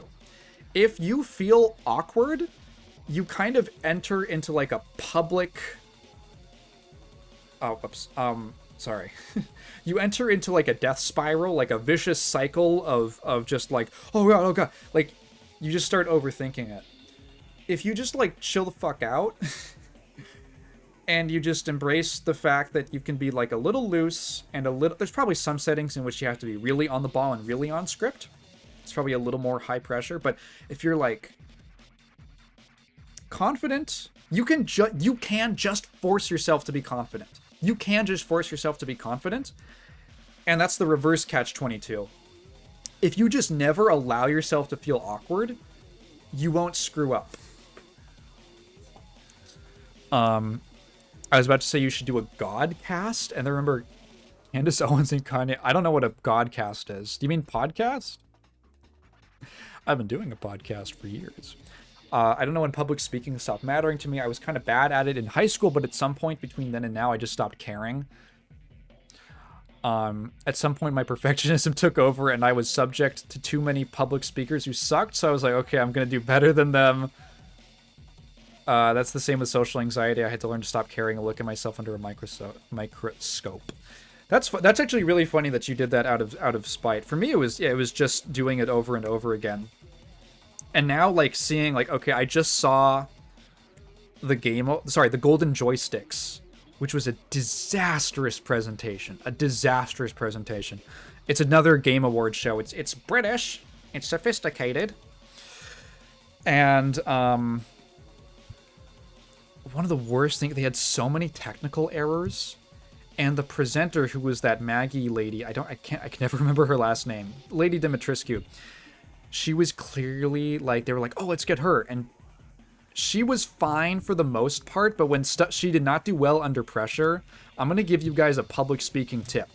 Stuff would go wrong, and like the teleprompter would turn off, and they would acknowledge it, and they'd be like, haha, this is going so well, guys. Don't do that shit. Don't do that shit. If something's going wrong, don't acknowledge it. There is a time and a place to acknowledge when there's technical difficulties. This is the thing.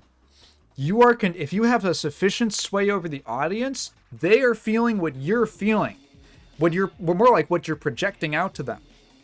If they are feeling like, uh-oh, they don't know what's going on, the presenter doesn't know what's going on, they don't know what's happening, and they're they can sense the nervousness off you, even if you're trying to play it off like it's funny.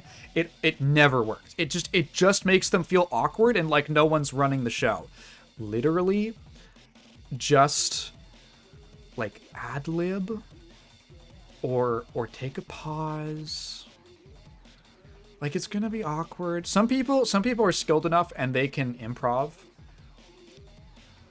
such that they can cover it. But yeah, don't acknowledge it. Oh my god, it's such like a bad. I don't know if I'd call it a rookie mistake, but it's definitely something that someone who is confident enough to go up but cannot handle when things go wrong.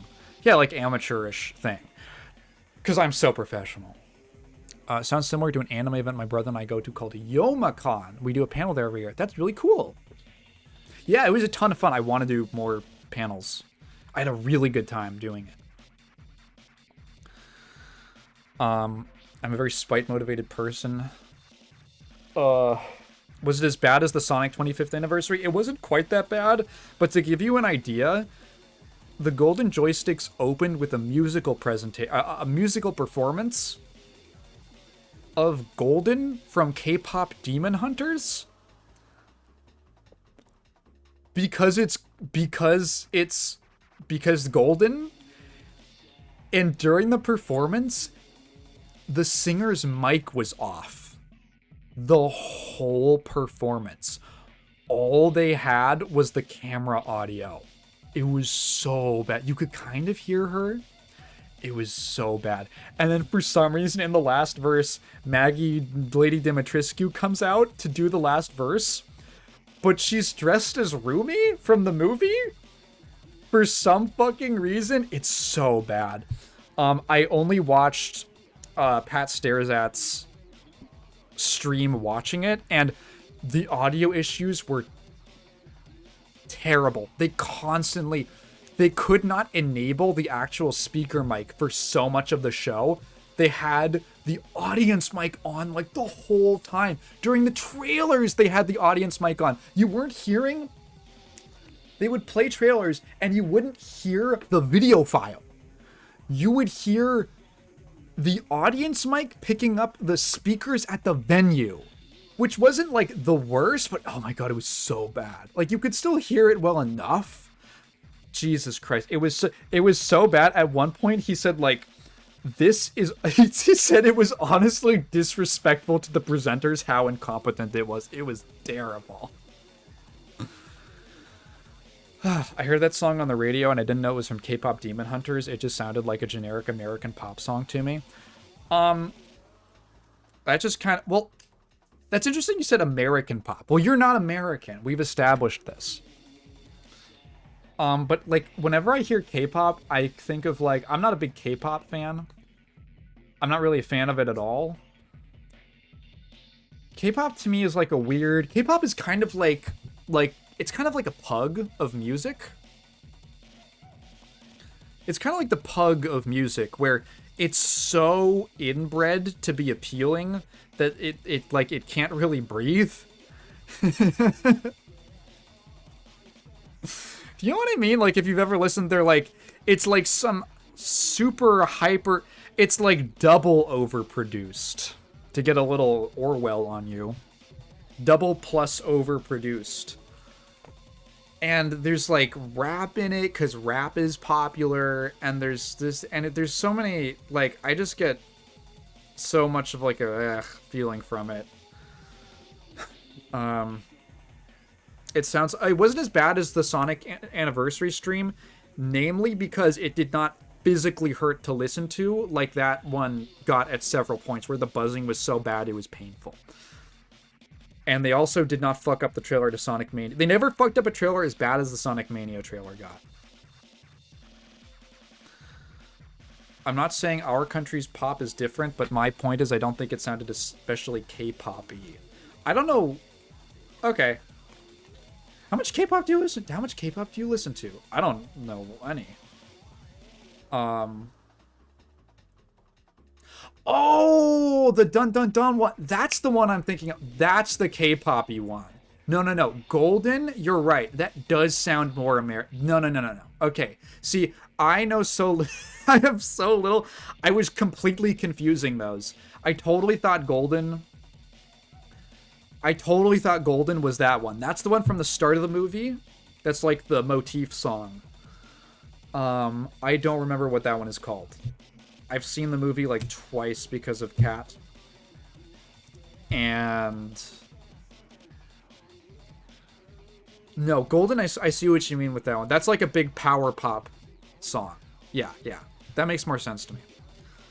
My friend just went on a ballistic rant on my DMs over Uma not winning mobile game of the... Didn't they? I thought they won mobile game. I totally thought they won mobile game. I don't listen to a lot, I just have the most basic awareness. Yeah, I know it's the up. How it's done is the one. I know it's the one where they hop off the plane. I know that one. I've seen the movie. I got them confused. I got them crossed in my mind. Also, did you notice Katrina's Rumi profile picture?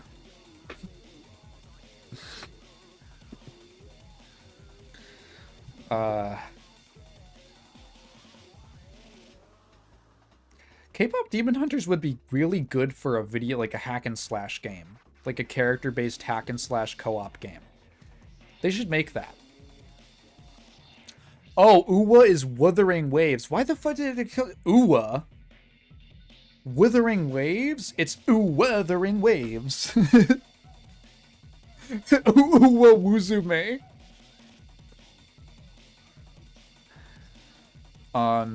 Actually, I've sort of seen it 3 times. We saw it when it came out on streaming. Then she took me to the theatrical release, and then we watched like half of it at a friend's house because her little sister, we were kind of looking after her little sister who's like 8 or 9. And she loved that movie, and that's like her obsession. So she put it on for us.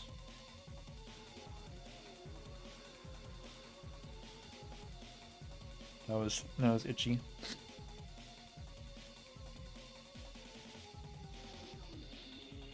Uwa Wuzume. That's where they're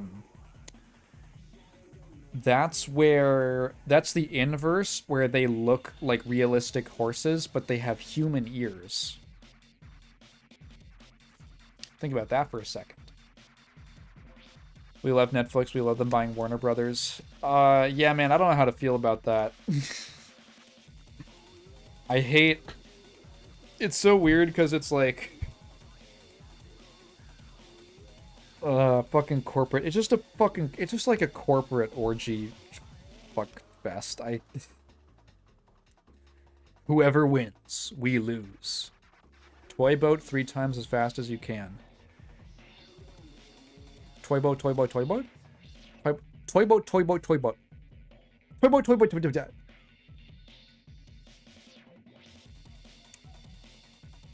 Toy boat, toy boat. Toy boat, toy boat, toy. You know, I never thought about how you actually say the letter Y in that sound. Oi. Toy boat, toy boat, toy boat.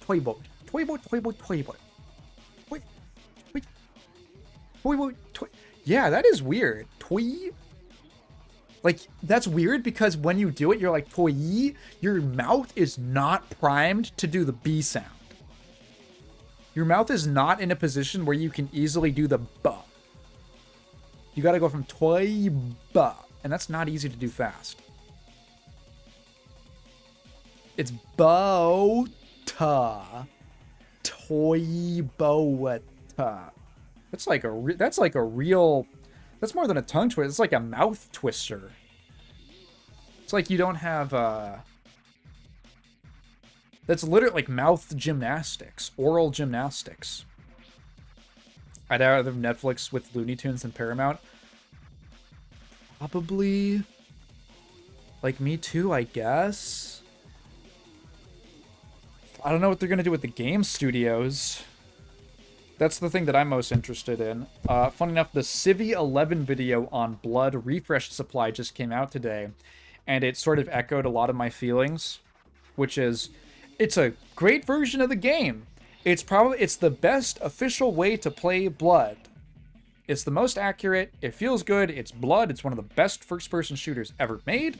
There's lots of great content, it's a great remaster, it's basically how Fresh Supply should have come out a few years ago. Because that remaster did not get finished because Atari just stopped funding them.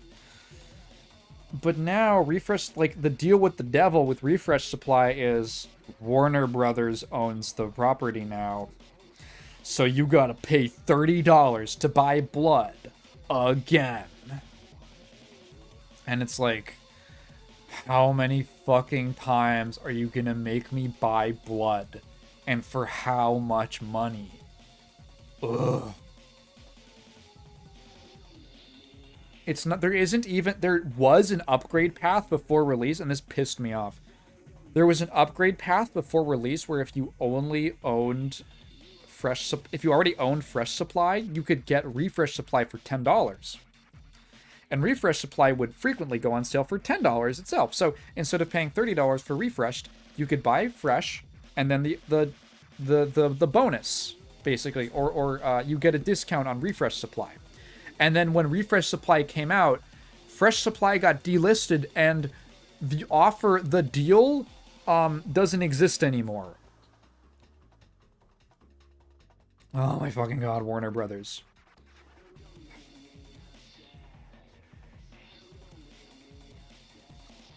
Because Night Dive usually does a great job with their remasters, and I know that if it was up to them, they would not be doing it like that. This has to be like a publisher thing. Netflix doesn't care about the games; they just care about the IP film division. Yeah, that's what I figured. I mean, maybe it would be. Maybe they would want to sell them off. Who knows? Would that be good? Depends on who gets them. Warner Brothers was not a great manager to begin with. So the thing is that like, feels like a precarious situation because there's all this stuff that people care about that is essentially being held hostage by Warner Brothers ownership, where it's like, it's bad that they're with Warner Brothers, but I don't know who I trust it with. Coyote vs. Acme is safe regardless, so that's what matters. Are they gonna release it? You know what? You know what? I would believe that Netflix might release that Batgirl movie. I think they might actually do it. That feels like a Netflixy move that people wanted to see. The reason I think they canceled it is because of all the bullshit, like, DC integration and stuff like that, where it was like a sequel. It was like took place in a universe that doesn't exist or anything. Even though apparently the movie itself was good, but I feel like if you just release that on streaming, like the Snyder cut that came out, you know, while the James Gunn Superman thing was already in production, like, I don't think it would be that big of a deal. Yeah, bring back the Snyderverse.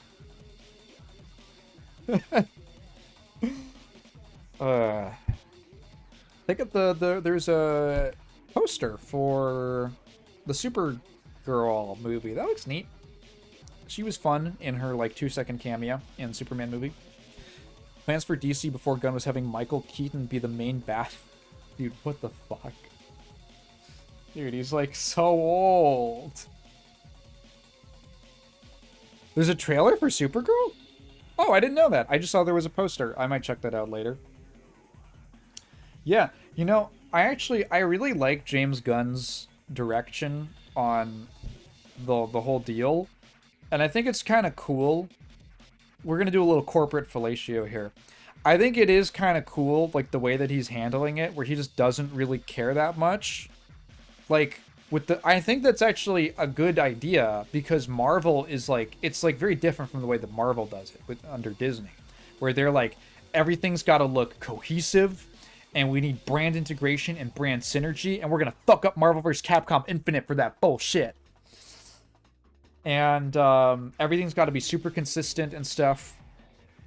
And, like, James Gunn is just cool with the fact that there's going to be a Batman movie that does not tie into his Superman movie in any, like, definite way. Because the first Batman, the last Batman movie, the Robert Pattinson one, I thought it was great. I really liked that movie. And it's like, let's say the sequel is as good. Just let a good movie come out. Who cares? The audience can handle it.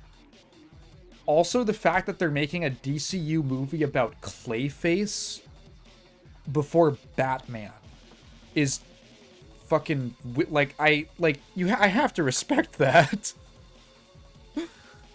Problem with doing the Batgirl movie under Gunn's DC is we don't even know the state of Batman and Gunn's DCU. Well, that's the thing, is like, it could just be whatever.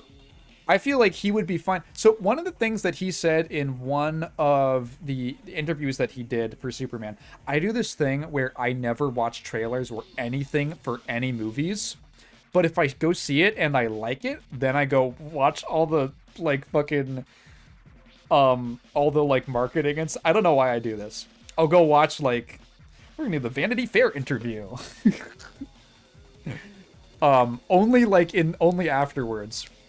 So I watched a bunch of James Gunn interviews where he was talking about it, and he said that one of his favorite things, he's more of a DC guy himself, and one of his favorite things about DC was that when he got into it, in like the thing that really stuck out to him was that DC would do like the Batman graphic novels, like Long Halloween, or what is it, Batman Saga, or what, Legends of the Dark Knight, or all the like, or Dark Knight Returns. And that DC would do, they had the guts to just put out a book that was a Batman story. And you don't really need, they weren't worried about like, oh, are people not going to know what's going on? It was just like, yeah, you can, if you have a basic working knowledge of Batman, you can just kind of read it. And it's fine. And it's more about the story and what happens in it. And, you know, the idea, the concept of Batman, that's what we're building off of. And it's not a big deal. And that seems to be how he's approaching it, with it's like, yeah, it's cool that you can just make a random, like, I feel like he could just release a Batgirl movie and it's like, you could see it and be like, oh, it's actually, I'm not super hung up on it. I don't think that many people actually get hung up on not knowing all the lore.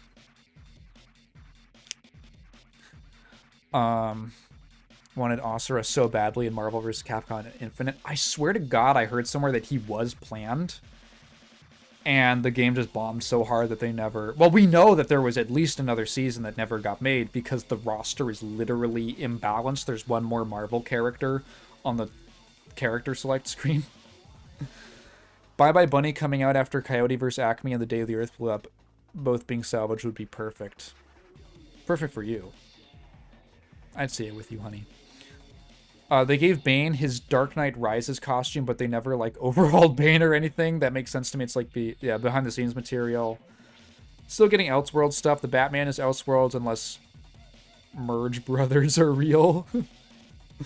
Yeah, and I respect that. Because I think that people are now familiar... Like, we've had... There's the classic Tim Burton Batmans. There's the Nolan Batmans. There's a bunch of animated series. There was the recent Snyder ones, which didn't do, like, origin story stuff. And there was never a standalone Snyder Batman movie. But we've had, like, people know what the fuck is going on with Batman. You know? Same thing with the No Way Home stuff. Or the Tom Holland Spider-Man stuff. Like, I don't think they do origin stories in that. Technically, like, that whole trilogy is sort of an origin story.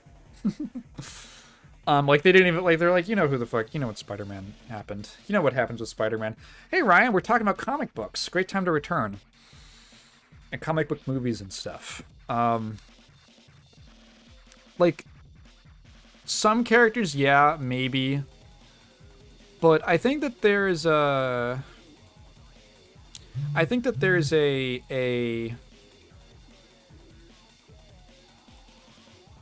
what am I thinking of? Like, sometimes you'll just be reading a comic run, and some guy jumps in. And it's like, oh, that's a guy from this book. That's an old villain. And you just go, okay. Read anything by Daniel Warren Johnson. Let me look up who that is and if I know anything he's worked on.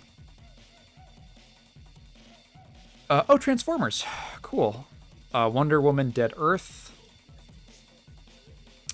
Oh, is he doing Absolute Batman? That looked cool. That stuff looked cool. New Transformers. I see. Yeah, okay.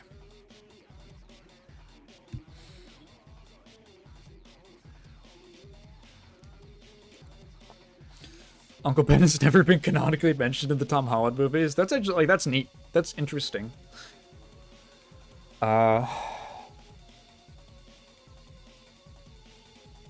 He did the annual for Absolute Batman. Oh, okay, I see. The main artist is Nick Dragota.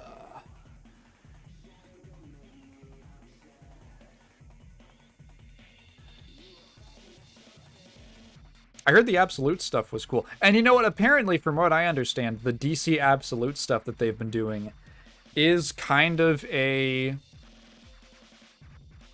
sort of similar to that approach, where there is no logical connection, like obvious logical connection between the absolute lines.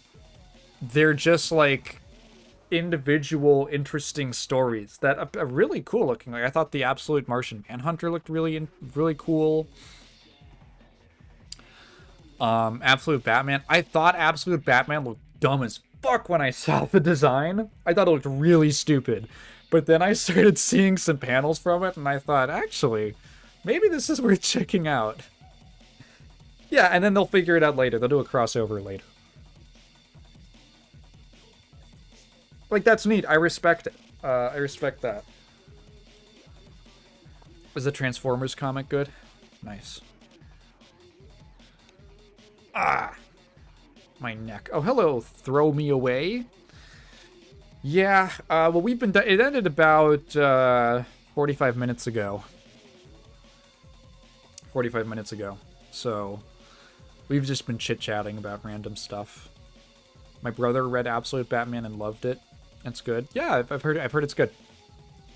I saw like one or two panels of him like punting a baby into the sky, and I thought that was really funny.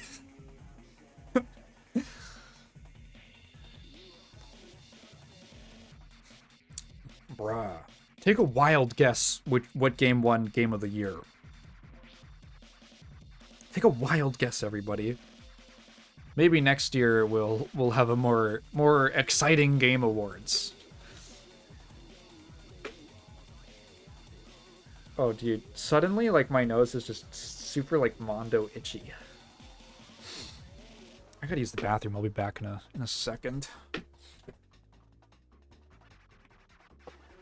Yeah, Silksong actually didn't get that many awards. No, it was Expedition 33, of course it won. I'm surprised Silksong didn't get that many awards.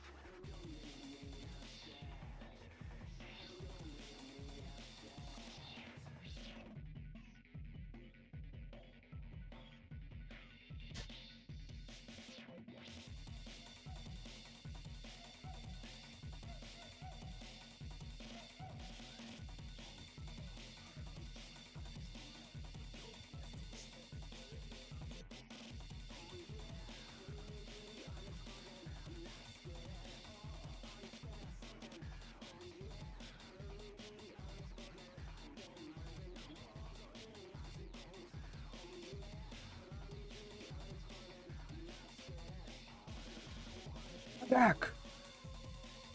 Rah! Yeah, that's right. Hunter, and then Impact won. Now I get to see what the actual delay is between... Okay, yeah, it's like about 10 seconds.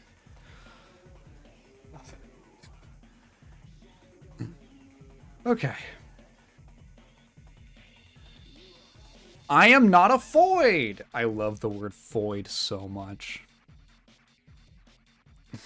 You know what's so funny is that you can, if you buy a gun, at least in Illinois, you have to get your firearm owner's identification card. You have to get your FOID card. Now that I think about it, the Eisner Awards are the only award show I really follow and care about these days. The Eisners are for comics? Yeah. Yeah.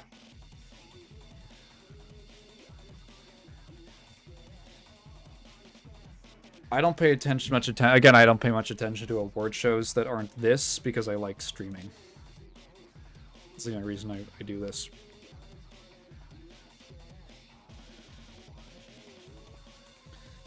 I used to live near farmland, but I was in the more suburban area.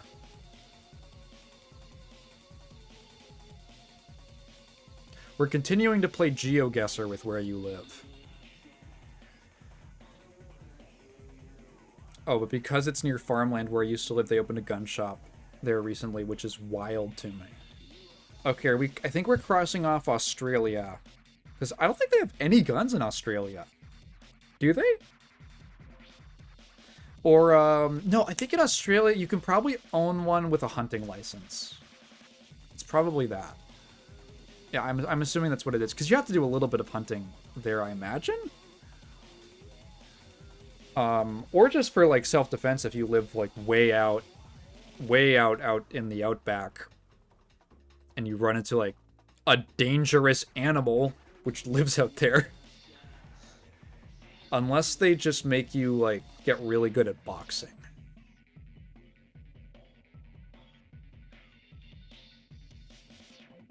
Have to? Well, like, I think it's I think a lot of people would. Like, if I lived out in the middle of nowhere, in a place that was, like, a high-level PvE zone, like the Outback... I'm not saying the city. I'm talking about the dang, like... Okay, it is Australia. I'm not saying the city. I'm talking about, like, you said near farmland. I'm speculating about if you live way out in the wild.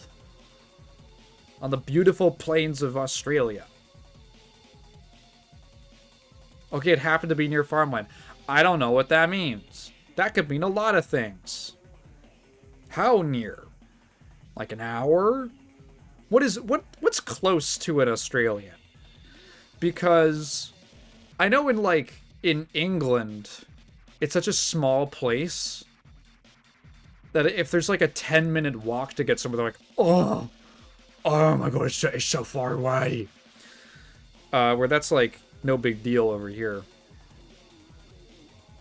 Does New Zealand have no guns at all? Okay, I could have sworn Australia had really strict gun control. About 20 minutes, but the deeper you go, it's a lot more out bush. The only bush I was near was in my... Oh. In your bedroom.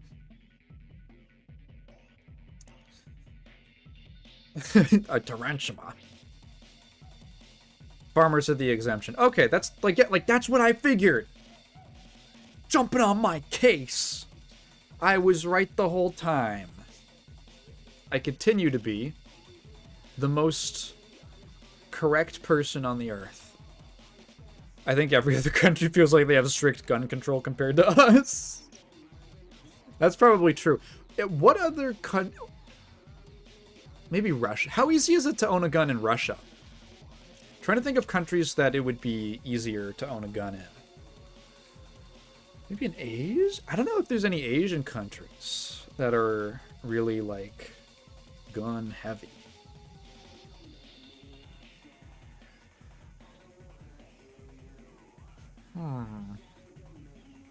Interesting.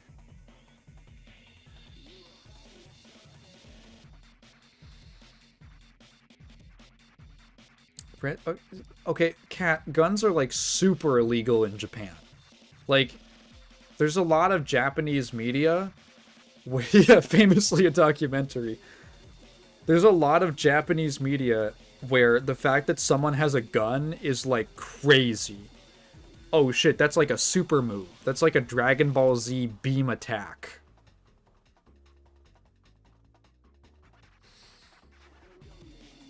Compared to anything else. They had to do a weird thing in Persona 5 where technically all the guns are airsoft guns. Kobeni is real? Yakuza guns have a lot of... Are they not like rubber bullets? Well, okay, that's different because it's like criminals, you know? So there's like a bit of a fictional aspect to it.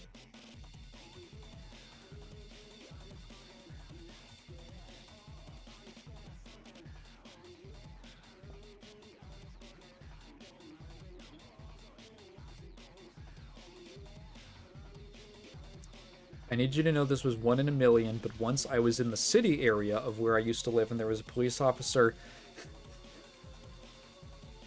helping an aided kangaroo on the side street. Or on the city street. A wounded kangaroo on the city street. That's crazy, actually. Did you feel so Australian? Did you, like, say your Pledge of Allegiance? I don't think you guys have I don't think anyone else has a Pledge of Allegiance. Did you, like, hear the Australian national anthem? You know, the famous one that goes, like... Oh, Australia! Oh, Australia! Rubber bullets are only in one game for one major plot twist. Okay. The thing about the... Okay, so... The thing about the American Pledge of Allegiance is, one, you don't realize that we're the only ones who do that. And two, it's kind of weird because when I was going to school, like, you would do it, but honestly, like, a lot of mornings we forgot about it. I don't know if that was just because whoever did the PA announcements, like, always forgot to do it over the speaker. But on a lot of days, we just didn't do it. It was also at a Catholic school. I went to a private school growing up, and my estranged father just paid for it. Gang of Dragon better be sick, otherwise I will be pissed. I have not enjoyed a modern RGG game. Oh, but you haven't tried the turn-based ones. You know the thing about McCarthyism? My grandfather was really adamant one time that the Pledge of Allegiance had been updated when he was a boy, and he remembered the old version. I think this is true. I think that the line about God was not in there. Like, one nation under God. I don't think that was in the Pledge of Allegiance original. Let me look this up. Original Pledge of Allegiance. Oh yeah, no, it was actually it was the one nation under God was added in, let's see, 1954.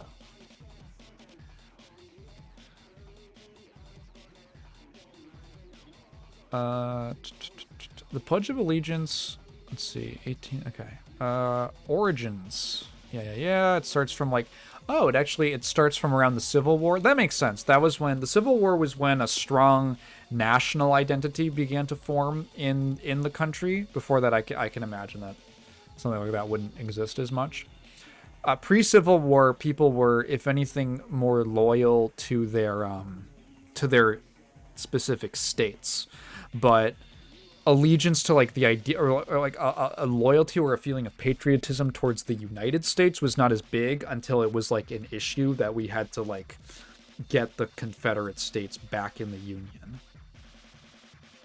An early pledge was created in 1887 by a Civil War veteran. Apparently, it was originally, we give our heads and hearts to God and our country, one language, one flag. Okay, that's a little, it's a little fashy. The Bellamy Pledge was written separately. And it was, I pledge allegiance to my flag and the republic for which it stands, one nation, indivisible, with liberty and justice for all. Yeah. Oh, he was a... Wait, what? He was a socialist? No way. The creator of the... Francis Bellamy. He lived from 1855 to 1931. He was a socialist. He had initially considered using the words equality and fraternity. That's fucking crazy. Wow, that's funny as fuck. The Pledge of Allegiance was written by a socialist? Bellamy,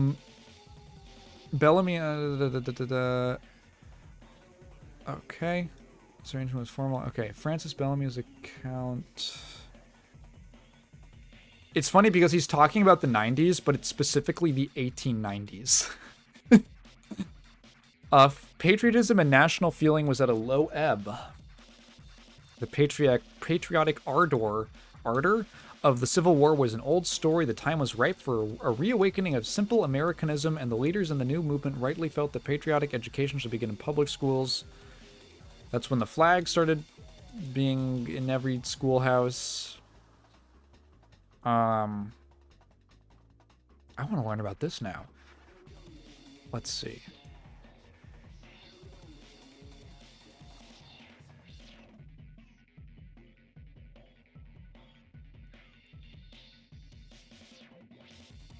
I'm just like skimming this right now.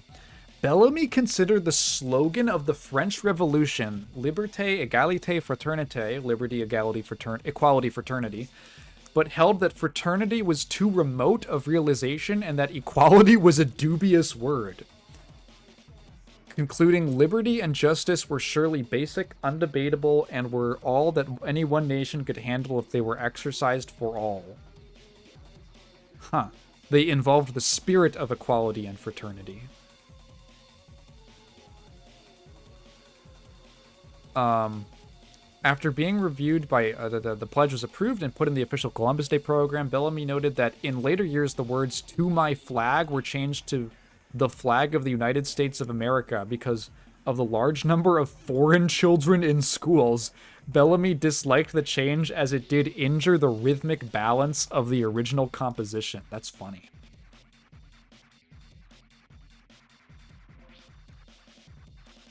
Yeah, new Taigen vid on this. Let's see. 1906, the Daughters of the American Revolution magazine, the American Monthly, used the following wording for the Pledge of Allegiance based on Balk's pledge, the old one. That has my God and my country. One country, one language, one flag. In subsequent publications of the Daughters of the American Revolution, such as in the previous pledge listed is now categorized as old pledge, yada yada. Edition of Under God. Louis Albert Bowman, an attorney from Illinois, sorry guys, was the first to suggest the addition of Under God to the pledge. The National Society of the Daughters of the American Revolution gave him an award of merit as the originator of this idea.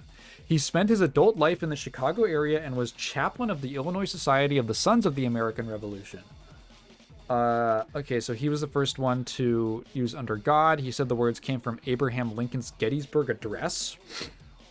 Although not all manuscript versions of the Gettysburg Address contain the words Under God, all the reporters' transcripts of the speech as delivered do, as perhaps Lincoln may have deviated from his prepared text and inserted the phrase when he said that the nation shall, under God, have a new birth of freedom.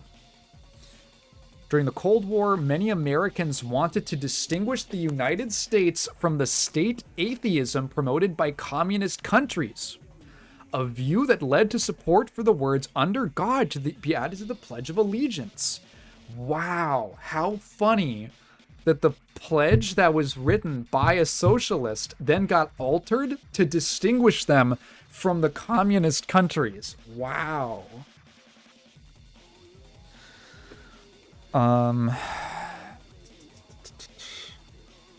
Republican from Missouri. Oh, sorry, a Democrat from Missouri sponsored that in 1953. Blah, blah, blah. Oh, it was under Eisenhower that it actually happened.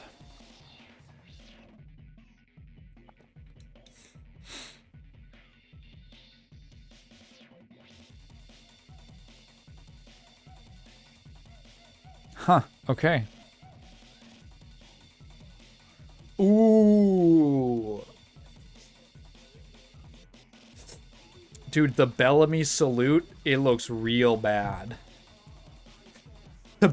Where does the Bellamy salute hang on? Is this one of those things? The Bellamy salute is a straightened hand and palm down salute to the flag of the United States. It's a Nazi salute that we used to do apparently in America. Created by James B. Upham as the gesture that was to accompany the Pledge of Allegiance, it was known that the flag salute during the period it was used from 1892 to 1942. With the Pledge of Allegiance, Bellamy promoted the salute and thus it was retroactively named after him. It was adopted by Italian fascists and German Nazis during the 1920s. Because remembered a Roman salute, a gesture attributed to ancient Rome, although I think that the historicity of that is a little up for debate. And then, okay, so because of World War II, we stopped using the Heil Hitler for the flag. You know, one of the things, I don't know if that's a coincidence, but there's a lot of things. There's a lot of things that that Hitler actually stole from America. Did you know that the treatment of the Jews was based off of American slavery and Jim Crow laws? Yeah. I have like greenish gray eyes. I don't know how. Let's see. They're kind of yeah, the light is really tinting it, but they're kind of like a pale green, and then closer to the iris it's kind of yellow. And the Native Americans, yeah, and the Native Americans.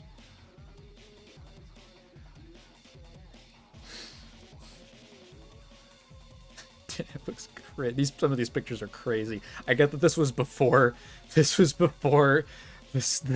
Nazis, but man, some of these look real bad. I live in a town once famous for their the Indian schools. Ooh, bad vibes. I read Eichmann in Jerusalem recently, and some of the insights into the Nazi regime were interesting. Eichmann in Jerusalem. It's a report. Oh, a report on the banality of evil. Yeah. This was about. I think I've heard a little bit of stuff from this.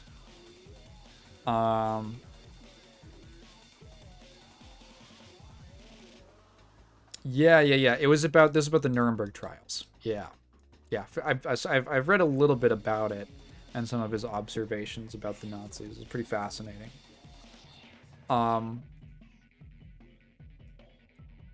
We don't call sitting with your legs crossed something racially dubious over here? Oh, you mean like Indian style. Okay. I was like, crisscross applesauce? That's what I've heard it, like, or sitting crisscross.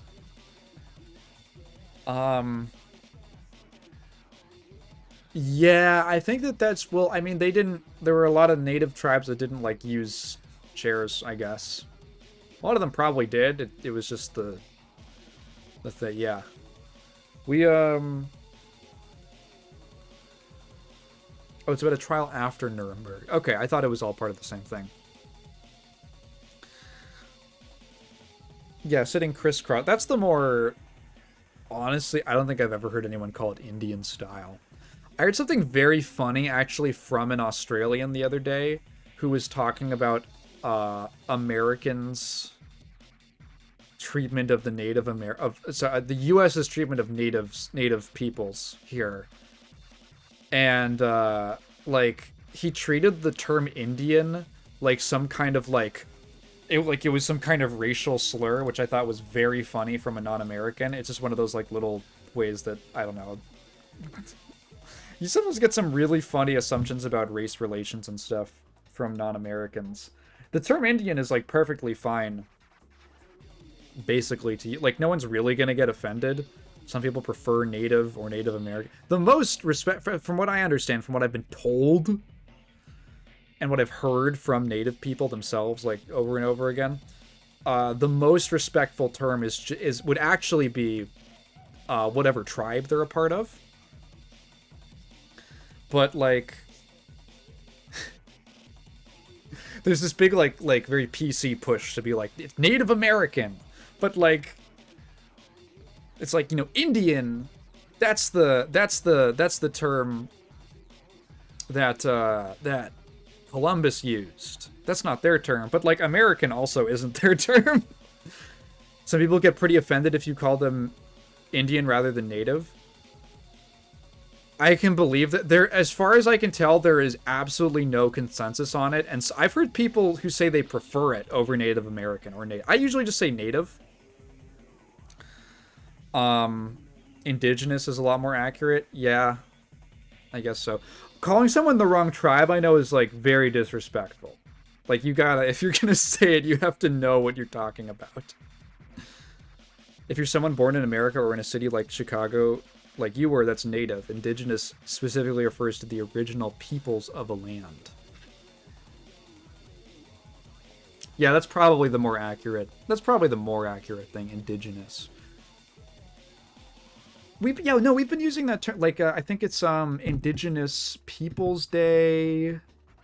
I want to say November. I saw, like, Indigenous People Month or something? History Month, something like that?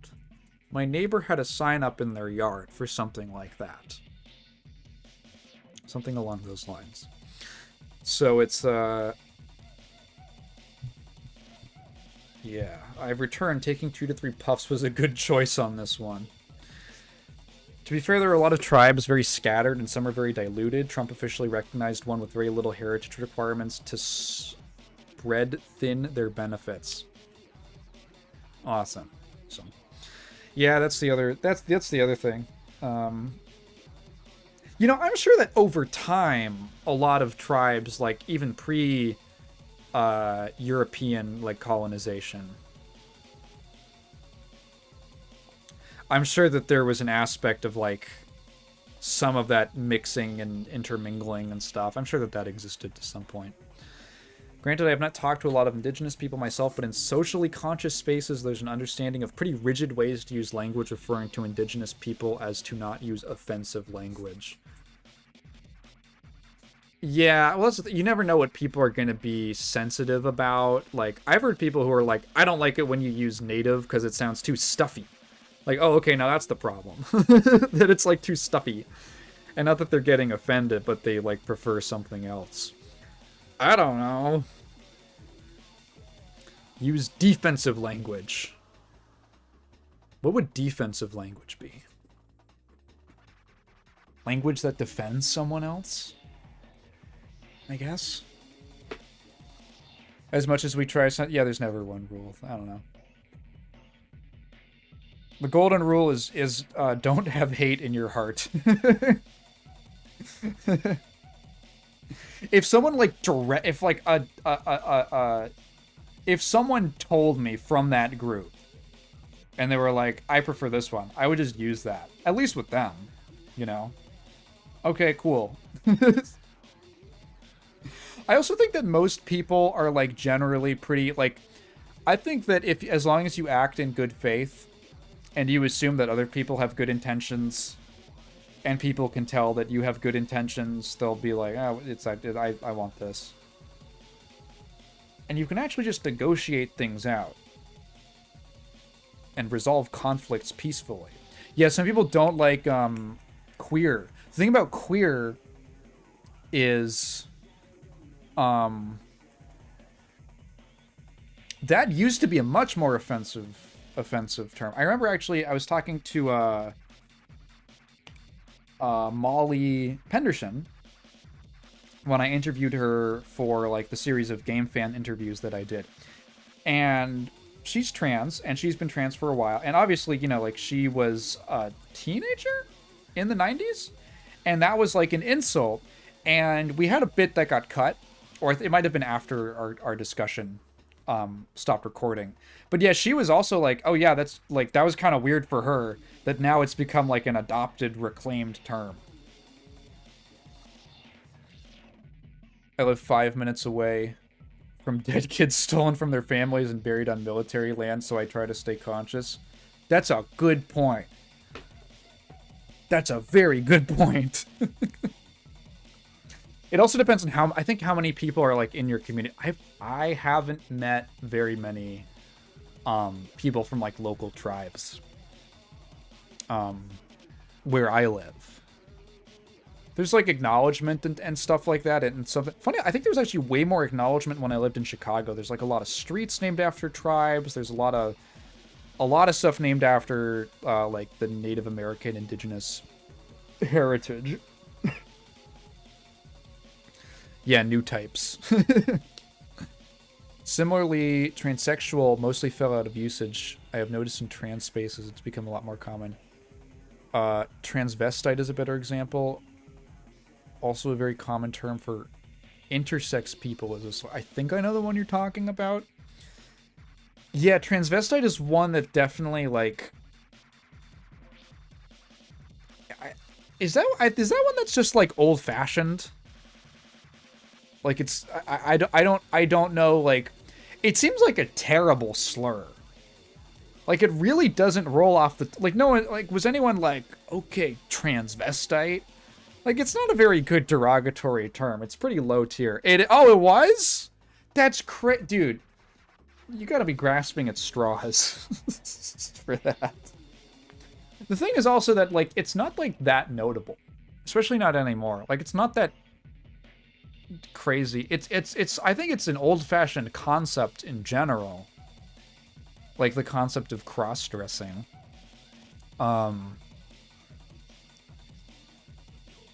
Maybe like 30, 40 years ago, but I don't know. It's like people can wear a lot of stuff.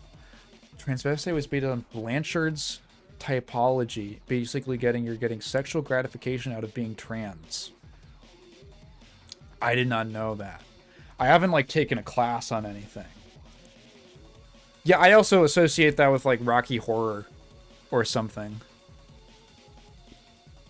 Which at that time I guess would have been like, yeah, it would have just been the term. I mean, there's like old terms for like, you know, different races of people. Like, hey, we just talked about the Gettysburg Address. Lincoln uses a certain word that I would rather not say on live stream to refer to black people with an N and an E and a G and an R and an O.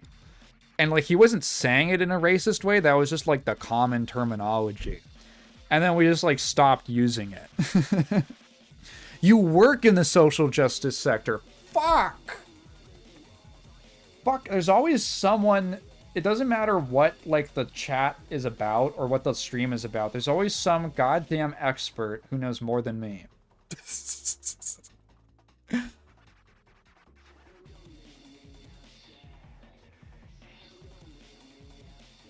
There's a lot of places named after indigenous language here, and I hate when people make fun of them because they just think they're silly words and not related to culture. Yeah, that's also... I've never actually heard anyone make fun of it, but I don't... It was pretty normal for me to grow up around... I mean, I lived in a place called Illinois. There, like, Skokie, Waukegan, there's other names that are based on come from tribes or people or so. Tons of streets named after native stuff, and I don't know, like that was never I never heard anyone make fun of it. I'm a licensed SJW. Get out! I'm getting woke mogged right now. A lot of indigenous languages here have words that sound very silly to English speakers. Yeah, I'm not familiar with like the Australian And did they use the Wagga Wagga or Toowoomba? Here's the problem. It does sound silly, but like I want it like it's silly in like a loving way. Like I think it's cool that there's languages where like those are just words. But yeah, it does resemble baby speak. Like, I think that's what it is. It like resembles baby speak to a lot of languages. Like, I'm not gonna read that and not like if you just type that, I think it'd be like I'd laugh, and I didn't know. I mean, like, look. So I am half German. My mom is German. There's a lot of funny ass German words, and that I find very silly and cute and endearing, and I do that in like a loving way as part of my heritage. In my defense, I attract intelligent-ass people to my chat.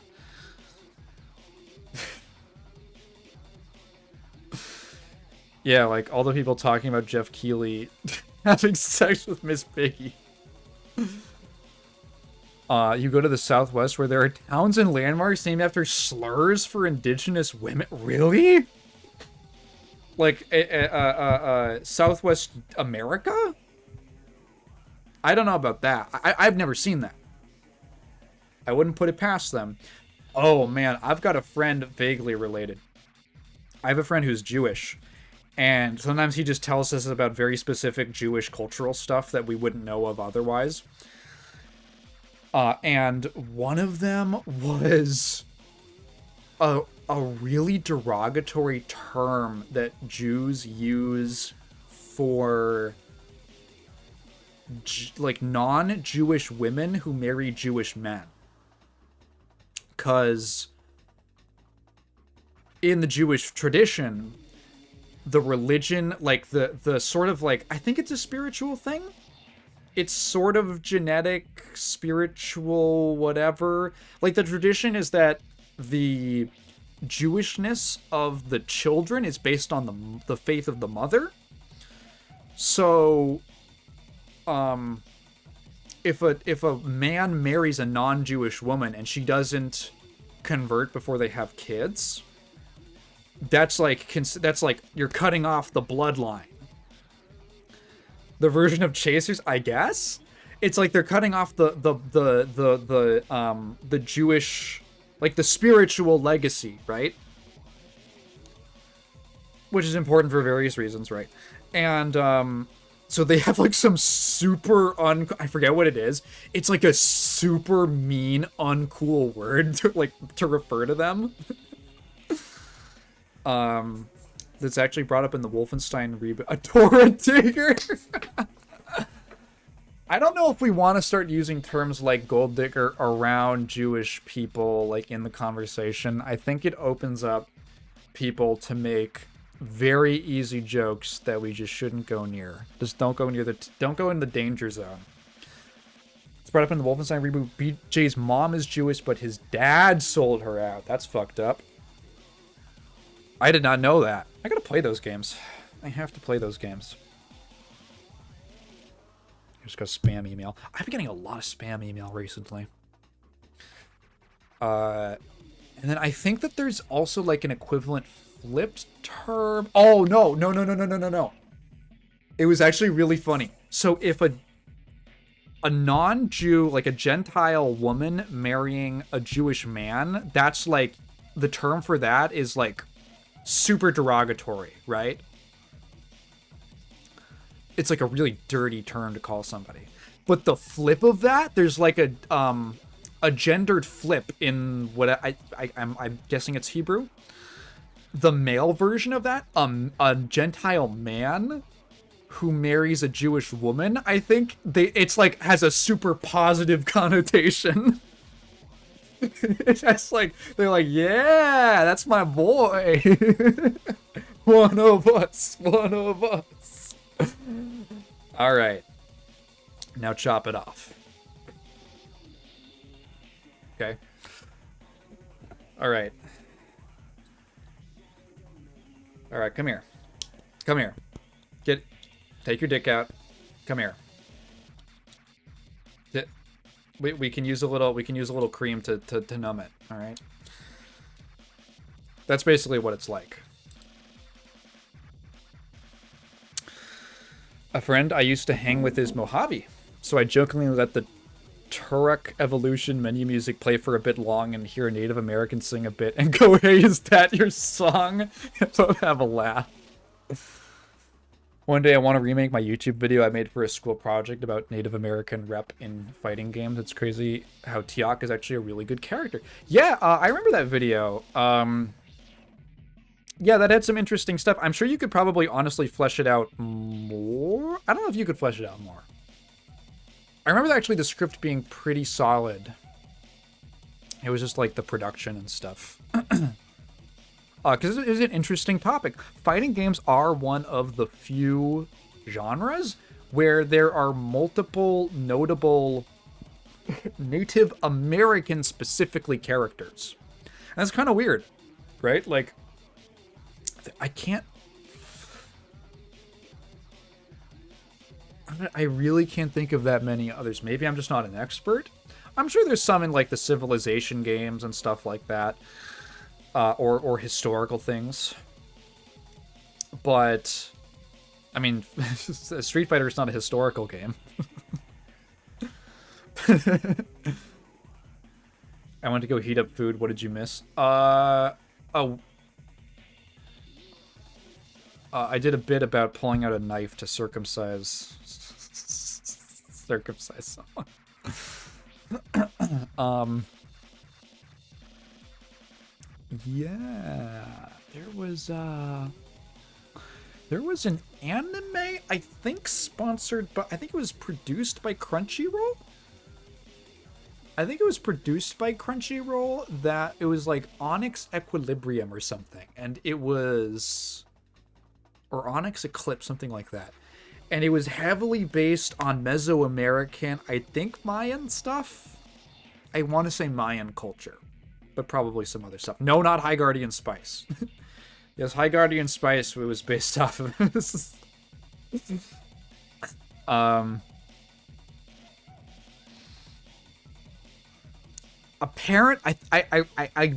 literally found out about it the other day. It's from a few years ago.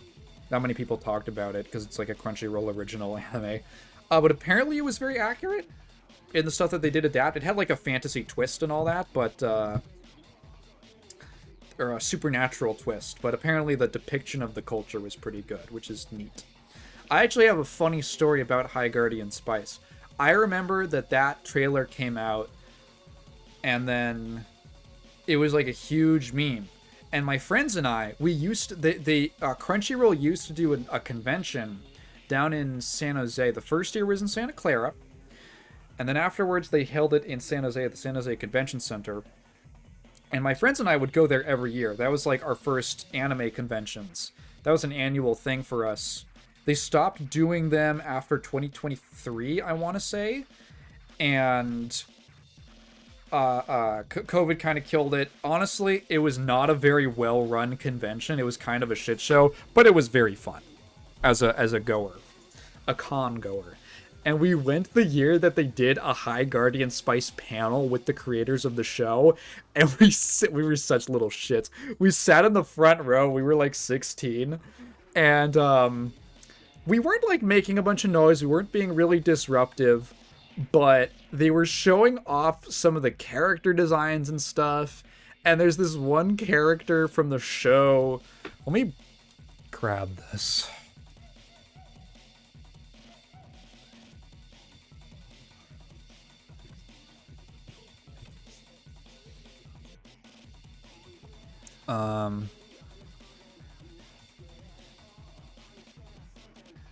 Whoa, I did not realize they put this motherfucker in a dress. Wow, there's like more results of that. Can I not just get like a render of this character? Good God.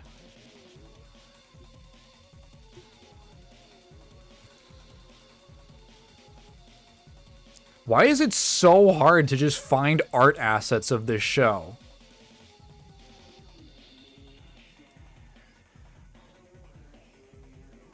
Genuinely, what the fuck? It's easier to find this. Okay.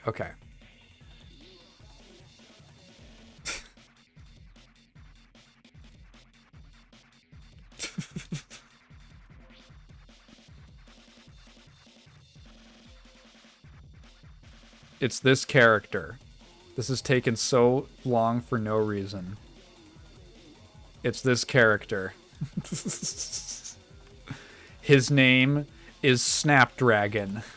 And they showed this character on screen as part of their presentation, and one of the writers was like, this is Snapdragon, he's a total hottie, and one of our friends said very audibly, he's like 11. And they looked over at us. And then, yeah, they were just giving... I think they're still somewhere in my room. They had these posters for High Guardian Spice. And they were just giving them out because no one wanted them. They obviously printed like a big bulk order of them and nobody wanted them. So there was this massive influx. And so we started joking about how we were going to... we were gonna start using them as currency. And that Snapdragons were gonna be the currency of the future.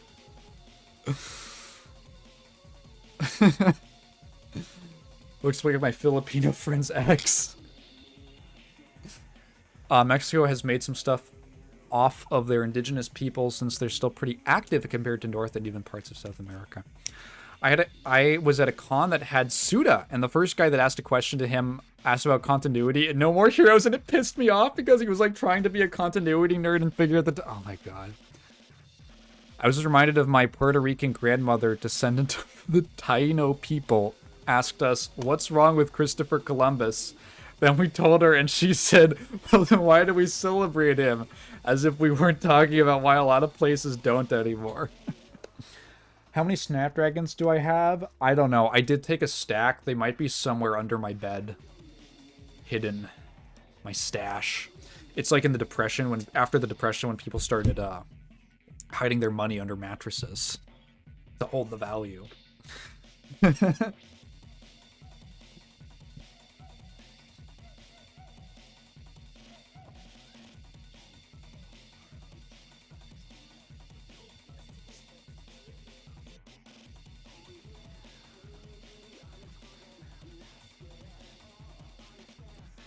Yeah, there's a whole beast under my bed.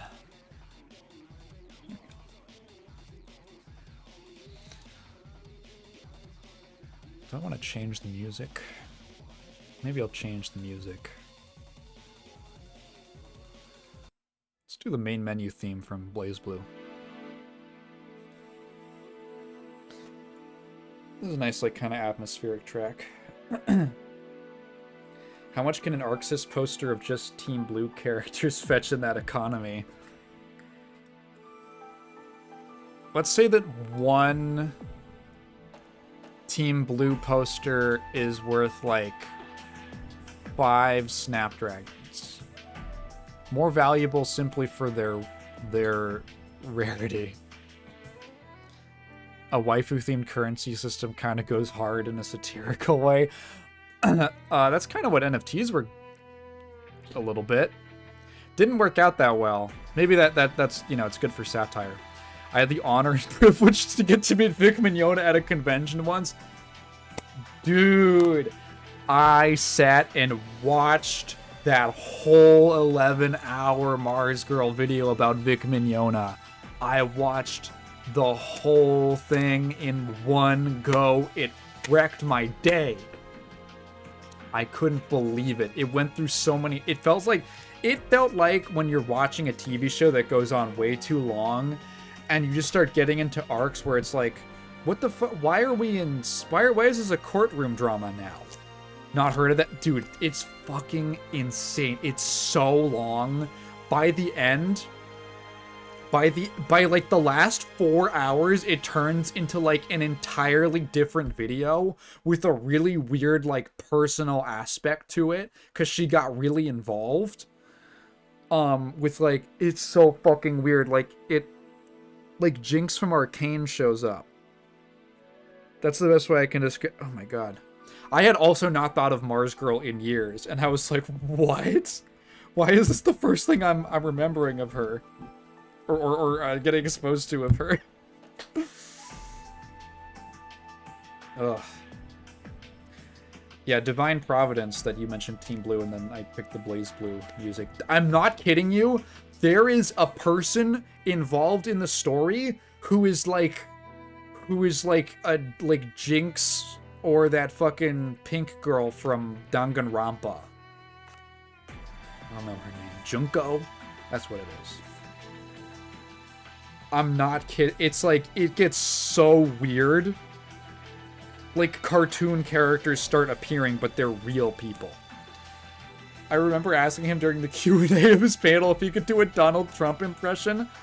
That's actually a really good test. I have a friend who does a great Trump impression, because she gets the mannerisms down real well. There's so many people who do bad. Trump is a really weird impression to do, because usually with impressions, with the voice, there's two aspects. It's the voice and the mannerisms, and some of the speech, yes, the speech mannerisms themselves, not just the physical ones. And with the Trump's voice, he's got this very weird mix of kind of a New Yorkie, he's got like a New Yorkie accent, but it's got a really weird mix. It's all down to like how much bass and how much nasal there is. And he's got a really specific combination with the way that he speaks. Like, I can't really do it. It sounds like he's had some kind of an accident. And he's got like a nasal tone somewhere in his vocal system. But if you can kind of do the voice, but you get the mannerisms, it rocks. You have to listen to a lot of Trump to get down the way that he speaks. And like just the weird fucking dementiatic stream of consciousness that he does. Yeah, right, like I can't do a good impression. I can't do a good impression of him because it's difficult. It's difficult to get that particular voice down. And you wouldn't think so because he's got such a characteristic way of speaking. But there's so few people who can actually nail like the real like sound-alikes. It's so hard. A lot of people they just do this. They get really nasally, but he's got a little more than that. His voice is kind of gravelly, and sometimes that's hard to emulate. He's kind of gravelly and fucked up and old, and he's got a little gravel and a little New York. And I think people miss the New York. They just do the nasal intonation.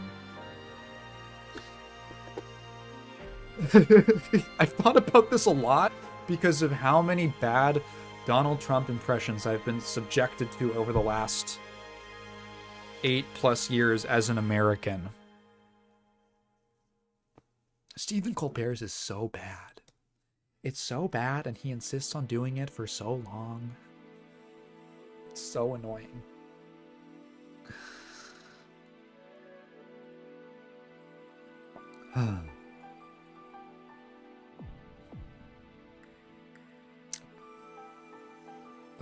Because no, not the VA for Jinx, no.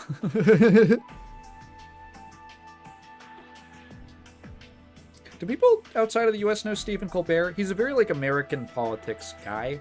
I don't know how much American politics permeates outside of the country or like how it does, because like I'm gonna be honest, I don't know dick about Australian politics, really. I really don't know anything because like we don't hear much about it. Occasionally we hear one or two things. I don't know the state of their political parties, the economic system. I've heard it's kind of right-leaning over there. But like with American politics, what's strange is that because we are unfortunately so important, other countries get a lot of our politics. And there's this really annoying thing that happens where I call it Euro-splaining. It's when Europeans get like a twice filtered version of our politics, because it's like, first of all, our mainstream media is absurdly corrupt and biased. But also it's then like that plus like there's sometimes a language barrier, there's a cultural barrier if it's then being filtered through another place's mainstream media, oftentimes. And Europeans trying to explain to me how my country works because they like casually they're tourists. They're tourists. Political tourists. I hate the word tourist. It's so like makes my skin crawl. But it's got like a that's like the closest I think like people might understand what I mean. Like they casually consume it, but they get so much of it that they think that they have a good understanding, and they don't, like, especially when they try to tell me how like racial dynamics work in the United States, a country where I live and I pay taxes. It's like it is infuriating getting Eurosplained to. It's crazy. I was recently talking about this with a friend of mine who is a British national. Wasn't born there, but he's lived there for most of his life, I want to say. And he is pretty he's like I was like complaining about this because some British person left an absolutely crazy comment on a video of mine where it was like okay, a British person who is really pro Iraq/Afghanistan invasion. And I was like, what the fuck? And I just emailed my friend, like, we have a regular correspondence. And I was like, is this, like, normal? Is this, like, a normal stance? And then, he was like, no, that guy's a fucking freak. Because I had complained about this Eurosplaining phenomenon. And he was like, oh, do I do that? Because sometimes we talk about politics. And I was like, well, no. Well, okay, it's a big difference. It's basically how confident you are. It's how confident you are when you speak. And how incorrect you are. It's a mix of those. There are plenty of people like him who make an effort to... They make some effort to be... They're a little bit politically aware. Like, they've read shit. Like, political theory. A little bit. They have kind of an idea of that. So they kind of have... They're more capable of actually, like, analyzing world events and history. And also... Just say, like if I talk, like, what I just did about Australia, I was like, I don't know enough. I've heard this. I don't know how true that is. It's the confidence. It's the gusto with which they'll be like, oh yeah, it's like this and this in the US. And it's like, oh my god. Fucking...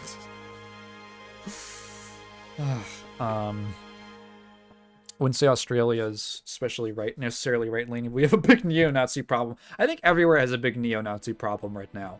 Well, maybe not everywhere. Seems hopefully like after the first big neo-Nazi thing, it's kind of died down a bit.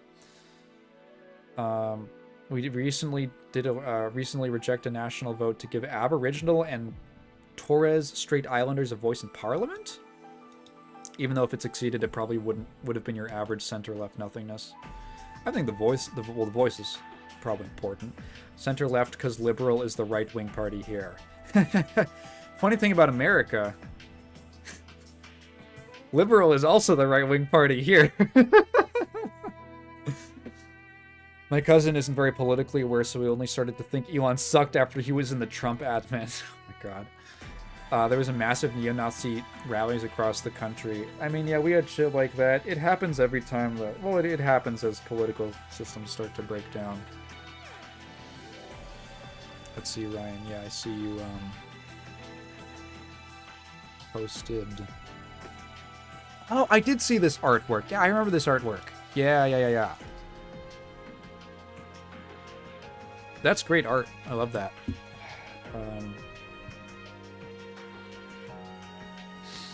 There is a concerted effort to groom young men to be Nazis. Hey, well, join the club. Well, not that club.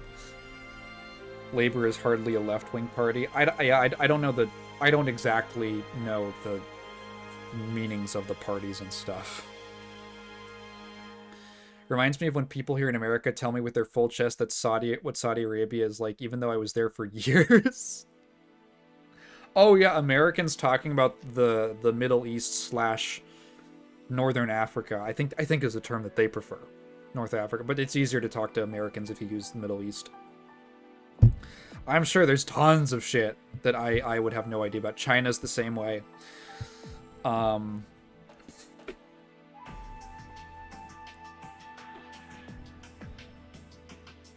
Labor's our version of Democrats. Center-left, but really neo-lib. Yeah, I don't want to get too deep into political talk, but yeah. Because it's a big rabbit hole, and I don't want to get too doomery. I don't enjoy the state of politics in my country right now. Who does? Has anyone ever once in their life said, yeah, I really enjoy the way politics are in my country? I don't think that phrase has ever been uttered a single time. The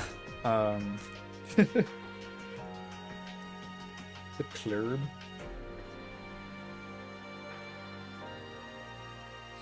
People in power, yeah. No, even people in power. The problem is that they just want more. They're unsatisfied. They're like, actually, we need more. Does Ireland like their president? That's cool. That's nice. If the approval rating is high. I've heard a lot of people like the Mexican president, although she's getting like CIA fucking psyoped. She's getting colorful revolutioned. What track is playing in the background? This is the main menu theme to Blaze Blue Central Fiction. Can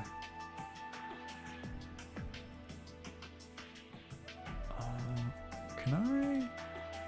Oh, wait. Ah! Right, yeah. This is the, yeah, well, here's the thing that I use for the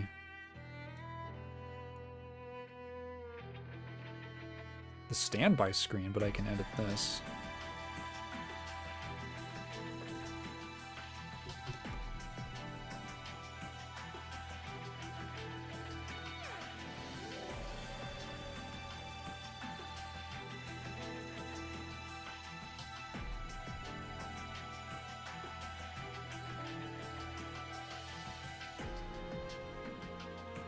I'll just have this in the bottom.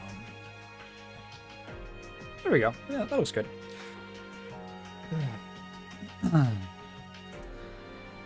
Ireland's president is like a symbolic national grandpa. That sounds lovely. Uh-oh, we got Mexican president hater in the chat. Let's all have an argument about a country we don't live in. That's what we need to do right now. Just really hard pick a side.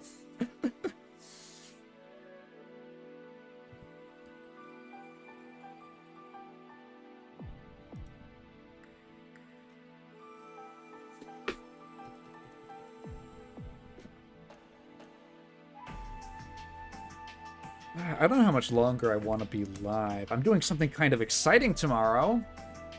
People who are fans of the Die Hard interviews, you'll have something to look forward to. So I'm excited for that. I gotta get some questions prepared. Apparently, the woman who made the exploding judo fighting game I found during Next Fest not only made another fighting game, but wrote up a Medium tutorial series on how to make a fighting game. Sounds awesome.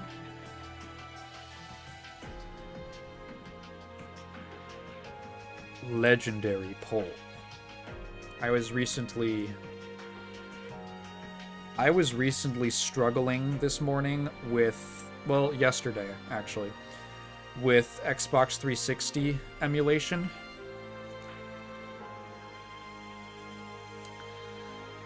Which was not, it wasn't fun. So I bit the bullet and I bought a game for like $30 more than I would have ever wanted to.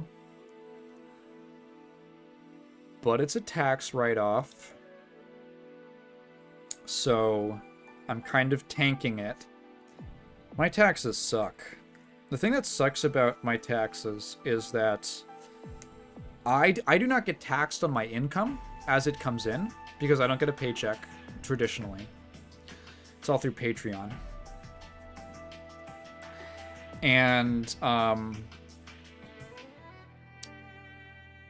so what happens is that the government just eats my ass out during tax season in one big lump sum.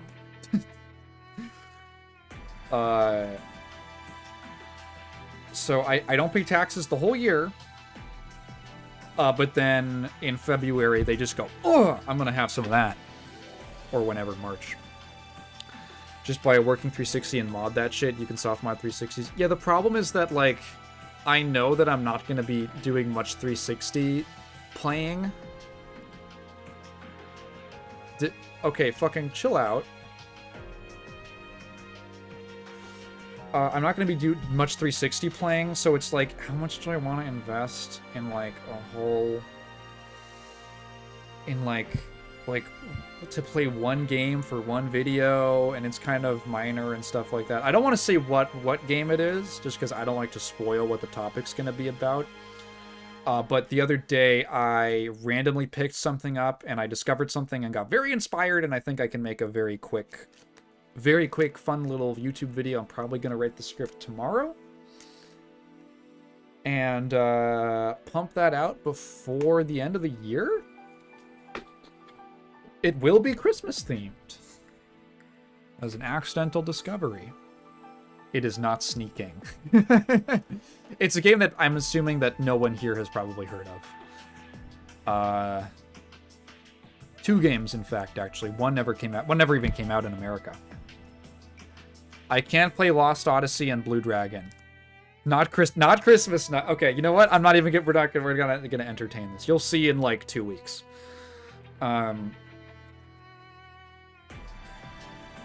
Man, I remember the Blue Dragon. I didn't know that it was a game. I remember the Blue Dragon anime.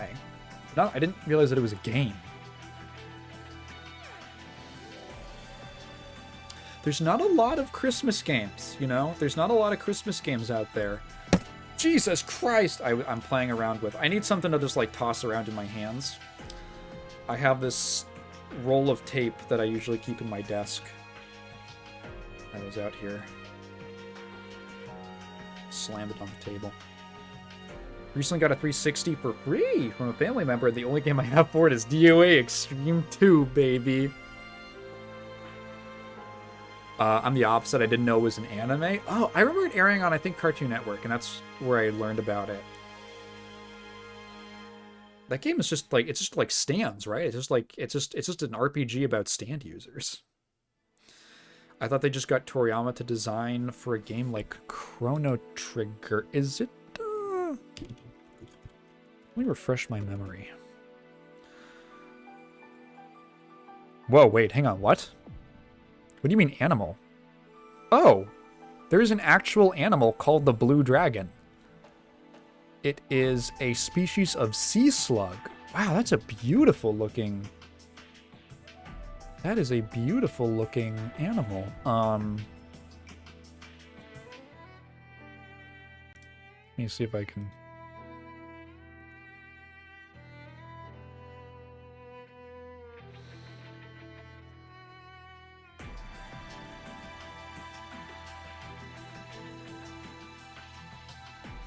There we go.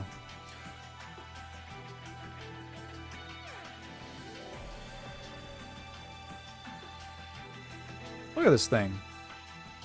That is a beautiful looking, it's a sea slug. Holy shit.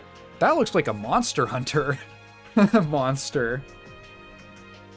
I'm surprised there isn't like a Pokemon based on this. It is Toriyama. Okay. Oh yeah, no, that looks Dragon. That looks Toriyama's. Oh, it's got an entry on the Monster Wiki. Let's see what the Monster Wiki has to say. Oh, it's from Dungeons & Dragons. I didn't know that. Chromatic dragons? My favorite treasure.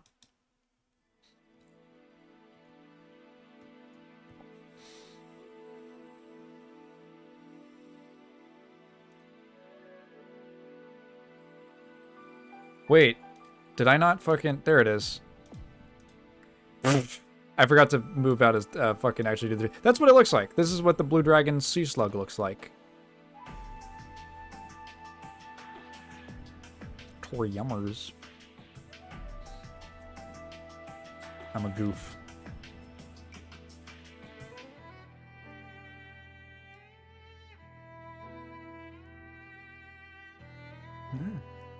Yeah, I can't believe I've never seen this before. This is a really cool looking animal.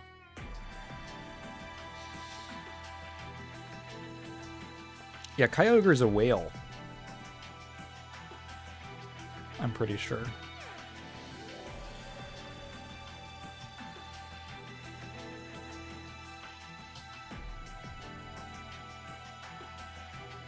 The Glaucus atlanticus. That's an awesome... Like, that sounds like a fake creature. That's its scientific name. Whoa, okay, sorry. The Blue Dragon Children's Foundation. Okay. The Blue Dragon Children's Foundation is a charity that helps street kids and rescues victims from slavery and human trafficking in Vietnam. Oh, okay. All right. Wasn't expecting that.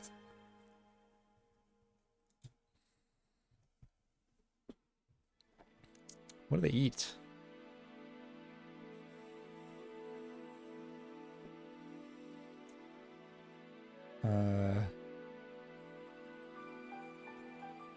Wait, humans handling... Wait, the Blue Dragon is potentially... It's actually very painful and potentially dangerous sting.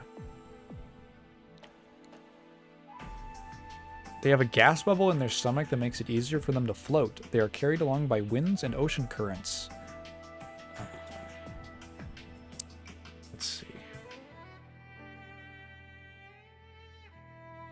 What about Angry Dragon? I'm gonna look up Angry Dragon.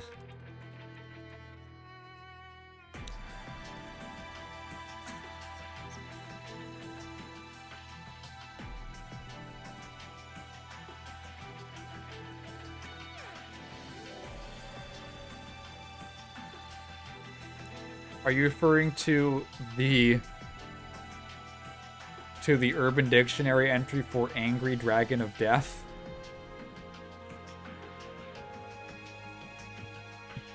Okay.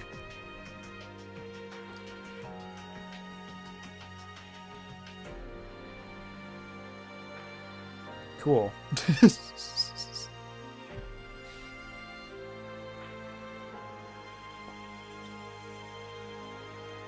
Thanks. Thanks for sharing with the class. I'm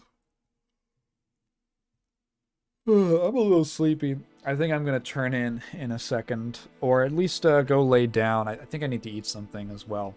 I had cake, but that wasn't very nutritious. I just needed to finish the cake. Well, this was actually really fun. I think I'm gonna probably draw it to a close. I've been going for 6 hours. That's pretty good. I hope everybody enjoyed watching the Game Awards and learning a little bit about sea slugs, I guess. I'll definitely be streaming on New Year's Eve if anyone has some time to pop in. We usually do a New Year's countdown stream. Kat will, in almost all likelihood, be there as well, in person. And might do something in between. Who knows? Yeah, I hope this was fun. I don't know how to end streams, so thank you very much for watching. Have a great night, everyone, or day, or more, whatever time it is. Thanks for joining. Check out the most recent video on Mac Gaming. Check out my Patreon. Have a great day.